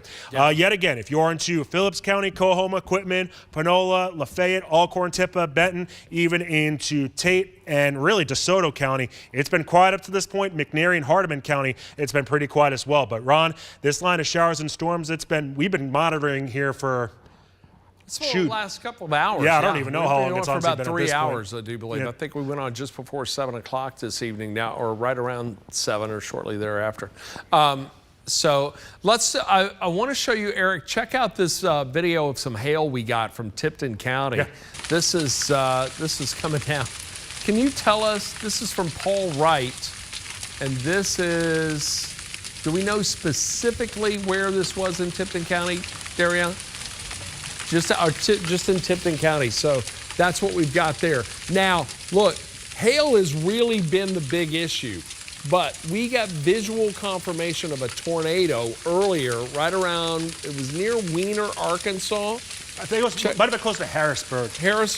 That general area within Poinsett County. Take a look at this. Oh, this is different. That was sent to us. I can't tell who sent that to us. Ryan sent that around 7:45. You can see that is a tornado on the ground, the dust cloud around it there at the base. That is something else. Now, we've had no reports of damage. There were reports of quote-unquote large trees down and some power poles down, but as far as physical structures, we haven't heard anything about that. And keep in mind, obviously, folks, this is at 7:45 in the evening. Sunset nowadays between about 7:15, 7:20, so it's dark out. You can't exactly see much as it is, but I'm sure there will be crews out there here tomorrow. Tornado warning just issued, though. Look at this here, Madison County. Yeah. Let me take a close look at that, because we got a lot of folks in Jackson that watch us. So let me, even though this is outside our coverage area, tornado warning just issued. This is for the severe thunderstorm warned cell. This is going to go for Decatur, Henderson, and Madison County. Madison County is Jackson, Tennessee. That is going to go until 11 o'clock tonight. As we take a closer look at this, let me put the scope on here. Let's see if we can see some rotation. There is certainly, oh yeah. Now look, we're at a pretty good distance from the radar site itself, so we're just about 90 miles from the radar view. But even with that, you can see a pretty well-defined area of significant rotation there. It's not that tight red to green couplet that we would typically see, but at the very least, there may be some straight line winds making their way through just to the east of Jackson right now. But a lot of activity still going around the Action News 5 coverage area as this whole line is making a push to the east-southeast and really starting to now impact areas that we're pretty much untouched for the majority of the day today. North Mississippi, we've still got to get all this activity through your area tonight. Some indication there may be some weakening as we get into the late and overnight hours. As a matter of fact, storm coming in out of central Arkansas showing some signs of falling apart, but there may be a little attenuation as a result. In other words, there are so many storms between the Millington radar to what's going on out here, we can't see through all of that. So I may want to flip over to the Little Rock radar in just a moment to see if that's still holding together well. But right now, we've got this activity that's coming on through Memphis and Shelby County and really along the I-40 corridor as it pushes off to the south and southeast. So let's take another look inside Memphis right now. It is loud with the lightning, especially in the eastern and northeastern portion of the county. As you can see that coming on through. Let's put a track on here and show you where that's going to go over the next few minutes. I'm going to move this up just a little bit here, and then let's put the track from the main line. I'm just going to track it from the Shelby-Fayette County line, and I'll go down to the south and southeast. We'll track it in this direction. So Germantown, 1021, you're going to have heavy rain, some gusty wind coming through your area. 1026, South Haven, but really just rain, not quite as stormy, just outside the severe thunderstorm warned polygon as well, but these storms still worth watching. Then Collierville, about 1034. We'll see it move into Olive Branch, 1040. Moscow, 1046. Then into Casey, right around 10:53, 11:02 into Byhalia, and should move into Salisbury right around 11:07. Now let me pan just to the north and northeast, and let's put a track on this segment that's showing some pretty good signs of some decent wind with this. There could be some very strong wind with this. Wow.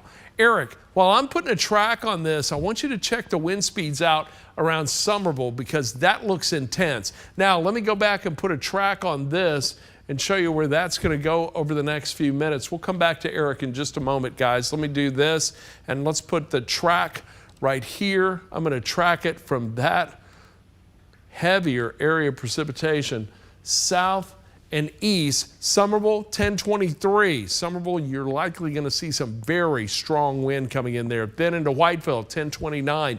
Newcastle, 1035. Should get into Bolivar about 1043. Pattersonville at 1046. Hickory Valley, it's going to be moving through your community or entering your community right around 1050. Then into Hornsby at 1058 and 1106. It will move into Robertson. The storms that are just to the north of that coming on through Haywood County, that's starting to weaken now. We looked at the storms that were moving through Madison County, got the severe thunderstorm warned area, and just as I say, this looks like it's weakening to some degree. The National Weather Service just putting a new severe thunderstorm warning over that for Chester, Hardeman, Madison, and McNary. So Madison, you're in for the 1-2 punch now.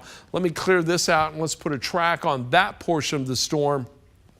And we'll track that due east as they're showing it. I'm going to track it from the northern portion of the polygon, and we'll just take it on through in this direction. So Hillville, 1023. We'll move into Hatchie about 1032. We'll see it get into Cloverport at about 1040, 1048 into Medon, then Penson at 1057, Henderson 1107, Jacks Creek at about 11:15, and then into Enville at 11:25, taking us just outside our Action News 5 coverage area there. But this is a view of the storms working through West Tennessee. I'll track this portion of the storm in a moment, but Eric, I want you to give me a report on that wind that we were looking at right there coming on through Fayette County. What do you see in that? Yeah, we definitely have some pretty strong winds moving through there, Ron, and it looks like we have some pretty large hail that's on the western side of that as well. If we take a little bit closer look right now, and I'm going to turn off the different severe thunderstorm warnings that we have on here because that's going to really start to make it a little bit more challenging to check it out here. But some of the stronger winds right now, as you noted, going right through Somerville right now. If we turn around and take links full here, it's not necessarily indicating some strong winds when we look at the velocity numbers here, but as far as just the forward motion that's within it here, we are seeing that area of red really kind of race itself outward here and off to the east here. So if you're in Bolivar right now, you really haven't seen too much activity up to this point, but I want you to get into that safe place right now and anticipate a severe thunderstorm warning to be in your area, and you are under that severe thunderstorm warning right now. Turn around and flipping over to our bearing button. Not seeing anything catching my eye right now as far as some of those stronger winds go. But off into northeastern Shelby County, Ron, we're still seeing some pretty big hail that is riding right now for Lakeland, Arlington, over towards Bartlett, Cordova. Thinking Eads is about to see some potentially large hail as well. So if you're in some of those areas that I was just rattling off here between Arlington, Lakeland, Eads, Bartlett, over towards Cordova, you want to make sure you get into the interior of your house. And I know maybe you don't necessarily think that with the severe thunderstorm warning, but with some of that large hail, let's just say if it unfortunately does hit a window and it breaks it and shatters it, you don't want that glass to be obviously cutting you up here. The good news is, I will say, Ron, we're not seeing necessarily those whites and blacks popping up here quite as much as they were just a couple of frames ago, but we could still see some maybe golf ball or at least quarter-size hail that is embedded within this here. And it looks like this is trying to move itself, or it's really right between that 240 loop and the 269 loop as well. All right, well, we're not finished with this by any means, but we're bringing back meteorologist Patrick Ellis back to the station. He's still got to do the morning show tomorrow. He's an animal. Patrick, I want to we've got the Comfort Dynamics First Alert Storm Tracker driving down Union Avenue, and it is coming down. You can hear it here on the rooftop. Patrick, you got any final thoughts before you bring it on home and get ready for your next shift?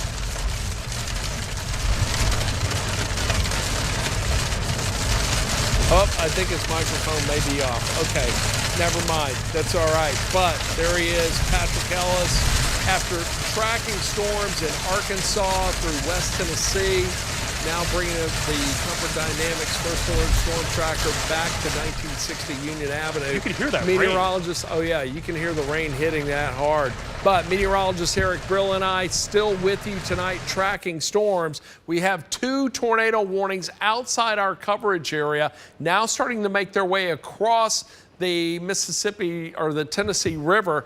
And again, earlier we showed you the tornado watch extended farther east. Now, our tornado watch for most areas will end at about 11 o'clock tonight. They'll likely keep a few counties to the east under that as well. Eric? So, Ron, I do think that they did trim back a few of the counties here as far as that tornado watch is concerned. From what I'm seeing right now, we were able to eliminate some of our counties to the north and to the northwest here. So, across Poinsett, Mississippi counties, out of the watch, into Dyer County, Tipton County, Lauderdale County, and over towards Crockett County, also out of the watch. So at least we're starting to clear some of those counties too. That's good. And the tornado threat, again, seems to be moving to the east, but we're still going to watch North Mississippi very closely. Now, right now, we still have the severe thunderstorm warning that's in effect for eastern Shelby County. That warning is going to remain for a few more minutes. Let me put some features on here to give you a better idea of what it is we're looking at. I'm going to zoom into this cell right here in Shelby County. I'm going to track that cell coming through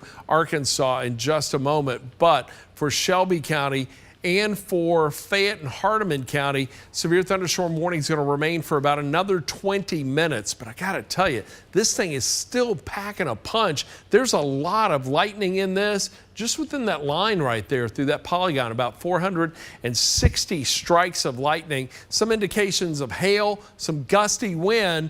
But once we get this line through Memphis and Shelby County, the city of Memphis is going to be in great shape with nothing behind it other than maybe a few stray storms. But we're also watching this area that's back here in eastern Arkansas that's about to make its way across the Mississippi River. And this has the potential to wreak havoc on Tunica County, maybe even into Tate County as it moves off to the east, southeast. Let's put that into motion. This storm, it wants to move to the east, but the whole line or the front that's associated with it is giving it that push to the south and southeast, although we're still going to see activity move into western parts of DeSoto County, and I still think this may affect areas along and just to the west of Interstate 55. So with that in mind, let's track it. Let me show you where it's going to go over the next few minutes, give you an idea of who this storm is going to impact. So I'll track it from right here on the leading edge of the polygon all the way back. And let's give it, I'm going to take it to the east-southeast in this direction. So Horseshoe Lake, 1031. Now I'm not even tracking this portion back here. We'll need to put a track on that in a moment. But Tunica Resorts, 1037, moves into Banks at about 1042. We'll see it then move into North Tunica at 1048, Tunica at 1050, Pritchard right around 1054, Hernando at 11 o'clock, 1108 should move into Little Texas. Now that's this portion of the storm. That is the largest part of the cell itself. That's where the stronger wind, the heavier rain is going to be confined to, and possibly some hail. Oh, wow. Look at that. Right around Mariana. That's huge. I'm getting close to 2-inch size hail on that. 1.1-inch size hail right there around northeastern Lee County, but right there around Mariana. Let's go back now. Let's put the radar data back on there. So let's put another track on this, and I'm going to track it from, tell you what, let's go this way, and I'll track it from that hail core to this area right here, and we'll take that south and southeast. So with that, Rondo, 1032. Then it's going to move into LaGrange, 1037. Lexa, 1045. 1057 should get into Tunica. Right around 1104, we'll move into Clayton. We'll see it get into Dooley at about 1109, and then into Cottonville at 1113. This cell still showing all indications of the ability to hold itself together as we get into the overnight hours. And Ron, keep in mind the info here. Let me show you this, Eric. Look at that. 561 strikes of lightning in that. And keep in mind too, Ron, obviously, they're not all of northern Mississippi. This is untapped air thus far. We haven't even really seen too many showers around right now. So I think as the overnight progresses, though, the atmosphere is really going to start to stabilize. And the other thing, we're going to see some of this, the cooler air, this rain-cooled air, the outflow, get in advance of this. So it could take a big bite out of the potential for severe storms to develop. So I really think it was a good idea for the Storm Prediction Center and the National Weather Service to extend the watch farther east. But this area right here, still a little iffy as to whether or not it will have what it takes to keep these storms alive. And look, Eric, just looking at the radar view itself, those storms, really nothing coming into play back behind this. I think if we were going to see this intensify to some degree, we'd start to see these little areas back here start to pick up some momentum. But it's really all holding together in West Tennessee and now making that push towards the Tennessee River. Agreed on that, Ron. And you were just talking about that cell that was over into portions of Lee County near Mariana. Mariana right now, it's a rough go there. What's your hail signature on that? So if we look at one of the skits here, it's showing about 2 inches of hail in diameter if we take me full here. And that is pretty much looking at the size here of, say, a ping pong ball sized hail. If we turn around and actually look at the non kind of informative numbers per se, just turn around and get a query on it, a pixel query as we like to call it here.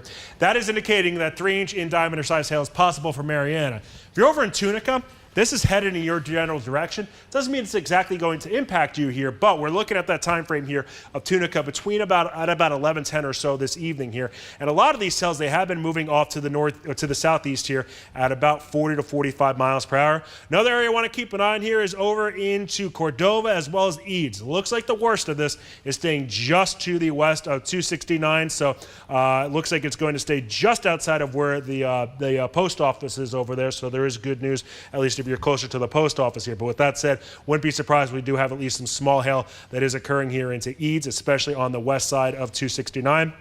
A little bit wider of a look right now over towards Oakland, probably seeing some hail as well. Some of this might not be exactly some of the biggest hail we've seen, and some of the hailstones that we saw coming out of Mark Tree. There were some pretty big stones that were over there. And off to the east right now, Bolivar, you still really haven't seen too much activity up to this point here, but you are starting to see at least, or I'm sure you're able to see and hear some lightning and thunder out in the distance. These cells are knocking on your door, and you are under that severe thunderstorm warning as well.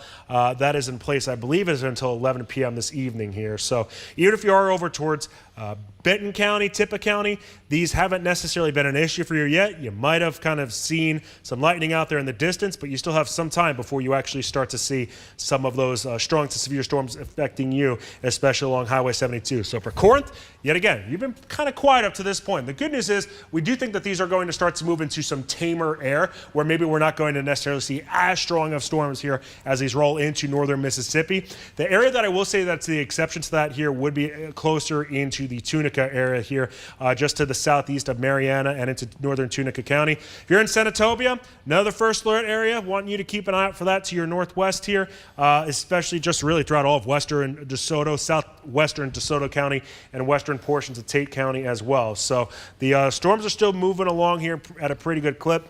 The rotation detector isn't necessarily picking up anything too terribly strong right now. There's probably just some broad rotation as a whole. As far as the hail goes within this area here. Eric, the hail video coming out of Shelby County right now is crazy. And I've seen it's pea to quarter size for the most part. And I've seen, just kind of looking at the National Weather Service, it looks like there has been Bartlett, Germantown, Collierville, really, I'd say all around the 240 corridor where we have seen some of that largest hail up to this point here. So, Ron, at least we got no hail here in Midtown. To the best of our knowledge, at least. Yeah, to the best of our knowledge, we got no hail here in Midtown. At least. And let me show you the high five camera. Sure. Our Best Care Home Services camera from Midtown. Marvin, can you pop that up quickly? That's a look.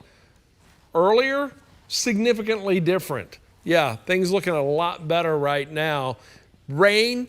The winds have diminished to some degree. Well, hey, the first alert Doppler radar still with a lot of activity on it. Eric? And Ron, as far as here into Memphis, we're looking okay. But as far as over into portions of Fayette as well as into Hardeman counties, that's where we are still seeing some of those strong winds racing from the west to the east here, right along Highway 64. So, and look at that line. It's right there on I-40, really, and just starting to make a push. Now, once this moves through you, if you're north of 40, you're going to be in great shape. Yep. Rest of the night's looking good. We've got a few discrete little areas of precipitation developing back behind that, but the atmosphere has been worked over. So there's really nothing for these cells to intensify with, so maybe a little more rain coming in, but it's areas that are south of this line, that's where we're still going to see the threat for more strong to severe storms, although I do believe we're really beginning to lose a lot of energy here as those storms continue to make a push to the south and southeast. But let me clear this off, and I just want to show you right now the amount of lightning that we have on this view. So just right here, I'm going to track it from right here. We'll take it up through this line, and I'll take it to the Tennessee River. And look at that, just within that view, 1,500 strikes of lightning. So it's been pretty consistent, holding steady at about 1,500 strikes of lightning from just north of 40 until this very moment. And just to put that into reference for you, lightning strikes the earth about 30,000 times a day. All right, so on average, for the whole planet, we get about 30,000 lightning strikes. We've seen storm systems move through the Mid-South, producing that many strikes of lightning. And tonight, from the storm started really around 6 o'clock, 6 o'clock around northeastern Arkansas to this very point, Eric, we've probably had about at least 10 to 15,000 strikes of lightning just within this system itself. I'd agree with that. The quantity of lightning that we were able to see on the Comfort Dynamics First Alert Storm Tracker here that meteorologist Patrick Ellis and Gardner Montgomery were showing, it seemed like there was that much within what they were seeing alone here. Yeah. I guess the good news is, at least for northeast Arkansas, we are starting to see that threat wind down significantly here. Ron, I think you'll agree with this. The area that we still got to keep the closest eye on for the time being, I think, is into Lee County and into Tunica County, where we still have potentially some larger hail that is falling here. And that looks to be the case as we start to dive it in a little bit closer here on the northeast side of Mariana. So we were talking about earlier how kind of the intersection of Shelby, Tipton, Crittenden, and Mississippi counties were seeing the largest hail. Yeah. It looks like that threat has been able to shift itself down to the southwest right now and is to the northeast of Mariana. So if you're over in Tunica, this is headed towards your general area. You might not necessarily see that large hail here across the Mid-South, across this portion of the Mid-South. But the potential is at least there with some of those storms that are approaching 40,000 feet. So, Ron, this is indicating that there could be some hail that is 2 3/4 of an inch size in diameter here. And just as far as the perspective goes, different things that are approximately that big, that's starting to look more in the range of baseball-sized hail. And even if that's off ever so slightly, say if we're talking golf ball-sized hail, that is still hail that is going to be something that will cause some damage here. So Mariana, it's been pretty rough here about the past half an hour or so. These storms haven't really moved a whole heck of a lot over the past 5 to 10 minutes, but we are expecting these to move down to the southeast here, and we are starting to see these move to the southeast here at about 18 miles per hour. Ron, those storm tops still, like I said, approaching about 40,000 feet to the northeast. And that's still, here. yeah, that's some decent height. That can still allow some significant hail to develop while the storms push through. And if we look to the northeast here too, just outside of Shelby County, over to the east of Eads, there could be some large hail that's over there as well. Some of those storm tops about 36,000 feet. Maybe not too much as you get a little closer to Oakland here, but wouldn't be surprised. It's probably a pretty rough go right now into Eads here. So some areas of the Mid-South, we're certainly starting to see some improvement here into parts of Mississippi County, Poinsett, Cross, and St. Francis counties, but we are still contending with a few severe thunderstorm warnings here across the Mid-South. And notice that this line, if we kind of back out the view here a bit, it stretches from northeast of Bowling Green, Kentucky, almost consecutively through Lee County here in northeast Arkansas.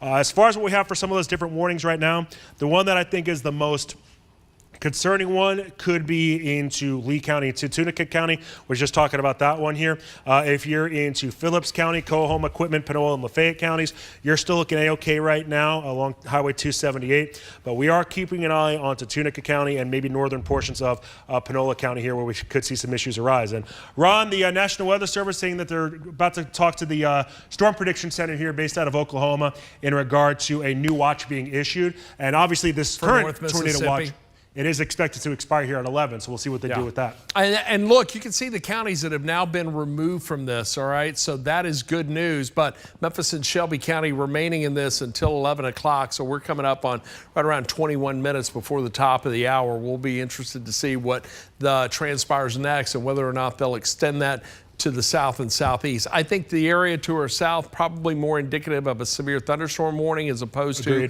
our severe thunderstorm watch as opposed to a tornado watch, but we're going to watch it closely. Now, we didn't get to bring you Action News 5 at 10 tonight simply because of our wall-to-wall weather coverage that began earlier this evening, but for those of you that are still with us, I want to give you your first alert to more severe weather moving our way as the week progresses.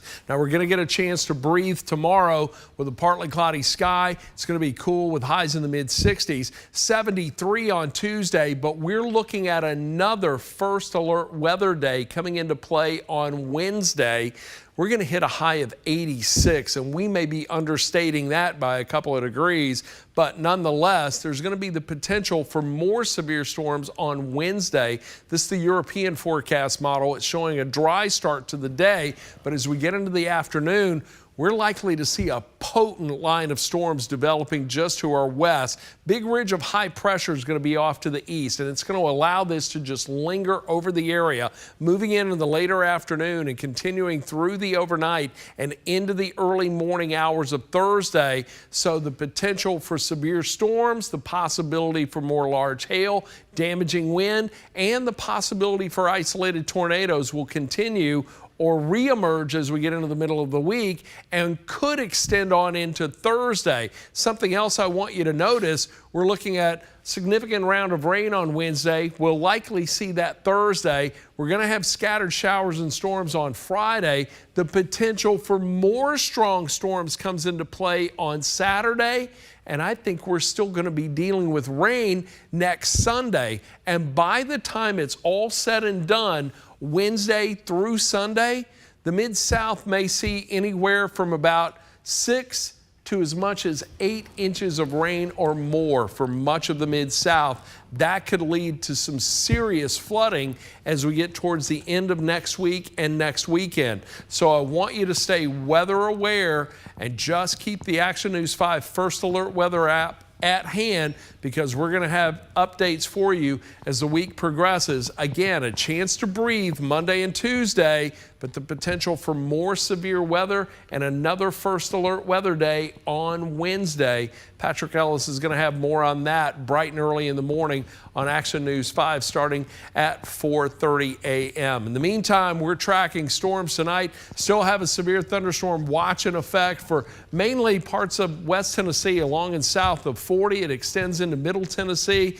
Could be a long night for Nashville. A couple of tornado warnings there, but here more in close to home and in proximity to our viewing area. We're still watching a severe thunderstorm warning that remains until 11 o'clock. This is for Lee and Tunica counties.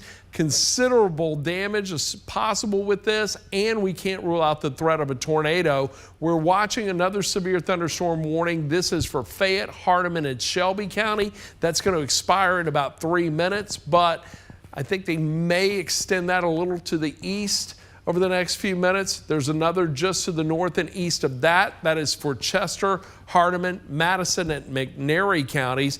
That will be in place until 11 o'clock. And again, a tornado possible once that severe thunderstorm warning was issued. And we've got another to the north and east of that.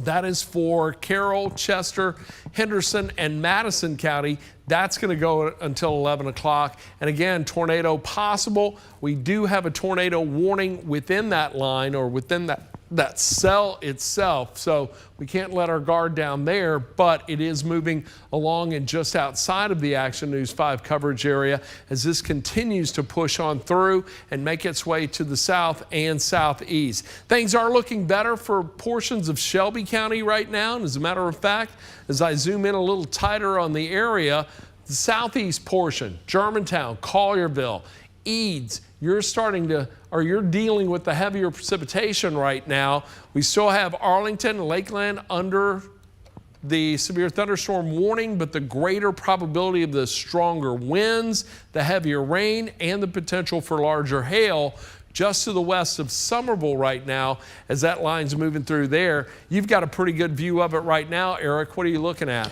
So, Ron, I will say, just as far as you kind of talking about different things and whatnot, I was keeping an eye on that area in pink that is just south of Oakland, because it looks like it has that little bit of a bow shape to it as far as maybe seeing some of those stronger winds around right now. And no surprise, that still is one of those areas that is under severe thunderstorm warning here. I believe that is until 11 p.m. here. And a lot of these warnings, I believe they are until 11 p.m. now. So, it will be interesting to see what the National Weather Service does here as far, well, the Storm Prediction Center as far as the watch goes, that tornado watch that's still in place, and the severe thunderstorm warnings that are in place until 11. Right now, 11 o'clock is, I wouldn't say that critical time per se, but it's a time we are keeping an eye on here as far as what's going to happen with some of those watches and warnings here around the Mid-South. Now, the area to still continue to keep an eye on, in my perspective, is into Lee County as well as into Tunica County, where we are still seeing some of the largest hail right now. If you're over in Tunica, if you're staying at one of the facilities down there for the night, you're probably seeing quite a light show, especially if you have a window that's looking to the northwest right now, just because there is a whole heck of a lot of lightning embedded here, and that's usually an indication of some hail that could be embedded within here. Let's see, that is severe new warning just now for Fayette, Madison bunch County. Of counties. Yeah, this is a big polygon. Tippah County's included in this, as well as Marshall County is included in this, northern Mississippi, Benton, Alcorn County, all included in this new warning. And that, again, that's that line that we were talking about. And that's until 11:30 that this is in place, and it's for the potential of 1 1/4 inch sized hail, as well as 60-mile-per-hour winds. And Ron, relatively speaking, with a lot of these storms, that hail's been a much bigger threat, I think, up to this point than the wind. Don't get me wrong, and you heard meteorologist Patrick Ellis talking about some of those strong winds that he was experiencing here in the Comfort Dynamics First Alert Storm Tracker here. But once it comes in, it's going to be raining cats and dogs out there. It's going to be raining at a pretty hard clip here, and there will be some hail embedded. Some of those hail size that could be occurring here was just talking about that area that is south of Oakland that I was monitoring here, we were monitoring here at Action News 5. There could be some golf ball sized hail embedded just to the southwest of that, a little bit to the south of Eads. That's where some ping pong sized hail could be occurring. Did get a report over into Eads that there was some half-inch sized hail. So the good news is, at least from that report here, it wasn't humongous hail that was occurring. And right around Bolivar, you're starting to see some of that action return here, or some of the stronger and severe thunderstorms occurring here with some very heavy rain and the potential some hail that could be embedded as well. Taking a look at that right now, that's where probably some quarter-sized hail, maybe even some nickel and dime-sized hail and penny-sized hail. So that change-sized hail is occurring here. And Ron, I still think that area to keep an eye on is still into Lee and Tunica counties here, off into northeast Arkansas and into northern Mississippi. Yeah, that's a significant cell that's working its way through there. Now we're coming up, here we are at 10:47. The severe thunderstorm warning for Memphis and Shelby County has now expired. We still have a tornado watch in effect for Shelby County and areas south of 40 to the Mississippi-Tennessee state line and east. That's going to go until 11 o'clock. So I'll tell you what, we're going to stick with you until 11 o'clock. Then Eric will regroup, take a look at whether we need to stay on or return it to regularly scheduled programming. But for the guys in the booth and for our producers, let's go at the very latest until 11 o'clock, and we'll go ahead and continue to track these storms as they're moving through, because as Eric mentioned, it's getting really loud right now in Fayette and in Hardeman County. McNairy County, that's going to be bearing down on you in a bit after what's been a great day in McNairy County, albeit warm and a bit humid. But This cell that's back here in eastern Arkansas and just now starting to make its way across the Mississippi River. Look at the lightning just within this cell itself. That lightning, a great indicator, 780 strikes. Great indicator is the potential to hail. You get these hailstones moving up and down in the atmosphere, in the upper levels of the atmosphere. You get all that static electricity that builds up, and that generates the hail. And look at that, just from that view, we're seeing hail at about 1.5 inches in size at the very least. So that is big hail indeed. Now, as we put this into motion and show you the loop and which direction it's moving, we'll show you where it's moving first, and then let's put a track on it because it's coming on into western DeSoto County and Tunica County as it moves off to the east. So with that, let's now put a track on this and show you where this is going to go. And I'm going to track it from just north of the polygon warned segment of the storm, and we'll take it east and southeast just a little bit because I think that's really the direction it's moving, it's indicating, even though a portion of that trying to make a due easterly movement. Tunica Resorts 10:49, then into Tunica 11 o'clock. You're going to get the very strong, heavier rain, the strong wind gusts with the leading edge of that, already getting some light rain in those two areas. Hernando is coming your way at about 11:10. Then we'll see it get into Coldwater at 11:23. 11:33 it moves into Senatobia. It will move into Como at 11:47. Holly Springs at 11:52. And then it gets into Harmontown at 12:02. And again, just a reminder, the severe thunderstorm warning remains for Lee and Tunica County until 11 o'clock, but it's a considerable thunderstorm with the potential of producing a tornado. And just taking a look at the rotation within the cell itself, just to see what we're seeing, I don't see anything really significant as far as a tight couplet on this, but, and Eric, you were looking at the shear swath with this, or the shear rate with this a little while ago.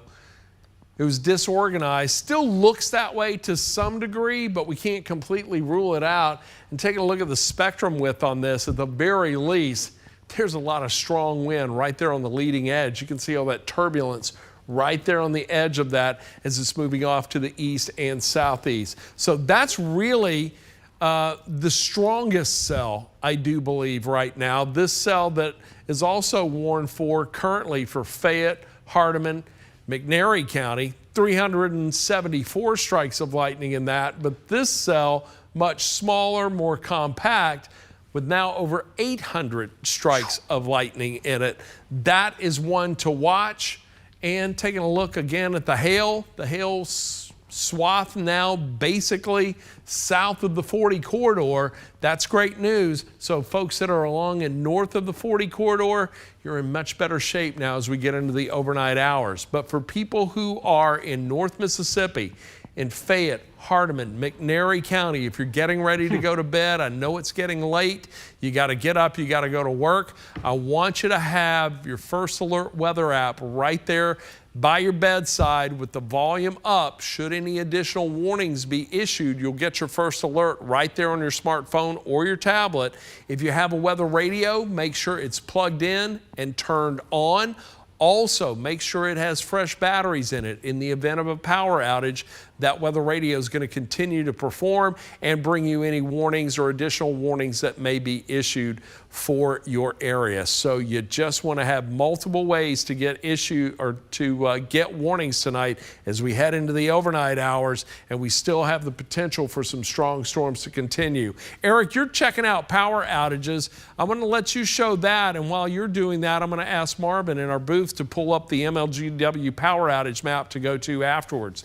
Hey, and just want to give obviously a tip of the cap to MLGW as well. I know as far as the First Alert weather team goes, those linemen that are out there, we are certainly big time appreciative of what they do out there across the Mid-South. And looking specifically at Shelby County, looking at about 200 outages, into portions of Fayette County, about 100 outages, and into Crittenden, we're looking more in the range of about 100 customers here without power. And if we could turn around and take the link system here, so this way we could see it kind of on a county by county basis how many different outages we have. There we go.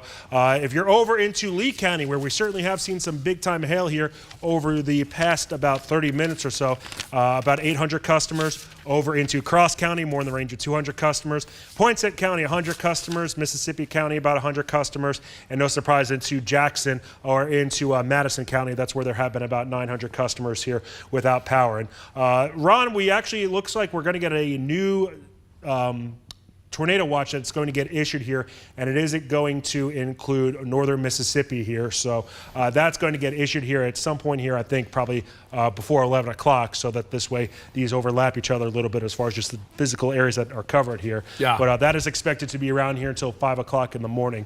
Okay. So now the time being 10:54, we could just about call it here on this Sunday evening. That means our friends here that are into northern Mississippi are going to have that tornado watch around here for seemingly about 6 hours or so. Have they updated the counties on that yet? Let me see. I don't believe so. I still don't have it. They're still just talking about it, right? Right, exactly. Okay.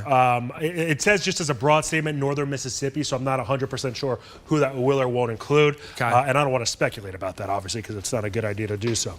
If you are over into Poinsett, Cross, Crittenden, Mississippi counties in northeast Arkansas, as well as Lauderdale, Tipton, Haywood, Crockett, as well as Dyer counties here in western Tennessee, I think you're in pretty good shape right now. We're looking at the Doppler radar right now, and a lot of the showers and storms have almost pretty much, as far as the warned storms go, they are pretty much south of I-40 at this point here. Don't get me wrong, you could still see some showers that will linger around here through the next few hours here, but as far as the really strong stuff goes, it looks like the majority of that's going to stay south of I-40. If you're in Mark Tree, Arkansas, I know it has been a rough evening for you here. Meteorologist Patrick Ellis turned around taking that first alert storm tracker out there, and there was some pretty big hail that occurred, and also able to see what looked to be a tornado here into portions of Poinsett County.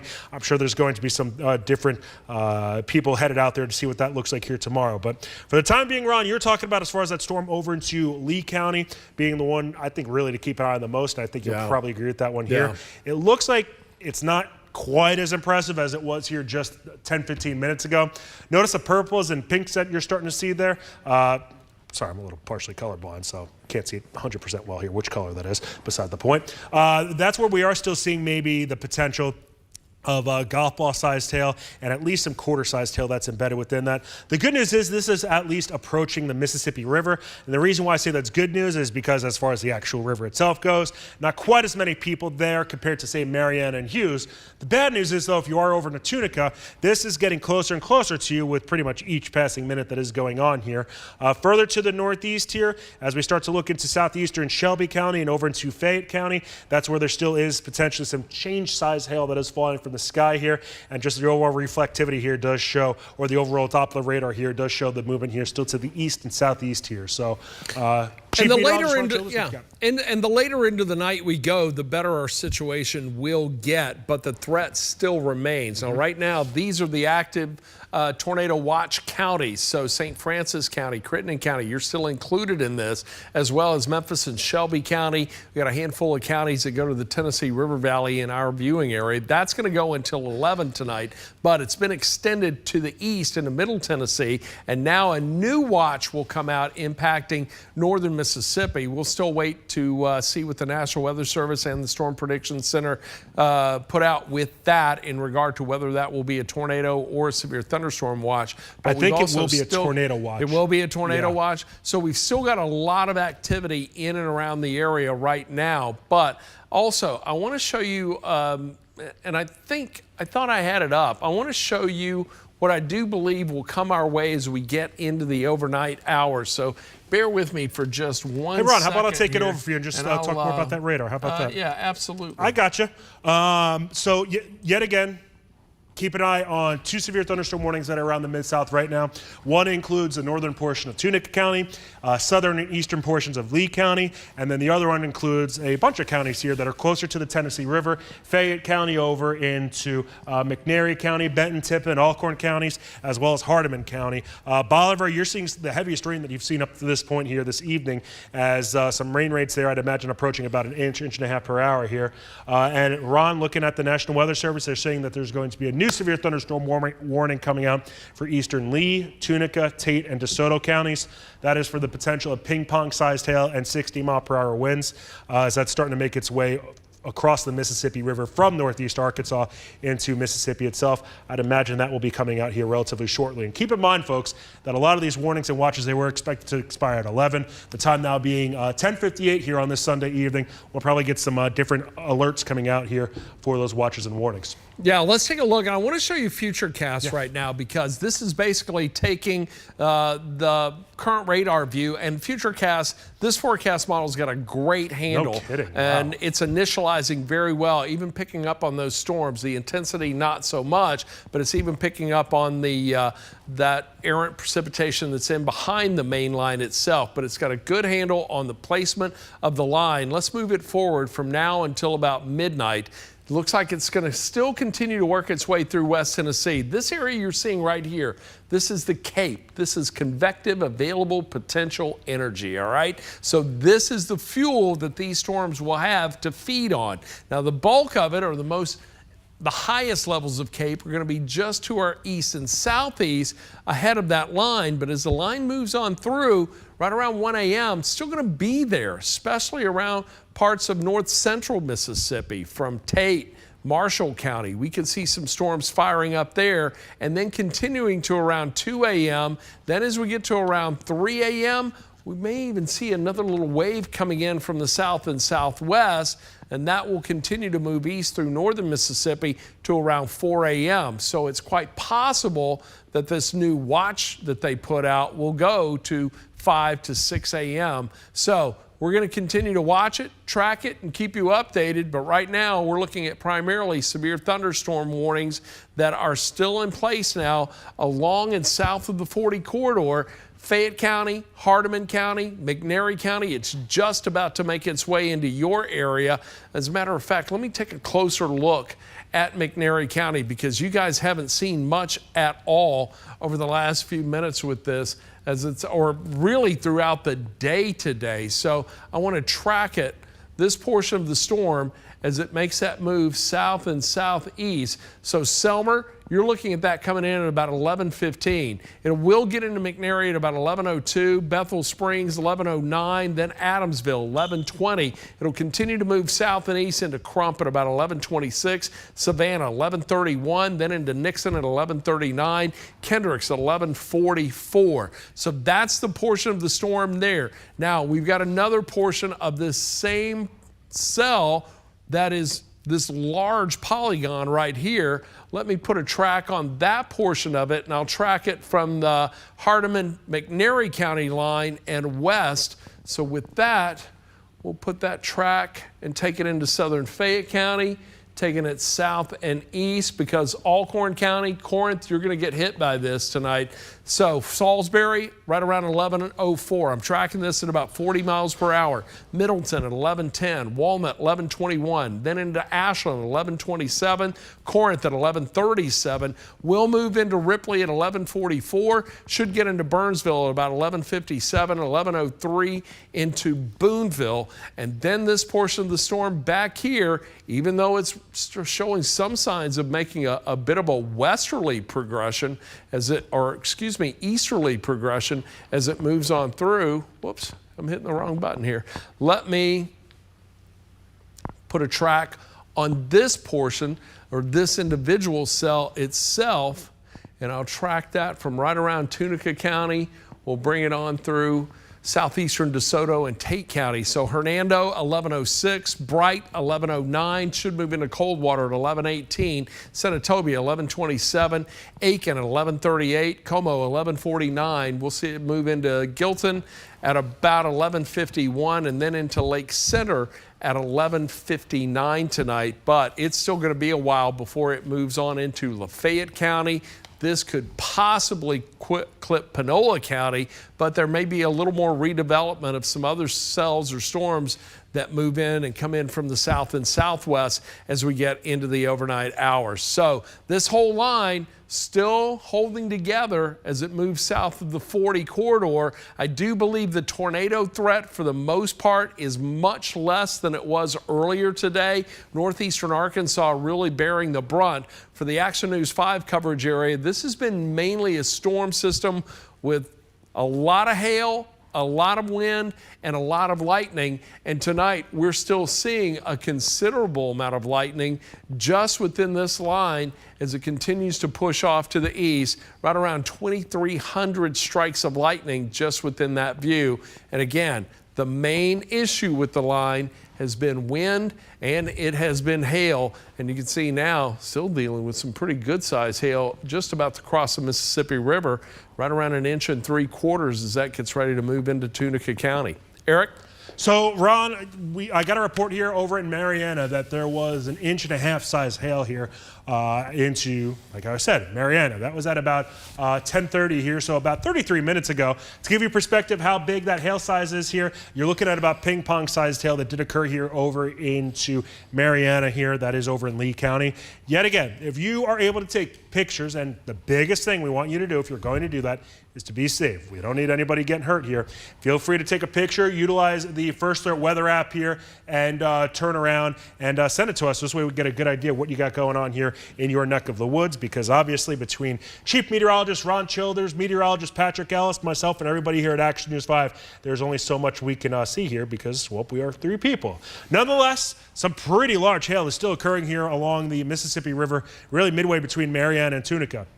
If you're in Tunica, if you're along Highway 51, good idea to really kind of treat this almost like it's a tornado warning, or 61 rather. Good idea to treat this as if it's a tornado warning, because the hail that could still be embedded within this, as I said, had that report in Mariana of 1.5 inch in diameter sized hail. Looks like we could still be seeing some really large hail that's embedded here. That is the area that is most concerning here across the Mid-South, right along the Mississippi River. The good news is over in Collierville, don't get me wrong, it is still raining out there pretty dang good. But as far as the hail size goes, at least it looks like it is starting to get a little bit smaller, maybe some change size hail, and starting to diminish here as far as that size. The heavy rain right now, or the heaviest of the rain, is excuse me, is still just to the east of Highway 269, right outside of Collierville here. Worthwhile to note, we haven't gotten an update yet as to who is going to be within that tornado watch here across the Mid-South that, in theory, expired at 11 and is supposed to get reissued for northern Mississippi here at 11. So we're still kind of standing by trying to figure out exactly what we have going on with that specific situation. But Ron, I think you'll agree with this. The area that we are keeping the closest eye on right now is in between Tunica County and Lee County here, right along the Mississippi River. As noted, it's a good thing that it is right along the river, because there's not quite as many people that necessarily live right along, right in between Mariana and Tunica. But so man, that watch has just been updated, all right? You got it on your screen over there? Yeah, here we go. It's going to go until 3 o'clock, 3 a.m., and it's going to be for northern Mississippi, Phillips County, and eastern Arkansas. Also, we're going to keep McNairy County, Hardeman County in this, and areas to the east. Madison County, you'll stay in this, and really all along the Tennessee River Valley. So that's going to go until 3 a.m. for those areas there. I want to check that in a moment, just make sure northern Mississippi doesn't extend a little longer. Tell you what, because this cell to our southwest is producing some big hail, I want to go ahead and stay with this until this, we'll see what they do with this warning. So let me give you the info on this right now, okay? So severe thunderstorm warning. Memphis and Shelby County, we're in great shape. Our severe weather threat is over. But severe thunderstorm warning is going to remain for DeSoto, Lee, Tate, and Tunica until 11:45. And our main concern with this cell is the large hail. And this is just now beginning to make a push across the Mississippi River. We can see 2-inch size hail or larger with that. So I want to go ahead and continue to just stay with this cell itself, as that's a monster. And you get a cell like that, especially with the radar signature that it's showing, there could be some rotation within this. We want to watch it closely for the potential, and because now this area is under a tornado watch, we know we still have some energy there that could allow this to really start to rotate quickly. So we're going to go ahead and stay with you on this, but just taking a closer look, and I'm going to zoom in just a little tighter on this, and I want to show you a couple of little characteristics that I was watching closely. You see a couple little inflow notches within this, and then there's a portion of it that wants to kind of hook around just a little bit.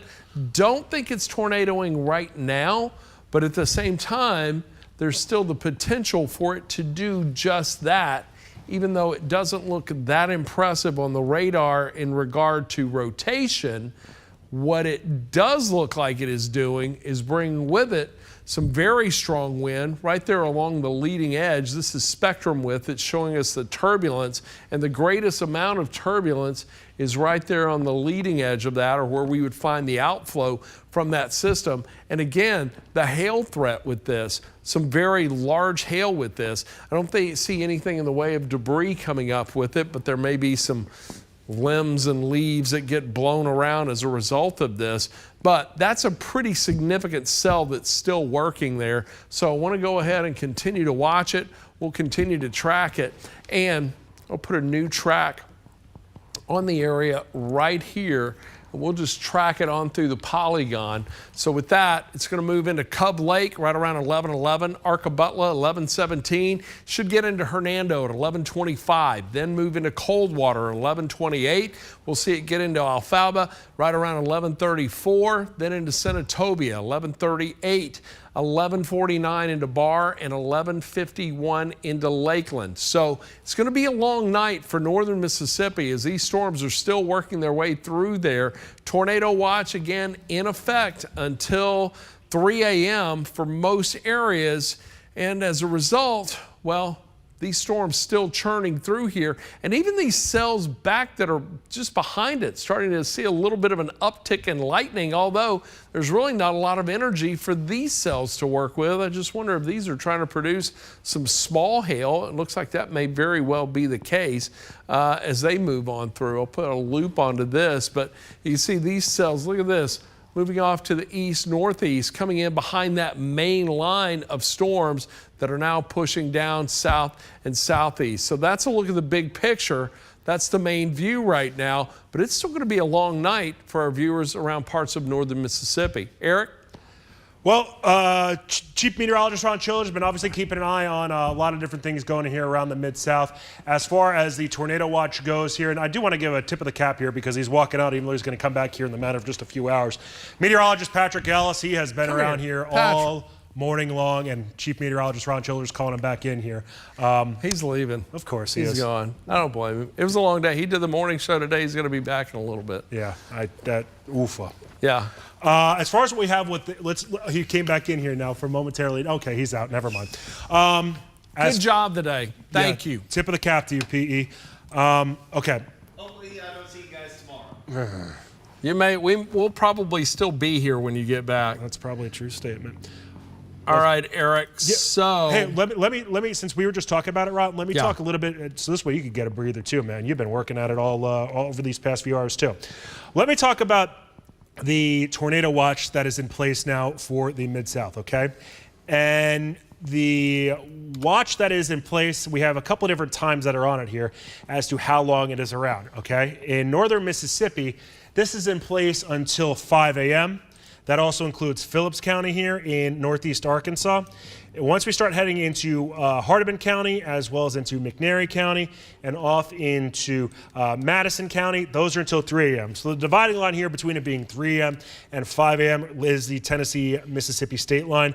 Over for Marshall County, 5 a.m., Benton, Tippah, and Alcorn counties, we're looking at 5 a.m. Lafayette, as well as Panola, Coahoma, and Quitman counties, 5 a.m., Tunica, Tate, and DeSoto counties, 5 a.m. So hopefully that gives you a good idea who is seeing that watch in place until what given time here. Worthwhile to note, Shelby County, you're not under that watch anymore. There's great news within that. The same can be said for Fayette County, over into Lauderdale, Tipton, Haywood, Crockett, Dyer County, Mississippi, Crittenden, Poinsett, Cross, St. Francis, and Lee counties, you are not under that tornado watch anymore. So there is some great news that we were able to see out of that. As far as any sort of warnings that are currently in place right now are concerned, we still have the one that's really want to monitor here. That does include parts of Tunica as well as DeSoto and into Tate counties here. Let me turn the tornado watch off here. That is the purple box or the pink box that is embedded underneath that.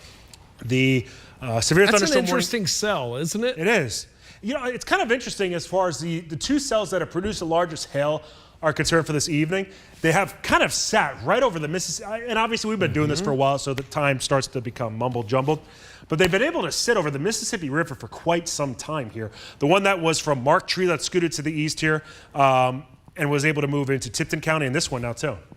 Yeah, and we have seen, and this really kind of played out the way we had expected. The stronger storms, the more likely to tornado right around northeastern Arkansas, and it did get hairy up around northeastern Arkansas during the evening hours, and then just slowly kind of spreading south and east. Our main concern all week was for the potential for hail and the potential for the damaging wind. I think we have fared well in regard to damage overall, but I got to tell you, there has been a lot of hail with these cells, and they're still producing a considerable amount of hail, a lot of lightning, and very heavy rainfall as well. And then we're getting this slow motion of the storms as they're continuing to just move south and east, but to do so at almost a snail's pace of sorts, as this whole line wants to move in this direction, but is still being forced down to the south and southeast. So again, areas that are north of 40, you're in great shape now. But we are seeing some redevelopment of cells back behind that are bringing with it some thunder, some lightning. So for those of you who are in Mississippi County, Poinsett, Cross County, even into Tipton, Lauderdale County, you're hearing more thunder, more lightning. These are not severe storms, but they are thunder showers that are producing some pretty good amounts of rainfall and a lot of lightning associated with it. And you may even find a little pea to dime size hail associated with these cells itself. But just even taking a look at the rainfall rates, let me let's just zoom into that quickly and just show you how much rain, potential rainfall, is coming down with these little cells. Look at that, right there along 55 to the west of Osceola, coming down at just over an inch per hour. So that's a lot. Maybe even some small hail in there, skewing that to show 1.5 inches per hour. You get down into Tate County, DeSoto County, coming down at about 3 inches per hour. So a lot of very heavy rainfall. Southeastern Fayette County, just under 1 inch per hour. Moving on through Bolivar and Hardeman County, right around 3/4 inch per hour. So a lot of rain still associated with all of this. The potential for flash flooding in these areas is also high as a result of the slow movement of the storm and the tremendous amount of rain that it is producing. So look, if you had plans to be out late tonight, I want you to stay home, ride it out. Let's let these storms pass through. For those of you who are thinking, okay, is it safe to go to bed and I got to get up for work in the morning? Am I going to be okay? Eric and I are here tracking this. Severe thunderstorm warnings right now.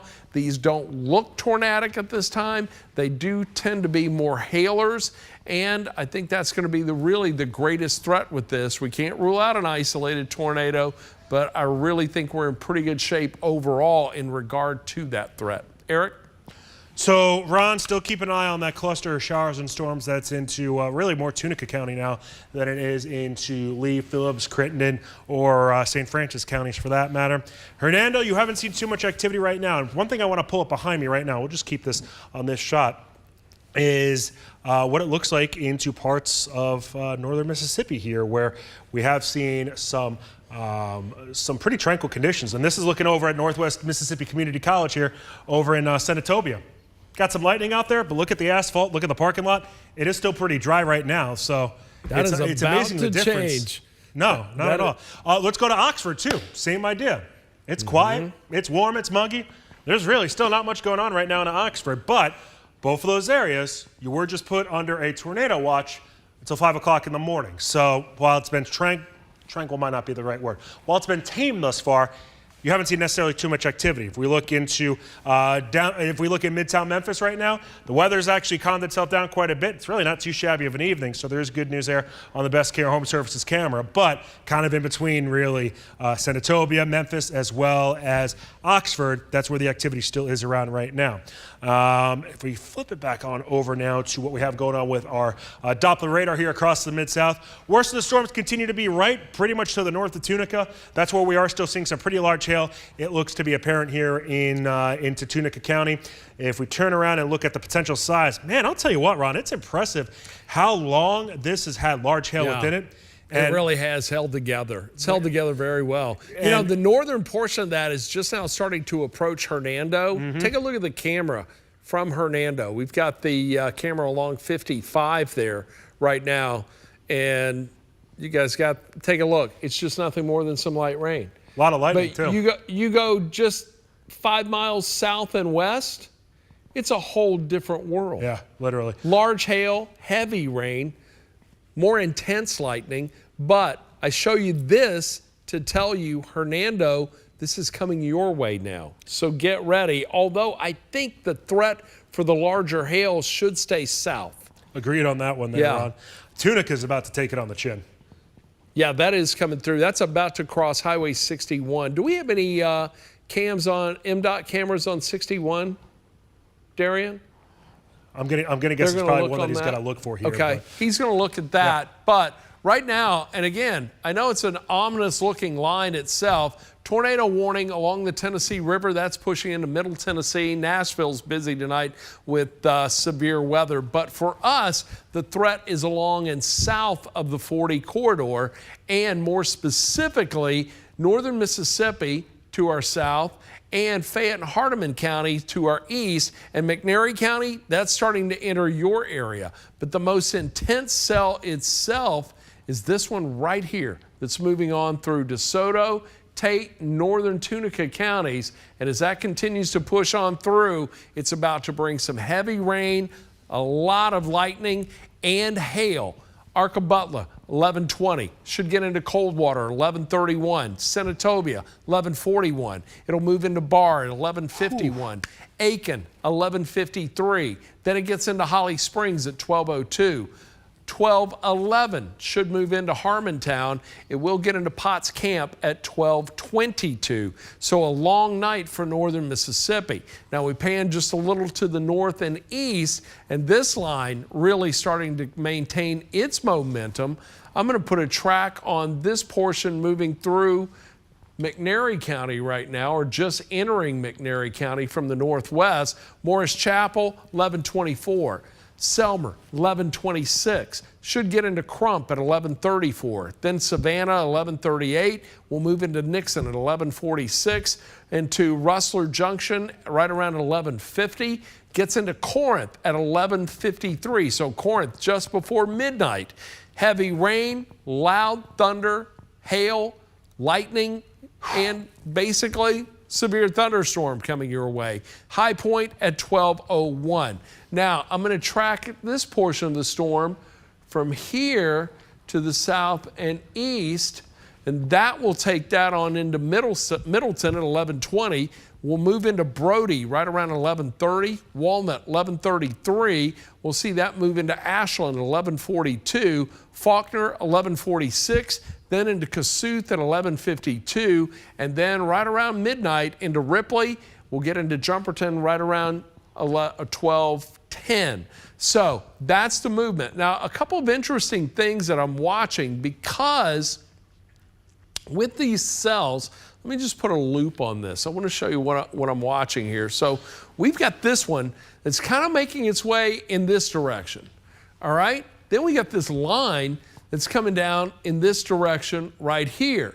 So what I want to do is really keep a close eye right here on where those two directions converge, or storms converge, and see how this all transpires within the next few minutes as that moves on out. But right now, an interesting scenario, and notice something here. I'm already starting to see a little bit of an outflow boundary develop right here from this portion of the storm that's coming on through McNairy County. In other words, we've got some decent just air coming down from the tops of the storms out at the surface, so you get a little sudden gust of wind. But notice, that portion is to the southeast, and then this portion is really all to the east. So very, very interesting. Eric, you're looking at a hook on that. Man, what do you see right there around Tunica County? Agreed. And Ron, I got to say, man, the severe thunderstorm warning that includes DeSoto, Tate, and Tunica County, they upped that to actually be baseball-sized hail. I don't think that probably comes as too much of a surprise for Is us. that based on radar or visual confirmation? Radar. Do they have? Okay. Yeah. So they did note that there was a three-body scatter spike on there, and I know you love looking into that. And that's pretty much the radar detecting that there's something in the sky that's spreading out pretty much what's going on here. And it's a good indication that there's some hail embedded within the clouds.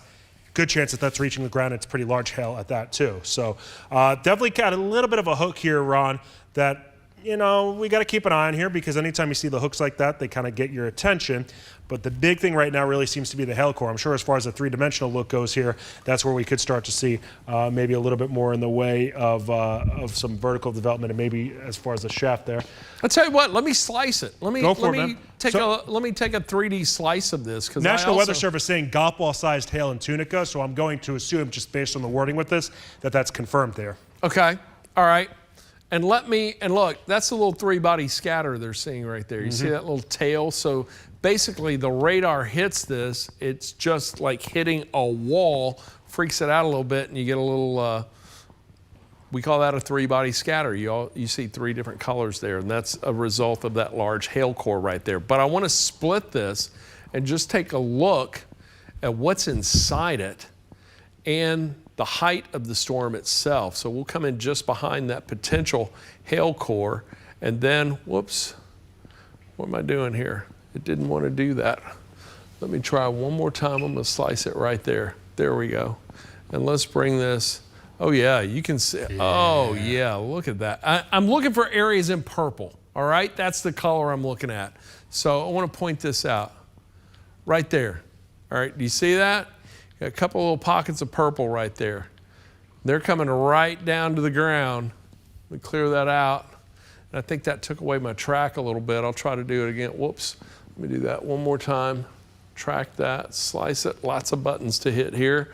And let me get one more slice. You want to flip it over to me? Do you have a slice on it? I don't. Let me hit that. Let me try that slice one more time. There we go. There you go. Look at that. That's at about 25,000 feet, and that's coming all the way down to the surface. Do you see that? That purple right there. We're hitting that at about 25,000 feet. There's a lot of cold air. That hail's coming all the way down to the ground. And you've got what's looking like a pretty significant updraft there behind it, and then of course in advance of it, so it's going to allow that to remain suspended until that hail gets so big that it falls to the ground underneath its own weight. That's what we're seeing there, thus the baseball-sized hail. Eric, what are you looking at? You know, Ron, if nothing else, like this is still obviously a pretty severe thunderstorm. Yeah.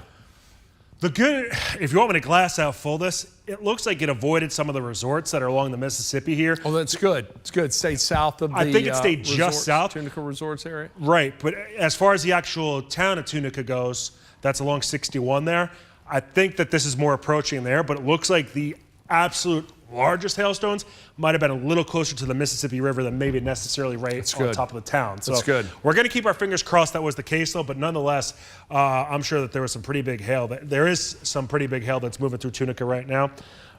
Do want to turn around and just kind of do a wide view of things here, just to kind of give everybody a little bit of a first look what we have going on. If you're at Tacoma equipment, Panola, Lafayette counties, or Fayette County, really love Fayette and Fayette counties. You're starting to see some tamer weather conditions around right now, except for the southeastern corner here of Fayette County. But if you're north of I-40, yes, we still do have some scattered showers and thunderstorms around. Your actual severe weather threat, it has diminished quite a bit here over the past few hours. You don't have that tornado watch that is in place here. If you're in northern Mississippi, unfortunately, you do have a tornado watch that is around until 5 o'clock in the morning here. The time now is 11:26 here on Sunday morning. Or Sunday evening, rather. The strongest storms that we are still keeping an eye on right now is right over Tunica. And there's another cluster of showers and storms that's into portions of Hardeman and Fayette counties right now. The one that's catching my eye, at least the most right now, is the one that's over in Tunica County. Do want to still keep an eye on everybody that's off to the east, though. Bolivar, you've seen some heavy rain. The worst of it now appears to be to your southeast. Closer to McNairy County and Selmer, you're seeing some heavy rain right now. I don't think that this is going to be quite as bad as some of those storms that were off to your west here. So there is good news if you are in Selmer, but it's still going to be raining here pretty dang good rather shortly. Likely a lot of lightning as well. Into southern portions of Fayette County, really closer to Highway 72 in northern Mississippi. You're about to see some pretty heavy rain and some thunderstorms right now over towards Early Grove, Lamar, Spring Hill, close to Grand Junction. But as far as that hail threat goes, wouldn't be surprised if we do have some change size hail in there. And when I say change size hail, I'm talking about some dime size hail, penny, nickel, and maybe some quarters that will be out there as well. That area is under, though, a severe thunderstorm warning. And the National Weather Service now saying that they're going to issue a new severe thunderstorm warning into northeastern Mississippi as well as southwestern Tennessee, closer to the Tennessee River. So don't be surprised if you are in portions of Alcorn and Tippah counties that you are going to be placed under a severe thunderstorm warning here rather shortly. As far as where we have those warnings around right now, there's that you see kind of popping up here with those boxes. The orange boxes, these are where the severe thunderstorm warnings currently are. So this includes a wide portion of the Mid-South off to the east here. And then we still have that other one that does include Tunica County. But gotta say, Ron, that hook that's on the one that is into Tunica County, that's pretty impressive. Yeah, and that's why we're staying with you tonight. Typically, we would just watch these, track them, maybe do it on social platforms or streaming platforms. But because this, and really it's this one cell that's right here in Tunica County, Tate County, DeSoto County, that's the one that has the largest hail. It's had the most lightning in it, and it is also showing some signs of wanting to rotate. So with that and the fact that the tornado watch was extended, we're staying with you. This warning is set to expire at 11:45. So I tell you what we're going to do is go ahead and stay until 11:45 at the very latest. We'll regroup at that time, see what the National Weather Service is thinking, see what this cell is doing, and then determine whether or not we go later and continue to track this. Look, these storms that are to the north and east, south of 40, yeah, they're loud. They're producing a lot of lightning, a lot of heavy rain. But the tornado threat, I believe, is really more likely with this storm that's moving through Tunica and into Tate and DeSoto County right now, as opposed to these cells. These cells are going to continue to produce hail. There's really not these just aren't as susceptible to producing a tornado, I believe, as this storm itself. And Eric, that hook that you're looking at right there, that's it. That's that little inflow notch that's coming in right there. And so that's what we want to watch closely as that moves through. And again, mainly hail, large hail at that. And it does look like it is falling over a lesser populated area, but nonetheless, it is still capable of producing some serious damage to communities that are in the path of that. So I want to go ahead and stay with you for at least another 15 minutes before we determine what we're going to do next. But I do want to reiterate everyone north of 40, your severe weather threat is over. But for everybody that is still right here, that threat's not over just yet. Coahoma County, I think you're in great shape. Quitman County, I think you're in great shape. But this cell right there, and the movement of that cell is the reason we're watching closely and want to go ahead and stay on the air and stay with you tonight as this moves on through, because, that very well may try to tornado before the night is over or before that storm has the potential to just diminish and move on out of there. So it's still looking very conducive to possibly producing some sort of spin. So we want to watch it closely, and we would rather err on the side of caution than to get you back to overnight programming and then have something happen. So let's take another look once again. I'm going to zoom in just a little tighter on this. I'm going to put the scope on it here, and we're looking at wind speed and direction with the scope itself. So velocity, that's what we call it. So that's the meteorological term for it. But more specifically, wind speed and direction. A couple of areas catch my eye. Looks like there may be a wet microburst right there. That's just a lot of cold air coming down from the top of the storm, hitting the ground and spreading out. Maybe a little something right there on the leading edge. Could be a little straight line wind as well.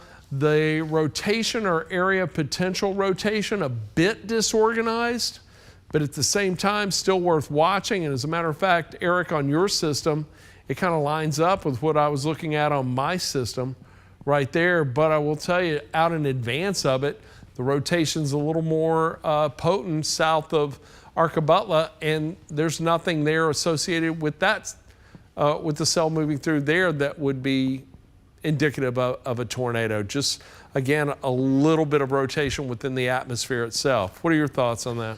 Agreed. I do think that it is a good idea to kind of talk about where this is headed towards too, because this looks like this is, I'd say, headed almost kind of straight east at this point here. Yeah, it is. It's weird, isn't it? How that whole line's pushing southeast, but that portion is going east. Well, and then you have the storms that are northeast Arkansas, albeit we're not worried about them necessarily being severe, and those are scooting to the northeast here. So it's always interesting seeing kind of the movement of storms here. But I do think that the one storm that is warned right now that we are keeping the closest eye on, if you're over in Senatobia, you do have the severe thunderstorm warning that is in place here, and that's for the potential of 2-inch in diameter sized hail. That fortunately is a little smaller, little less than the 2 3/4 inch sized hail that they had issued here half hour or so ago. And you should be aware of this if you are into Senatobia or Coldwater right along I-55 there. As far as what this is detecting, and this keeps oscillating back and forth, how big it does or doesn't think the hail is. I'm going to put this on a 30-minute loop here. And what I want you to see here is that area in white that's just to the east or to the right of Tunica. That's an indication here that the radar is trying to depict 3-inch in diameter sized hail or larger. I think that might be just a little overdone here. But even if we talk about golf ball sized hail, that is going to cause issues within itself here. So I think that is certainly a very fair thing to say that there's golf ball sized hail within that here. And this is headed towards Arkabutla Lake, Senatobia, Coldwater, those general areas. You still have a little bit of time to get into that safe place and, you know, get some pillows around you, some blankets, things just to keep you safe. Get into a closet. Stay away from windows, really, more than anything else, because it's going to get loud here, at least if nothing else, from those hailstones that will be around Senatobia and Coldwater. Thinking the worst of this will stay just south of Hernando. Don't get me wrong. You're in Hernando. It's raining up the wazoo right now. You're seeing some lightning. You could even be hearing some small hail hitting the roof. But the worst of it really is to the southeast of you. I haven't actually turned a skid on here in a little bit. The good news is, at least, Ron, the area where that hook is, we got a 4.1 on the BTI, so... Oh, that's good. Yeah, that's not a crazy high number. It's still kind of a, okay, we're going to keep an eye on it, but we feel okay about it right now. Well, that's an indication it is rotating. Right. There's some rotation there, but it's not organized. And the BTI, by the way, that's the Barron Tornado Indicator on a scale of 1 to 10. 1 being the lowest threat, 10 being the highest. This is coming in at 4. Now it's a 3. Now it's a 3. So, yeah, it's spinning. There's rotation within it, but not significant and really not enough to warrant, at this point, a tornado or a tornado warning. And even if you look at the most recent scan too, just kind of rocking it back and forth a little bit, it doesn't look quite as organized or quite as prevalent compared to even just 5 minutes ago, so that's good. Look at this polygon. This is one of the weirdest ones I've seen in a while. Check that out. That is for Benton, Fayette, Hardeman, Tippa. Tornado possible. It's going to go until 12:30. Severe thunderstorm warning. So the National Weather Service still thinking there is a possibility that this could produce a tornado. This cell itself, I got 11 counties in that warning right there. Yeah, that's a lot. But I think this is more of a wind and hail event portion, simply because of the overall movement. Now, there is still some energy down here. We still had some decent CAPE values around parts of Alcorn, Tippah, and Benton counties. But given the movement of this activity, I think this thing back to the west, though, could feed into it. Maybe that's what they're thinking as well. I tend to agree with that, too. A little additional spin to it. But as let me just zoom into it a little bit and take a closer look at what it's doing, what it's producing. It looks more like, it looks like the lightning has ramped up a little bit on it.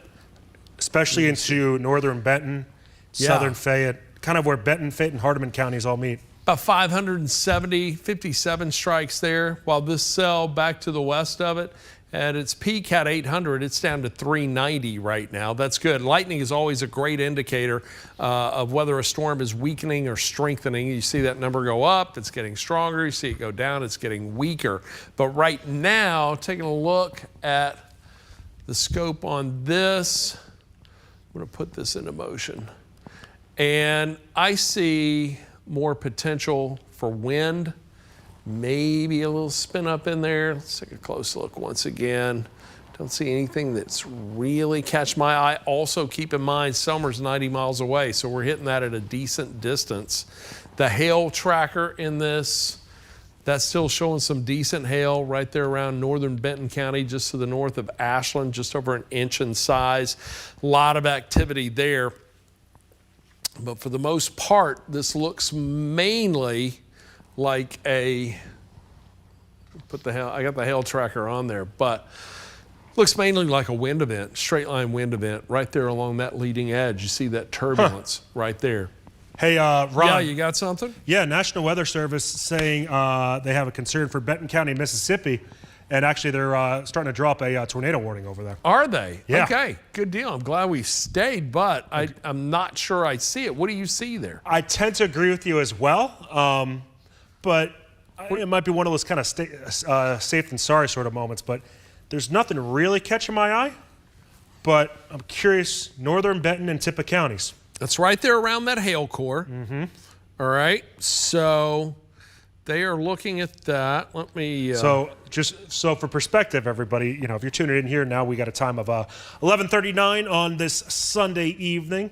When Ron's talking about a hail core here, that area that's in black, let's see if we can circle it on here. The area that's in black right here that is scooting itself to the east, while that is a hail core, and that just pretty much means that there's a bunch of hail likely in the sky, that has the potential of getting a little bit of rotation around here. Nothing is really catching my eye from this being a tornado-warned storm, but I wonder if they see some rotation in the higher levels. That's definitely possible. And maybe out of an abundance of caution, a little bit of a debris. Okay, so here you go. There. They just issued it. It includes Tippah, Benton, and Alcorn counties. Okay. And this is until 12:30. So we have about 50 minutes before that one is set to expire here.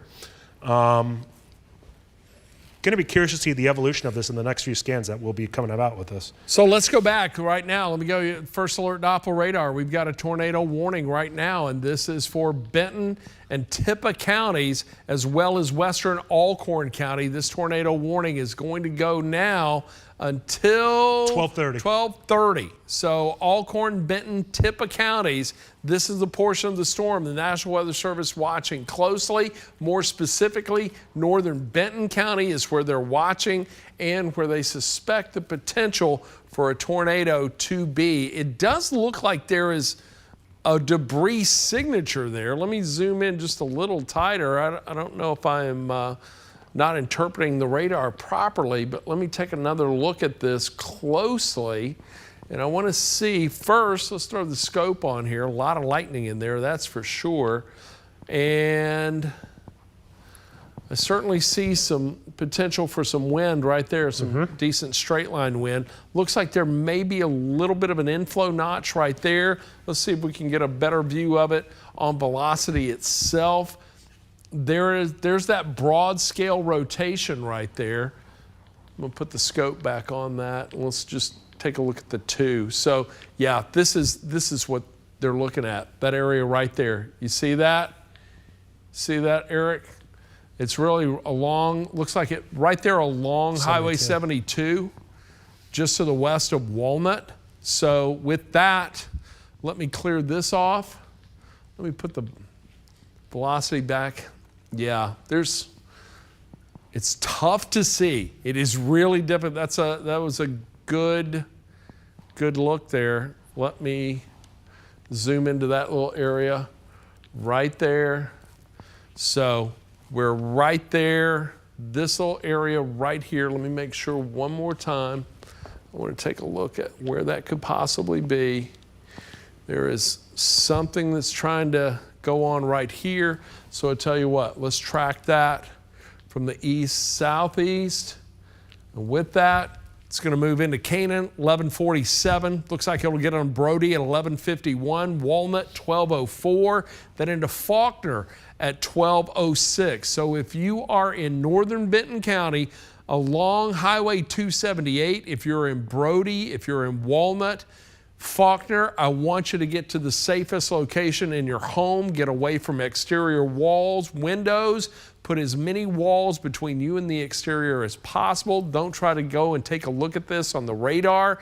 You want to be in the safest place in your home right now. So sirens may be going off, but here we are approaching midnight. That's why I encouraged everyone earlier to have multiple methods of getting warnings via your weather radio, on your First Alert weather app or weather app, and just have a way to get warnings, because here we are in the late night hours and we've got a potential tornado and an active tornado warning in place right now for Benton, Tippah, Alcorn counties. This is going to go until 12:30. Eric, you're seeing some decent rotation there on the rotation detector. Did it just ramp up? Yeah, it's flaring up a little bit here. You got a skit? I haven't turned that on, honestly. That's a great call to do that. So let's see. As far as the area that I'm keeping an eye on, you see my cursor on the screen right here, just to the left of where that 72 is here in eastern portions of Benton County. That area that's in that red right there, that's what we're keeping an eye on. There's not necessarily a skit right over that, but a little bit further to the east, have one of, let's see, a 3.9 on the Barron Tornado Index, and a little bit closer just to the north, that's where there is a 4.0 here. So there's some rotation. Without a doubt, there's definitely at least something there. It might not necessarily be the strongest rotation that we've seen this evening here, but if we turn around and rock this here over the past 30 minutes, I don't want you to necessarily look at the arrows, and I'll turn those off here, but you just see kind of the loose green, I'll call that's popping up there, and some of those reds that are embedded too. That means at least there's some turbulence that is going on here within the air. Probably not, and it doesn't help either that this is pretty far away from the radar site, even though the rotation detector could still pick different things up that are further away from there. But there's at least some broad rotation that's going on within that part of the sky there. Yet again, this is a tornado warning that is in place right now for Benton, Tippah, and Alcorn counties. That is until 12:30. Time right now is 11:45. So that means we still have about 45 minutes to go before that given warning is set to expire here. Obviously, it can be extended. It can be canceled. A lot of things can still happen. Ron, that severe thunderstorm warning that we've been keeping a close eye on here into Tunica County, that now they just extended it. Right. 12:30. The good news is, though, it doesn't look like that they have Tunica County in there anymore. I think they've cleared that, and now it's just DeSoto and Tate County. So there is at least good news for our friends here in Tunica County. But still a potent little cell right now. And again, we've got a severe thunderstorm warning. This for DeSoto and Tate counties. It's going to go until 12:30. Taking a look at the loop on this storm itself as it continues to make a move now to the east. As it makes its move in that direction, Panola County, you're going to miss it. Looks like northern Quitman County may actually miss it, although this portion of it behind that western side of it may clip northern Tunica or Quitman County. Crenshaw, you could be dealing with some heavy rain and thunderstorm activity here within the next few minutes. But right now, this cell itself making a push off to the east. So I tell you what, let's put a track on this. We'll track it from that northwest portion of the polygon to the east-southeast. And if it continues on this motion, I may be having that that track a little too far to the south. Agreed. Bowman, 1148. Senatobia, 1158. 1202 into Aiken. Galena at about 1209. 1221 should move into Harmontown. 1223 into Glenville. 1233 into Abbottville. And 1240, it will move into Burt. Tell you what, I'm going to redo that. I want to clear that off, and I'm going to put another track and go just a little more of an easterly movement with it. All right, so we'll take it more like that. How's that? So Brett, at Bet, it's going to move in 1154. Mariana should move into your area 1202, 1213 into Senatobia, 1221 Lake Center. Potts Camp 1228, 1239 into Hickory Flat, then Myrtle 1251 and into Abbeville right around 1257. So we've got these storms that are going to move through. It's going to be a long night for northern Mississippi as this line just continues to slowly progress to the south and southeast and make its way on through where we now have a tornado watch in effect until 5 a.m. For some reason, I want to hit the loop and I keep hitting the wrong button. There we go. So you see all this activity. Look at the lightning in this. It has just been relentless. And as I take a look at this view, let's see if our lightning strikes are going up or going down. I'll just track it to the Tennessee River. How's that? And then take it through there. We have 1,800 strikes of lightning. So a bit of an uptick in the lightning activity just within the last few minutes. And that's an indication that we're likely seeing more in the way of hail with this line. It looks like it is becoming a little more linear. Eric, you've got a better view of the hail than I do, and you've even got some skits on there too. You want to talk about what you're looking at? Sure, and I will say, Ron, it's impressive how much lightning has been associated with that storm when it originated over in Forest City, moved to Mariana, moved through Tunica, and it's now moving through Tate County. So very impressive to see. National Weather Service noting likely some large hail right now in western Tate County. Not really too surprised about that one, but as far as the movement of this is still moving to the east-southeast here at about 26 miles per hour. Top of the storm is about 36,000 feet, so it's still a very tall storm. Not really too worried about that BTI number at 2.8 here. That's a relatively manageable number. Feel pretty good about that. But if you are in Coldwater or Senatobia, especially if you're on the north side of Senatobia here, that is an area that you want to have your first alert out for. If you're north of Highway 4, that's really kind of the dividing line here, I'd say, as far as Senatobia goes. North of Highway 4 is where you could really start to see some issues become embedded within there as far as seeing some of that large hail that is around. And if nothing else, there's a whole heck of a lot of heavy rain that will be swinging on through this here. Let me put this loop back on over the past half an hour. The movement of this, it is still to the mainly to the east, but it's kind of interesting. It has kind of jumped up and down here from the north and then down to the south. So kind of erratic movement with respect to a north-south movement here, not necessarily just the straight east movement. This warning is in place now until I believe it is 12:30. And then up to the north here, where we still do have that tornado warning.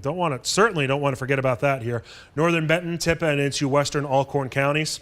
As far as any sort of shear goes, yeah, there's definitely some broad movement that is around there. It's moving fast. It is.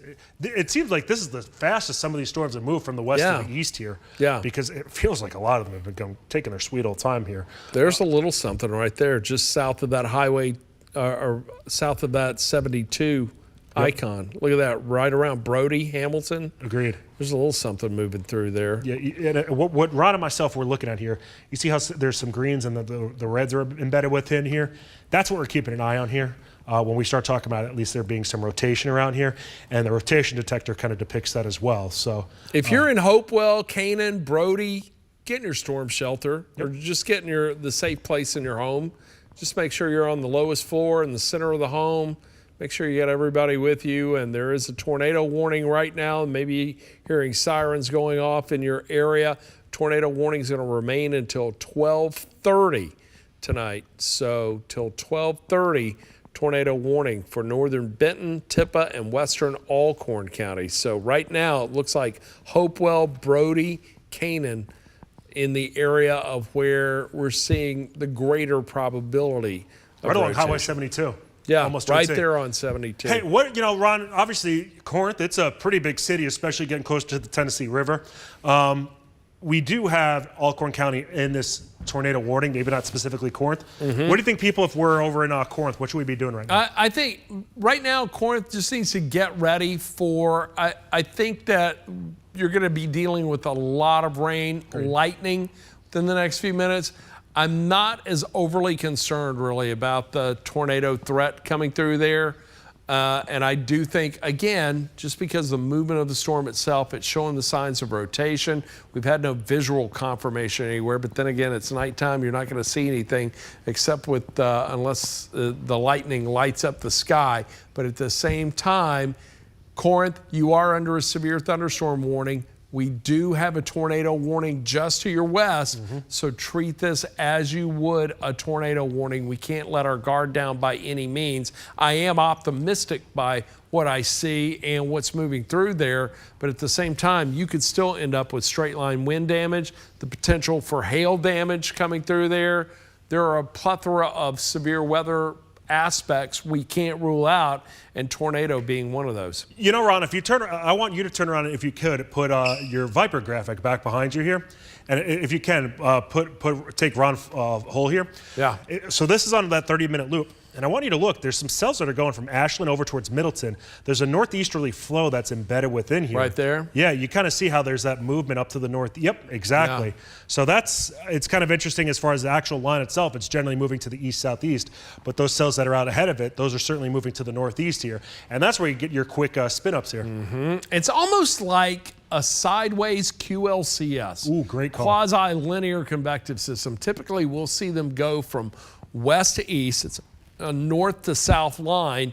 You see little bowing segments within the line itself. This one is more tilted with a positive tilt of sorts, but at the same time, there's still, just because of the atmosphere it's moving through, because of its general motion, and because of the inflow into it, well, there is the potential for some rotation. I think if we see anything develop, this is going to be more indicative of a quick spin up that's possibly in there and out. But I'm more concerned about the threat for hail and the potential for damaging straight line wind than I am for the tornado threat. And as a matter of fact, just taking a look at the hail threats, look at that. From Middleton, just to the east and northeast of Middleton, back to the west along the Benton County, Marshall County line there, you're still seeing radar indications of some big hail, ping pong ball to dime size hail coming through that area. A lot of heavy rainfall associated with as well.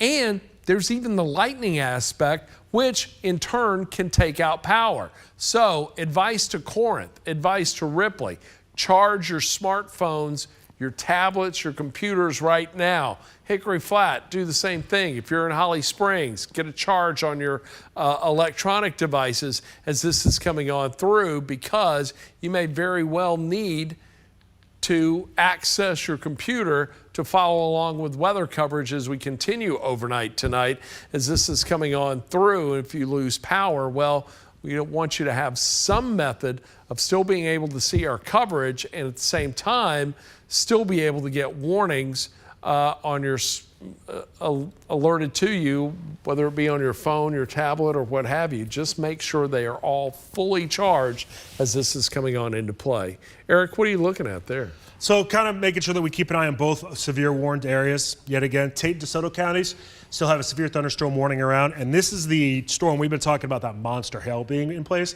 Pretty much from Forest City towards Mariana, Tunica, and now it is over into Tate and DeSoto counties here. So this is approaching I-55 right now. If you're in the Coldwater area, that first alert certainly in place right now.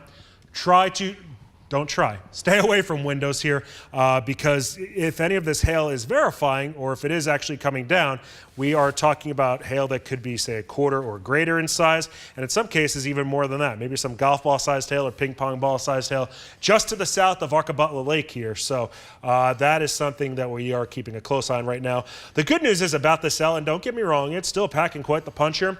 You don't necessarily see quite as many whites and blacks popping up here, indicating some of that larger hail. So we're hoping that this is going to start to weaken here as it scoots to the east here.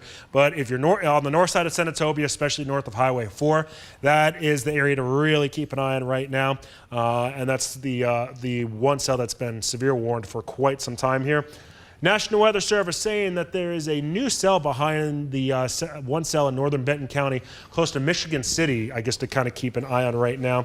So they're looking at cell merger, basically cell merger. You've got a couple of cells coming together, and it just takes a bite out of the ability for the cell, the original cell itself, to continue rotating. However, there's still the potential that west of it or to the east of it, we could see additional areas of rotation develop. Again, mainly almost like we would see with a line of thunderstorms coming through and little areas of embedded rotation as it makes its way through the Mid-South tonight. But as you can see this line, again, south of the 40 corridor, that is the main area of concern. I think everybody north of the 40 corridor, even though we're seeing some scattered showers there with a little thunder, a little lightning, that you're in great shape. Memphis, Shelby County, you're in good shape. But the area of concern still remains primarily along this line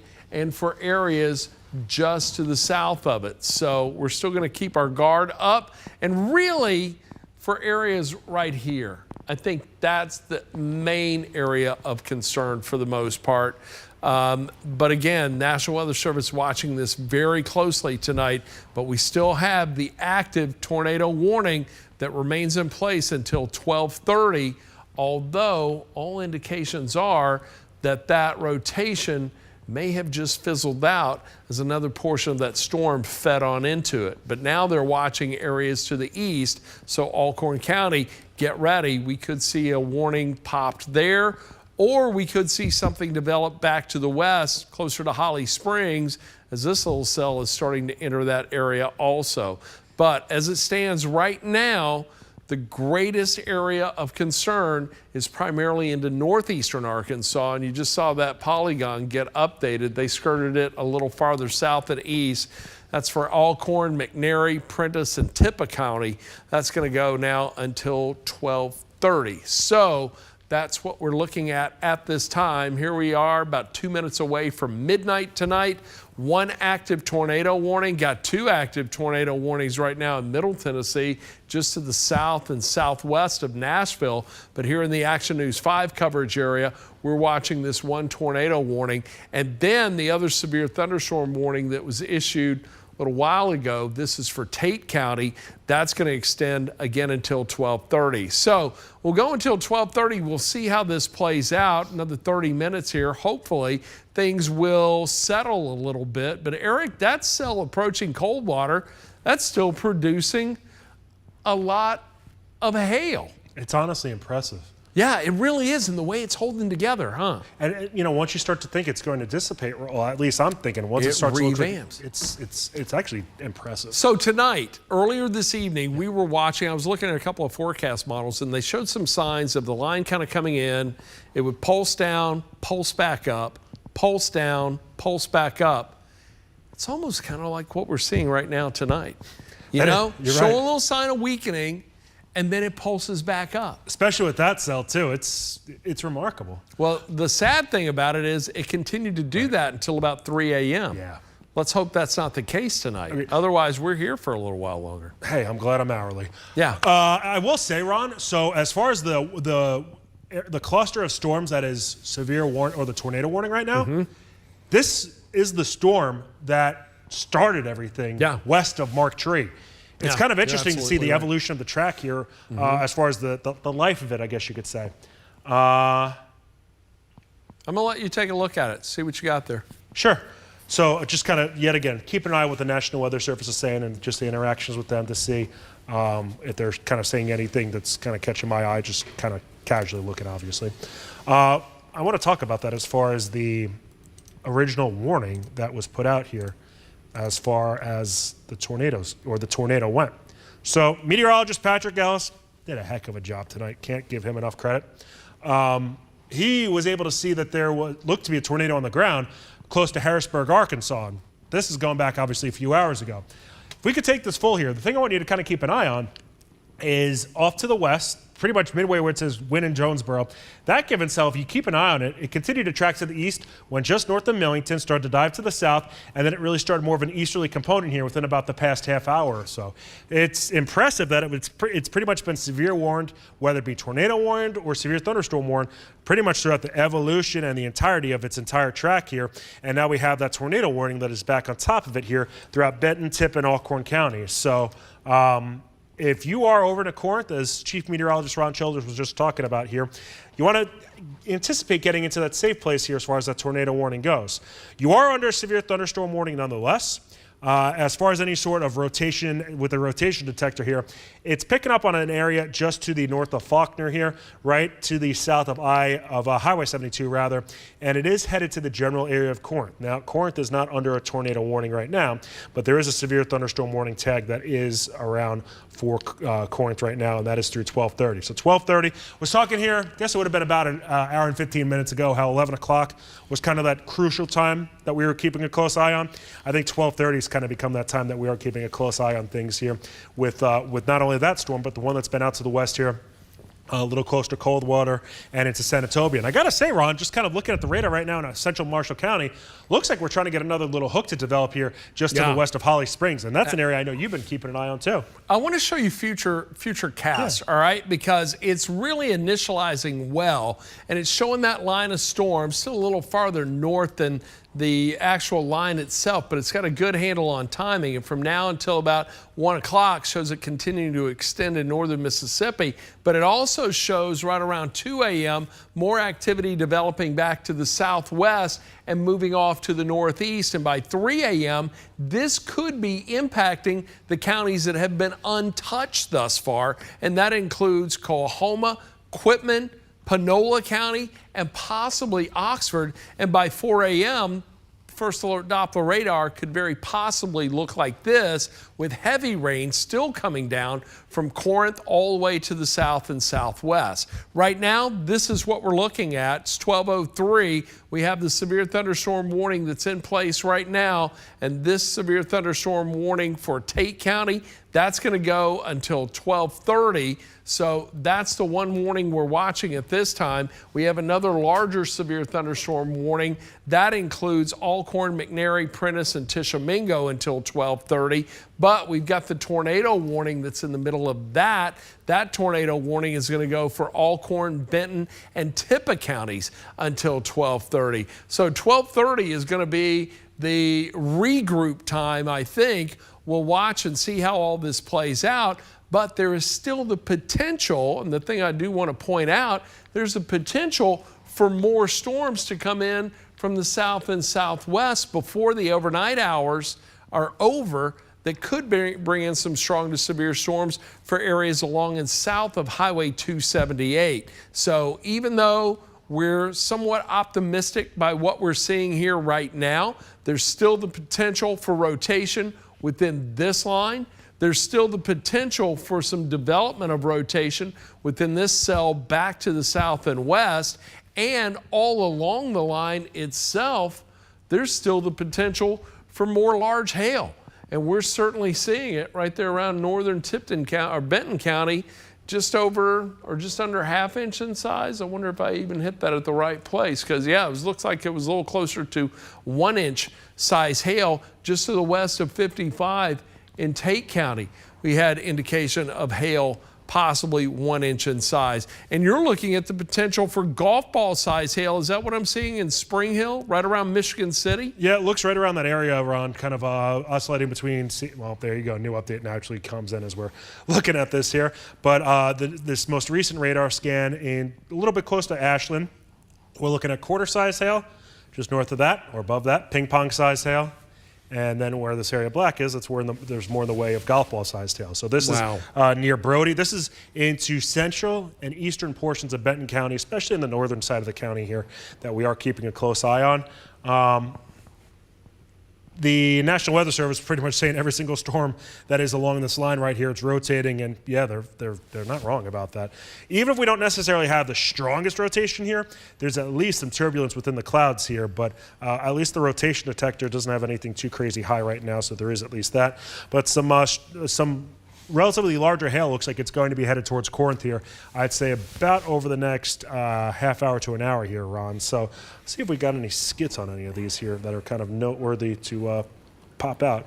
Let's see, this one that's straddling the line here, 4.7 BTI. That's not bad. That's pretty good. South of Middleton, that's rotating significantly. And that's headed towards the Corinth area too. Yeah. Yeah. If we go along Highway 72, we got a 4.0 on that one. And that one, that's definitely a hail maker out of this. This is indicating that 2-inch hail is possible here. National Weather Service now saying that they're considering a severe thunderstorm warning for Marshall County here. Not surprised. This is over towards Holly Springs here. I wouldn't be surprised if they pull the trigger on this one just to kind of play it safe here. So if you are in Holly Springs, Snow Lake Shores, Holly Springs, this is at 12:14 right now. It is 12:07 on Monday morning. Snow Lake Shores, 12:32. So that's in the matter of, what, 25 or so minutes. And then, Ron, this one cell that just won't go away into pretty much central Tate County. Coldwater, Senatobia. Coldwater, we're looking at 12:14. Senatobia, 12:16. Wouldn't be surprised if we see at least some quarter-sized hail within that. And that cell just won't go away. And there's one that's kind of behind it, too, on the west side of it. That's from Tunica County into Tate County. That's kind of moving itself into that area, too. And look, I think we're going to see more warnings all along that line as it continues to push off to the east and southeast. So we're going to continue to stay with this at the very latest till 12:30 as we watch this. Tornado warning again remaining in effect. Let's take a look once again at we'll put a couple of tracks on some of these cells. Let's start with this one that is right here to the south and west. This is the one that's right there along 55 right now. As we put this into motion for you, you can see it is moving off, really trying to make a push to the east, but slowly sagging to the south. And there's still a lot of untapped energy here to the south. So as we take a look at that, I'm going to put a track on it and show you where we expect it to go within the next few minutes. We'll track it to the east, really east-southeast, because I think it's going to be slow to move south. So Senatobia, 12:14. It'll get into Aiken right around 12:18. 12:24 into Luxahoma. Should move into Laws Hill about 12:37. Then into Malone, 12:42. 12:47 moves into Bethlehem. Cornersville, 1 o'clock, 1:02 into Abbeville. So we're talking about a long night, and that's just by the time it enters northern Lafayette County. So 1 a.m. before it gets into northern Lafayette County, and that's still a good distance from Oxford. And Ron, apparently 15 minutes ago, there was golf ball-sized hail at Arcabutla, so. No surprise there. Yeah. Did we get visual confirmation of that? No, only just word of mouth through the National Weather Service that they're saying. At least it's possible they could have something there, but. Let me pan north and east, and let's put a track on this portion of the cells working through there. Right now, let's go to this portion of the cell that's moving on through Marshall County. And again, National Weather Service considering a warning for that. So with that, Holly Springs, 12:09, it's right on you right now. Heavy rain coming in there, gusty wind. Ashland, 12:20, Lake Center, 12:25, Potts Camp, 12:34. Then it moves into Ripley at 12:46, Buena Vista, 12:55, Myrtle, 12:58, gets into Jumpertown right around 1:07. Now, that's this cell. So that's the one that is now making its way through Marshall County and moving to the east-southeast. Now, let's clear that out. Let's take a look at this portion of the storm that is pushing in. This one really looks a bit more ominous than the other two. And again, this is our tornado warn cell. Let's put a track on that, and I'll track it from the tornado polygon all the way through south and east. And with that, Walnut, 12:10, Corinth, 12:22, Farmington, 12:25. We'll get into Kossuth right around 12:32. We'll see it move into Glen at 12:38, Burnsville, 12:44, 12:50 into Jumperton, and then into Iuka right around 12:53. So that's for the tornado warn portion of that cell and within that polygon. So this is the part we were looking at right here. That's what we're tracking there. So now let's take a look just to the north and east of that, because this is coming on through Selmer, and that's going to clip, and I'll track it from right around Hardin County, south and east. And with that, that's going to bring that into Nixon, 1211, Acton, 1216, Kendrick, 1224, High Point, 1228. Then it moves into Crossroads right around 1234, should get into Waterloo at 1240, and then we'll see that move into Eastport outside our coverage area by about 1242. But from now until about 1 a.m., we're looking at some decent storms still working their way through here, but we could see warnings expire right around 1230 as we have severe thunderstorm warning, tornado warning, severe thunderstorm warning, all three of these going until 1230 tonight. So here we are at 1211. It'll be interesting to see what the National Weather Service does within the next 19 minutes in regard to this line of the storms. So, Ron, the part of the tornado watch was canceled. We have one additional county out of it, that is Phillips County over in northeast Arkansas. So now northeast Arkansas is free of any sort of tornado watch here around the Mid-South. I know you still have it popping up there, but they're still showing it. That's the one. Phillips County's out. Yeah. Okay. Good deal. And there are a few counties as we get closer to the Tennessee River Valley too. Decatur, Chester, Madison, Henderson counties also will be put out of this here. So there is good news as far as our Tennessee counties are concerned, just outside of the Action News 5 coverage area. All right, time right now is 12:12 on this now Monday morning. Hopefully you had a great day here as far as Sunday goes. I'm meteorologist Eric Brill, with Chief Meteorologist Ron Childers, Meteorologist Patrick Ellis, as well as Garner Montgomery. We're out and about earlier today, or earlier on Sunday evening, in the Comfort Dynamics First Alert Storm Tracker. Have a lot of people here at Action News 5 on top of things, whether it be behind the scenes or in front of the camera. Really do appreciate the hard work by everybody here at Action News 5. And what we have going on right now across the Mid-South, we do have tornado watches that are in place here for northern Mississippi and closer to the Tennessee River Valley here. Some of those watches are in place until 3 a.m. Those are into Hardeman as well as McNairy counties. In northern Mississippi, everybody has a tornado watch around until 5 o'clock in the morning. Time right now, yet again, 12:13. As far as what we have for some of those warnings here across the Mid-South, we have 3 warnings in place. One is a tornado warning, and the other 2 are severe thunderstorm warnings. The good news is about the tornado warning, we don't have anything that is confirmed on the ground. This has been radar indicated here. A little bit closer of a look right now into it. You see that red box that is on your screen right now. It does include portions of Benton, Tippah, and Alcorn counties. It does not specifically include Corinth, but as far as what we have for some of the rotation that's on there, there's no doubt there's at least some rotation in the sky here into this portion of the Mid-South, and really all along this line right now, but nothing that has necessarily been confirmed on the ground. But turn around and put this on a 1-hour loop right here. You can kind of see some of these showers and storms that have been to the south. They're scooting up to the northeast here and pretty much getting engulfed by the rest of these storms. And that's when they start to flare up a little bit and become a little bit stronger.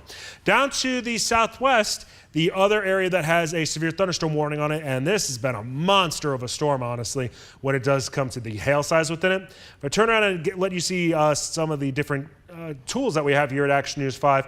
You see that we have some of those purples on your screen, and that's an indication that there is some hail embedded. Now, some good news is that this isn't looking as ominous as far as the hail sizes go compared to what it did here really over the past few hours, because this has laid down some really big hail for portions of Forest City, Mariana, and Tunica. It looks like while it is still a strong severe thunderstorm for portions of Tate and DeSoto counties, it doesn't have quite the bite that it did just a little while ago. Over towards Holly Springs, you're not under severe thunderstorm warning right now either, but your first alert to some at least very heavy rain, and I'd say some change size hail, meaning the potential for some penny and nickel size hail that could be embedded for Holly Springs here over the next really about 30 minutes or so. As far as if we do look out here, Holly Springs, you're looking at a time about 12:22, so in about 7 minutes. Snow Lake Shores, more in the 12:40 time range here, and you can anticipate this being potentially a severe thunderstorm warned storm, meaning an inch in diameter sized hail. Along Highway 72, that given storm, it is moving off to the east here at about 35 miles per hour. It does have some hail embedded within here. Wouldn't be surprised we do get some quarter-sized hail. National Weather Service reporting in Walnut that there was some quarter-sized hail that did occur here. So Highway 72, I don't think there's probably many people traveling on it at 12:15 at night, but it wouldn't be a wise A lot idea of to do. trucks. That's a great point. lot of trucks. That's a great point. A lot of trucks. Especially along Highway 72. That is a Yep. great point, Ron. That's you've lived here your whole life, and Yeah, you know that. a lot of trucks. Especially right along 72 there, especially going towards Corinth too. If anybody's kind of traveling along I-40 down to the south into Corinth. I will say that It's really wild to see those individual hail pockets. yeah, and how many You of got them there are? 1, 2, 3, 4, 5, 6, 7, 8. Yeah, 8 individual pockets of hail From Savannah within to Tunica. one line of thunderstorms. Yeah. That's absolutely amazing. Within I can't remember the last time I saw something like that. At least that well lined up, that well defined. and all of them are, I think, probably justified too. I don't think it's necessarily our computer program here trying to elevating or over-exaggerating things. I think we have at least some hail all along these. Yeah. We'll say Holly Springs, you haven't had a severe thunderstorm warning around, at least for Marshall specifically, and Marshall County for specifically Holly Springs. But I wouldn't be as shocked if there was one that did get issued here at some point. So Should come within the next few minutes if it's going to happen. I'd agree with that. That little area is starting to intensify a bit right around Mahan. And look at that. Hit that skit. Let's see what that says. 2.6, not a big deal, but it's got some height on it. Yeah. It's at 34,000 feet. That's tapping into some cold air. That's bringing that down to the surface. We could have straight line wind. We could have some decent size hail, at least 1 inch in diameter. So there is the potential. I think we'll see a warning come out for that within the next few minutes here. It will be interesting to see how these, whether they extend the tornado warning and how this severe thunderstorm warning is going to play out, because everything's set to expire in about 17 minutes. So, Ron, as you talk 13 about minutes. that, the National Weather Service saying that they're going to cancel the tornado warning, but replace it with the severe thunderstorm warning with a tornado possible tag. So I'd kind of call that the younger sibling, per se, of a tornado warning. You'd rather have a severe thunderstorm warning with a tornado possible than a tornado warning itself. But, you know, Ron, Still if we got to turn... treat it like a tornado warning, though. Well, Ron, and if nothing else, too, look at what we have here on the link system. This is saying the hail size is up to 2 3/4 inch now for the northern portion of Tippah County. Wow. So And the that's ramped up. BTI's holding in at about 4.4 on that. So Blackjack, Brody, just to the south of Highway 72 here.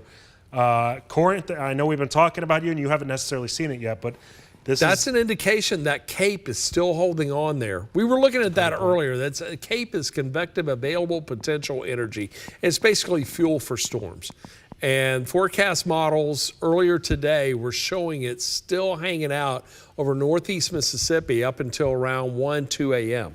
So here we are. That line's moving in.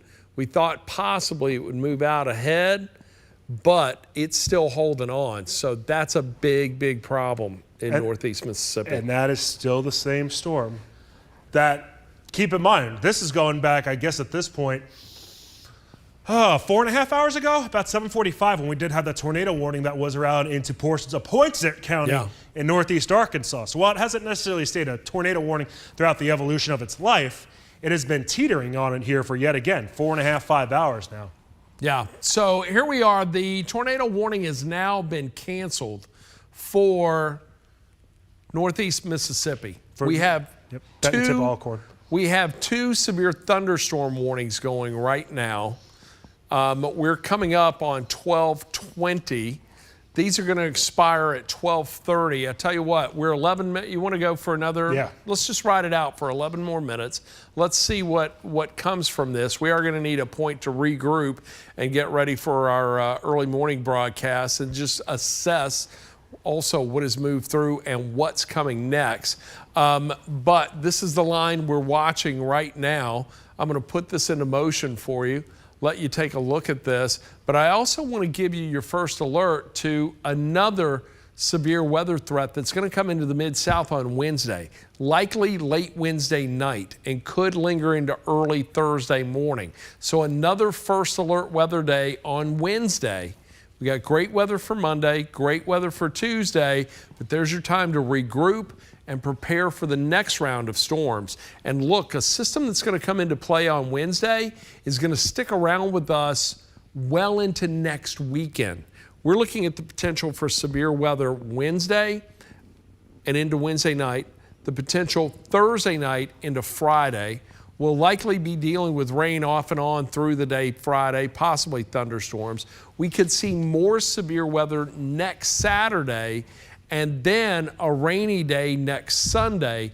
By the time it's all said and done, from Wednesday through next Sunday, we are on track for picking up anywhere from about 5 to possibly as much as 8 or 9 inches of rain around the area. That could create some big flooding issues for the Mid-South. So we are well into our primary severe weather season here. Eric, what is this, weekend 3 or 4? I believe it's 3, but we're eyeballing 4 next week. Yeah, so we're looking at our 4th consecutive weekend of severe storms, but it's going to kick off on Monday. We're with you tonight, tracking storms moving through northern Mississippi. We did get a confirmed tornado in northeastern Arkansas. As a matter of fact, we had visual confirmation near Weiner, Arkansas, around Truman, earlier this evening here in the Action News 5 coverage area. Do you guys have that video, that image? Do we have? Look at that. That came in from, I can't see who sent that Ryan. to us. So Ryan. All right, so that came in from Ryan. Patrick Ellis and Garner Montgomery in the Comfort Dynamics Storm Tracker this evening also capturing a tornado on camera, what we believe was a tornado on camera. They were in the exact location. We were seeing it on radar. It was very difficult because we were having to see it through lightning strikes, lighting up the air or lighting up the sky in order to see what was there. But that's been, so we've had confirmation of tornadoes. We have had large hail all around the area. We have had confirmed golf ball to softball, or not softball, golf ball to tennis ball size hail. Probably potentially even some baseball size. Yeah, it was pretty big. Yeah, it was big. Mark Tree probably seeing the worst of it as far as Sunday night goes. I'd say. I think we have those images on our Action News 5 page. You can also check it out. Yeah, let's take a look at some of the hail we had coming through earlier this evening. If you have that, Jay, check that out. Is that not something? That's big hail. I think we might have another tornado warning coming out. We got another tornado warning. All right, come back to us, Jay, because it looks like National Weather Service, where are they looking at, This Eric? is going to be for Tippah and Alcorn counties, the same general area here? we've been keeping an eye on. Whoops. Just to the rotation just west of Walnut. So this is looking here into Tippah County most specifically here. Well, I'm going to step out. I want to let you, I see what you're looking at right there. Yeah. Yeah, there it is. Sure. So yet again, this is the same cell that we've just been keeping an eye on tracking here over the past about half hour or so. Along Highway 72, moving from the west to the east here. This is a storm that is tornado warned, and it is radar indicated here. So as far as who is within this here, let me pop on the actual warning itself. It hasn't actually updated quite yet, so you're literally getting your first alert here on Action News 5 as the time is now 12:24 on this Monday morning. This is moving due east at about 30 to 35 miles per hour. It is headed towards Corinth. Tough to exactly know for a fact yet if Corinth is going to be included within this warning. But the thing about this given cluster of storms, you'll get these rotations to kind of pop up relatively quickly and randomly, and that's where you could start seeing some of your tornadoes get embedded here. They don't necessarily last for a crazy long time per se, but you still want to treat a tornado warning like a tornado warning, because it is a tornado warning, meaning treat it as if it's on the ground. And if nothing else, this looks like this has some pretty big hail right now, just south, and I mean just south of Highway 72, just to the north of Tiplersville and to the south of Brownfield. This is pretty much straddling the Mississippi-Tennessee county line within Benton, Tippah, and Alcorn counties, most specifically into Tippah County. When you start seeing some of these whites and blacks pop up, that's an indication of some pretty big hail. What do I mean when I see pretty big hail? Excuse me. Well, more in the range of, I'll call it game-sized hail per se. Golf ball-sized hail, ping-pong ball-sized hail, and maybe even some 3-inch or larger hail in diameter here. And this is just south of Highway 72. in northern Tippah County, likely headed towards Alcorn County here rather shortly. So here's your first alert. Even if you aren't within this tornado warning, that's still not drawn up quite yet. National Weather Service now saying that they're going to change their mind with respect to the new tornado warning here. That's probably a good call. I mean, I was looking. There's rotation in here. Right. There is definite rotation. All right.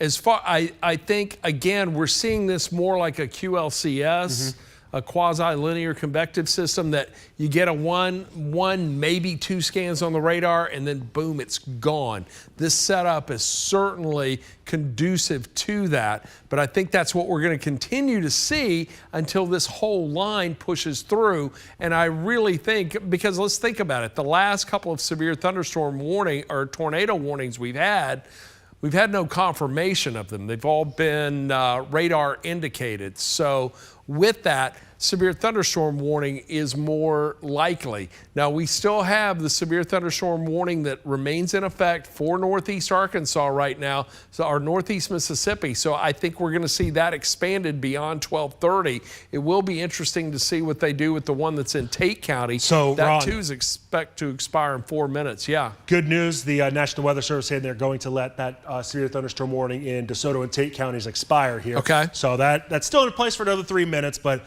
for the first time in at least a couple of hours, that storm is finally not going to have a severe thunderstorm warning on it. And for perspective, this was a severe warned storm and had large hail in Forest City, Marianna, Tunica, and as it approached I-55, it started to shutter itself a little bit here. So our focus is going to be right here. You got it. Northeast Mississippi. With an emphasis in northern Tippah and into Alcorn. Yeah. And really, quite frankly, I'm just looking at lightning, all right? So that's just a quick indicator of the potential of a storm. We're seeing, what, 673 strikes there, whereas this little cell back here to the west of it has about 132 strikes. That's the main area right there. So folks that are in Tippah County, Benton, Tippah, Alcorn County, I want you to stay weather aware. Let's just make sure if you're getting ready to go to bed now, make sure you've got a way to get warnings should any additional warnings be issued. But I think it's still going to be a little loud and thundery, lightning, heavy rain, maybe even some small hail for parts of Marshall County on into maybe even northern Lafayette County, northern Panola County. But it's this area right here, that's where we're likely going to see the continuation for the greater probability of the larger hail, the potential for the stronger winds, and yeah, maybe even a little quick spin up right now. But this is the area right here. So let me put it into motion for you first of all, and then we're going to put a track on it and show you where this is going to go as it continues to skirt off to the east and southeast. So there you have the movement of it. Now let's put a track on it, and here we go. I'm going to track it from right there along the county line, McNairy County line, south and east. We'll follow it through with that polygon. Corinth, 1233. It will move into Farmington, 1238. We'll get it into Ripley, 1246, 1254 into Searcytown. Burnsville, 101. Iuka, 112. Then it gets into Boonville, about 119. 129 should move into Underwood, and that will take it outside the Action News 5 coverage area. This little portion of this part of the storm right here, that's going to move south and southeast. So that's going to take that on into Potts Camp at about 1235. It's about to get loud in Potts Camp. Then Bethlehem, 1243. Hickory Flat, you're in the path of this. Heavy rain, some thunder, some lightning, 1244. Myrtle, 1255. Then it moves into Burt right around at 1 o'clock. 109 into New Albany. Alpine at about 119, and we'll get into Baldwin at about 127. So that's the part of the storm we're watching there. And again, this whole line making a slow push to the south, but primarily more of an easterly progression as it continues to move on through and just slowly, ever so slowly exit the Action News 5 coverage area. But we still are under a tornado watch for northern Mississippi until 5 a.m. Now, I know it says 3 a.m., but that's for Bolivar, McNairy counties. North Mississippi will remain under a tornado watch until 5 a.m. So something to keep in mind there. No active severe thunderstorm warnings now. Here we are at 12:30. They have expired. I believe we got a new warning that will come out in just a couple of minutes. Are they going to go ahead and issue for that? I'm waiting for it, just like you, Ron. Okay.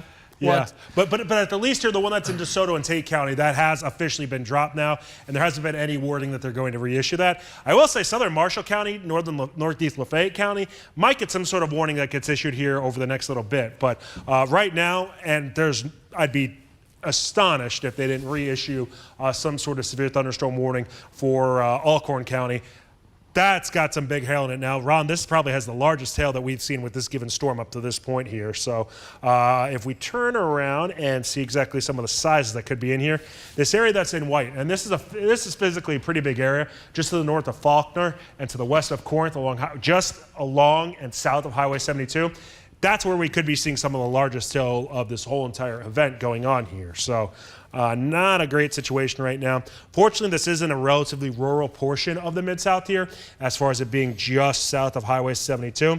With that noted, though, still want to make sure that you take the proper precautions here. As far as some areas that could be close to there, there's nothing really quite catching my eye. So look, the warning was just issued, all right? Okay. So here we go. I've got the warning. Let's pop it up on my system over here. Here it is, just now issued. It is a much smaller polygon. It is currently in place for, let me give you the info on this, Tippah, McNairy, Alcorn County, Hardeman County. It's going to go until 1:15. Now, taking a look at the big picture, the majority of the Action News 5 coverage area in great shape right now, but Northeast Mississippi and really from Tate County through Marshall, Benton, Tippah, Alcorn County, you're bearing the brunt of this right now, but only a severe thunderstorm warning. It does have some large hail in there. There is some gusty wind. There could be damage as a result of this storm moving on through, but overall, just that one severe thunderstorm warning right now. So it looks like we may be seeing a little bit of a more conducive overnight pattern developing now as the stronger storms start to skirt to the east. So Eric, I'm thinking we can wrap up our coverage here within the next minute or two. Anything, any final notes or anything you're concerned about or would like to express? I'd say just in Corinth, Mississippi, watch out there. You have that severe thunderstorm warning on you right now. It's still going to be, I'd say, until about 1 o'clock before you actually have the storm come upon you. But between now and then, good idea, stay away from those windows. Get yourself in the interior of your house. While it's not a tornado warning, we could see some large hail along Highway 72 as it does approach Corinth. And keep an eye out for Wednesday. Can't reiterate that enough. Yeah, absolutely. Wednesday, a first alert weather day for the coverage area. And really Wednesday, Thursday, Friday, Saturday, Sunday is going to be a very stormy period. We could see more strong storms again Thursday and on Saturday. So I want you to stay weather aware. Flooding could be a big issue for us. But right now, with this one severe thunderstorm warning, no indication that a tornado warning will be issued. I'm going to go ahead and throw it back to our regularly scheduled programming. We're going to take some time and regroup. Eric and I are not going home by any means, so if anything else does pop up, we'll pop back on your air, on the web, and on the Action News 5 First Alert Weather app. To all the guys in the booth, thank you very much for your help tonight. Thank you to our viewers at home. Have a safe night. Sleep safely, soundly. Know that we're watching it, and we'll keep you updated through the remainder of the overnight hours. Patrick Ellis is going to be back in the morning with some new info on what's coming our way for the week ahead. A very active week indeed. In the meantime, have a great night, and hopefully I won't see you again until Action News 5 at 3:30 tomorrow afternoon, or this afternoon.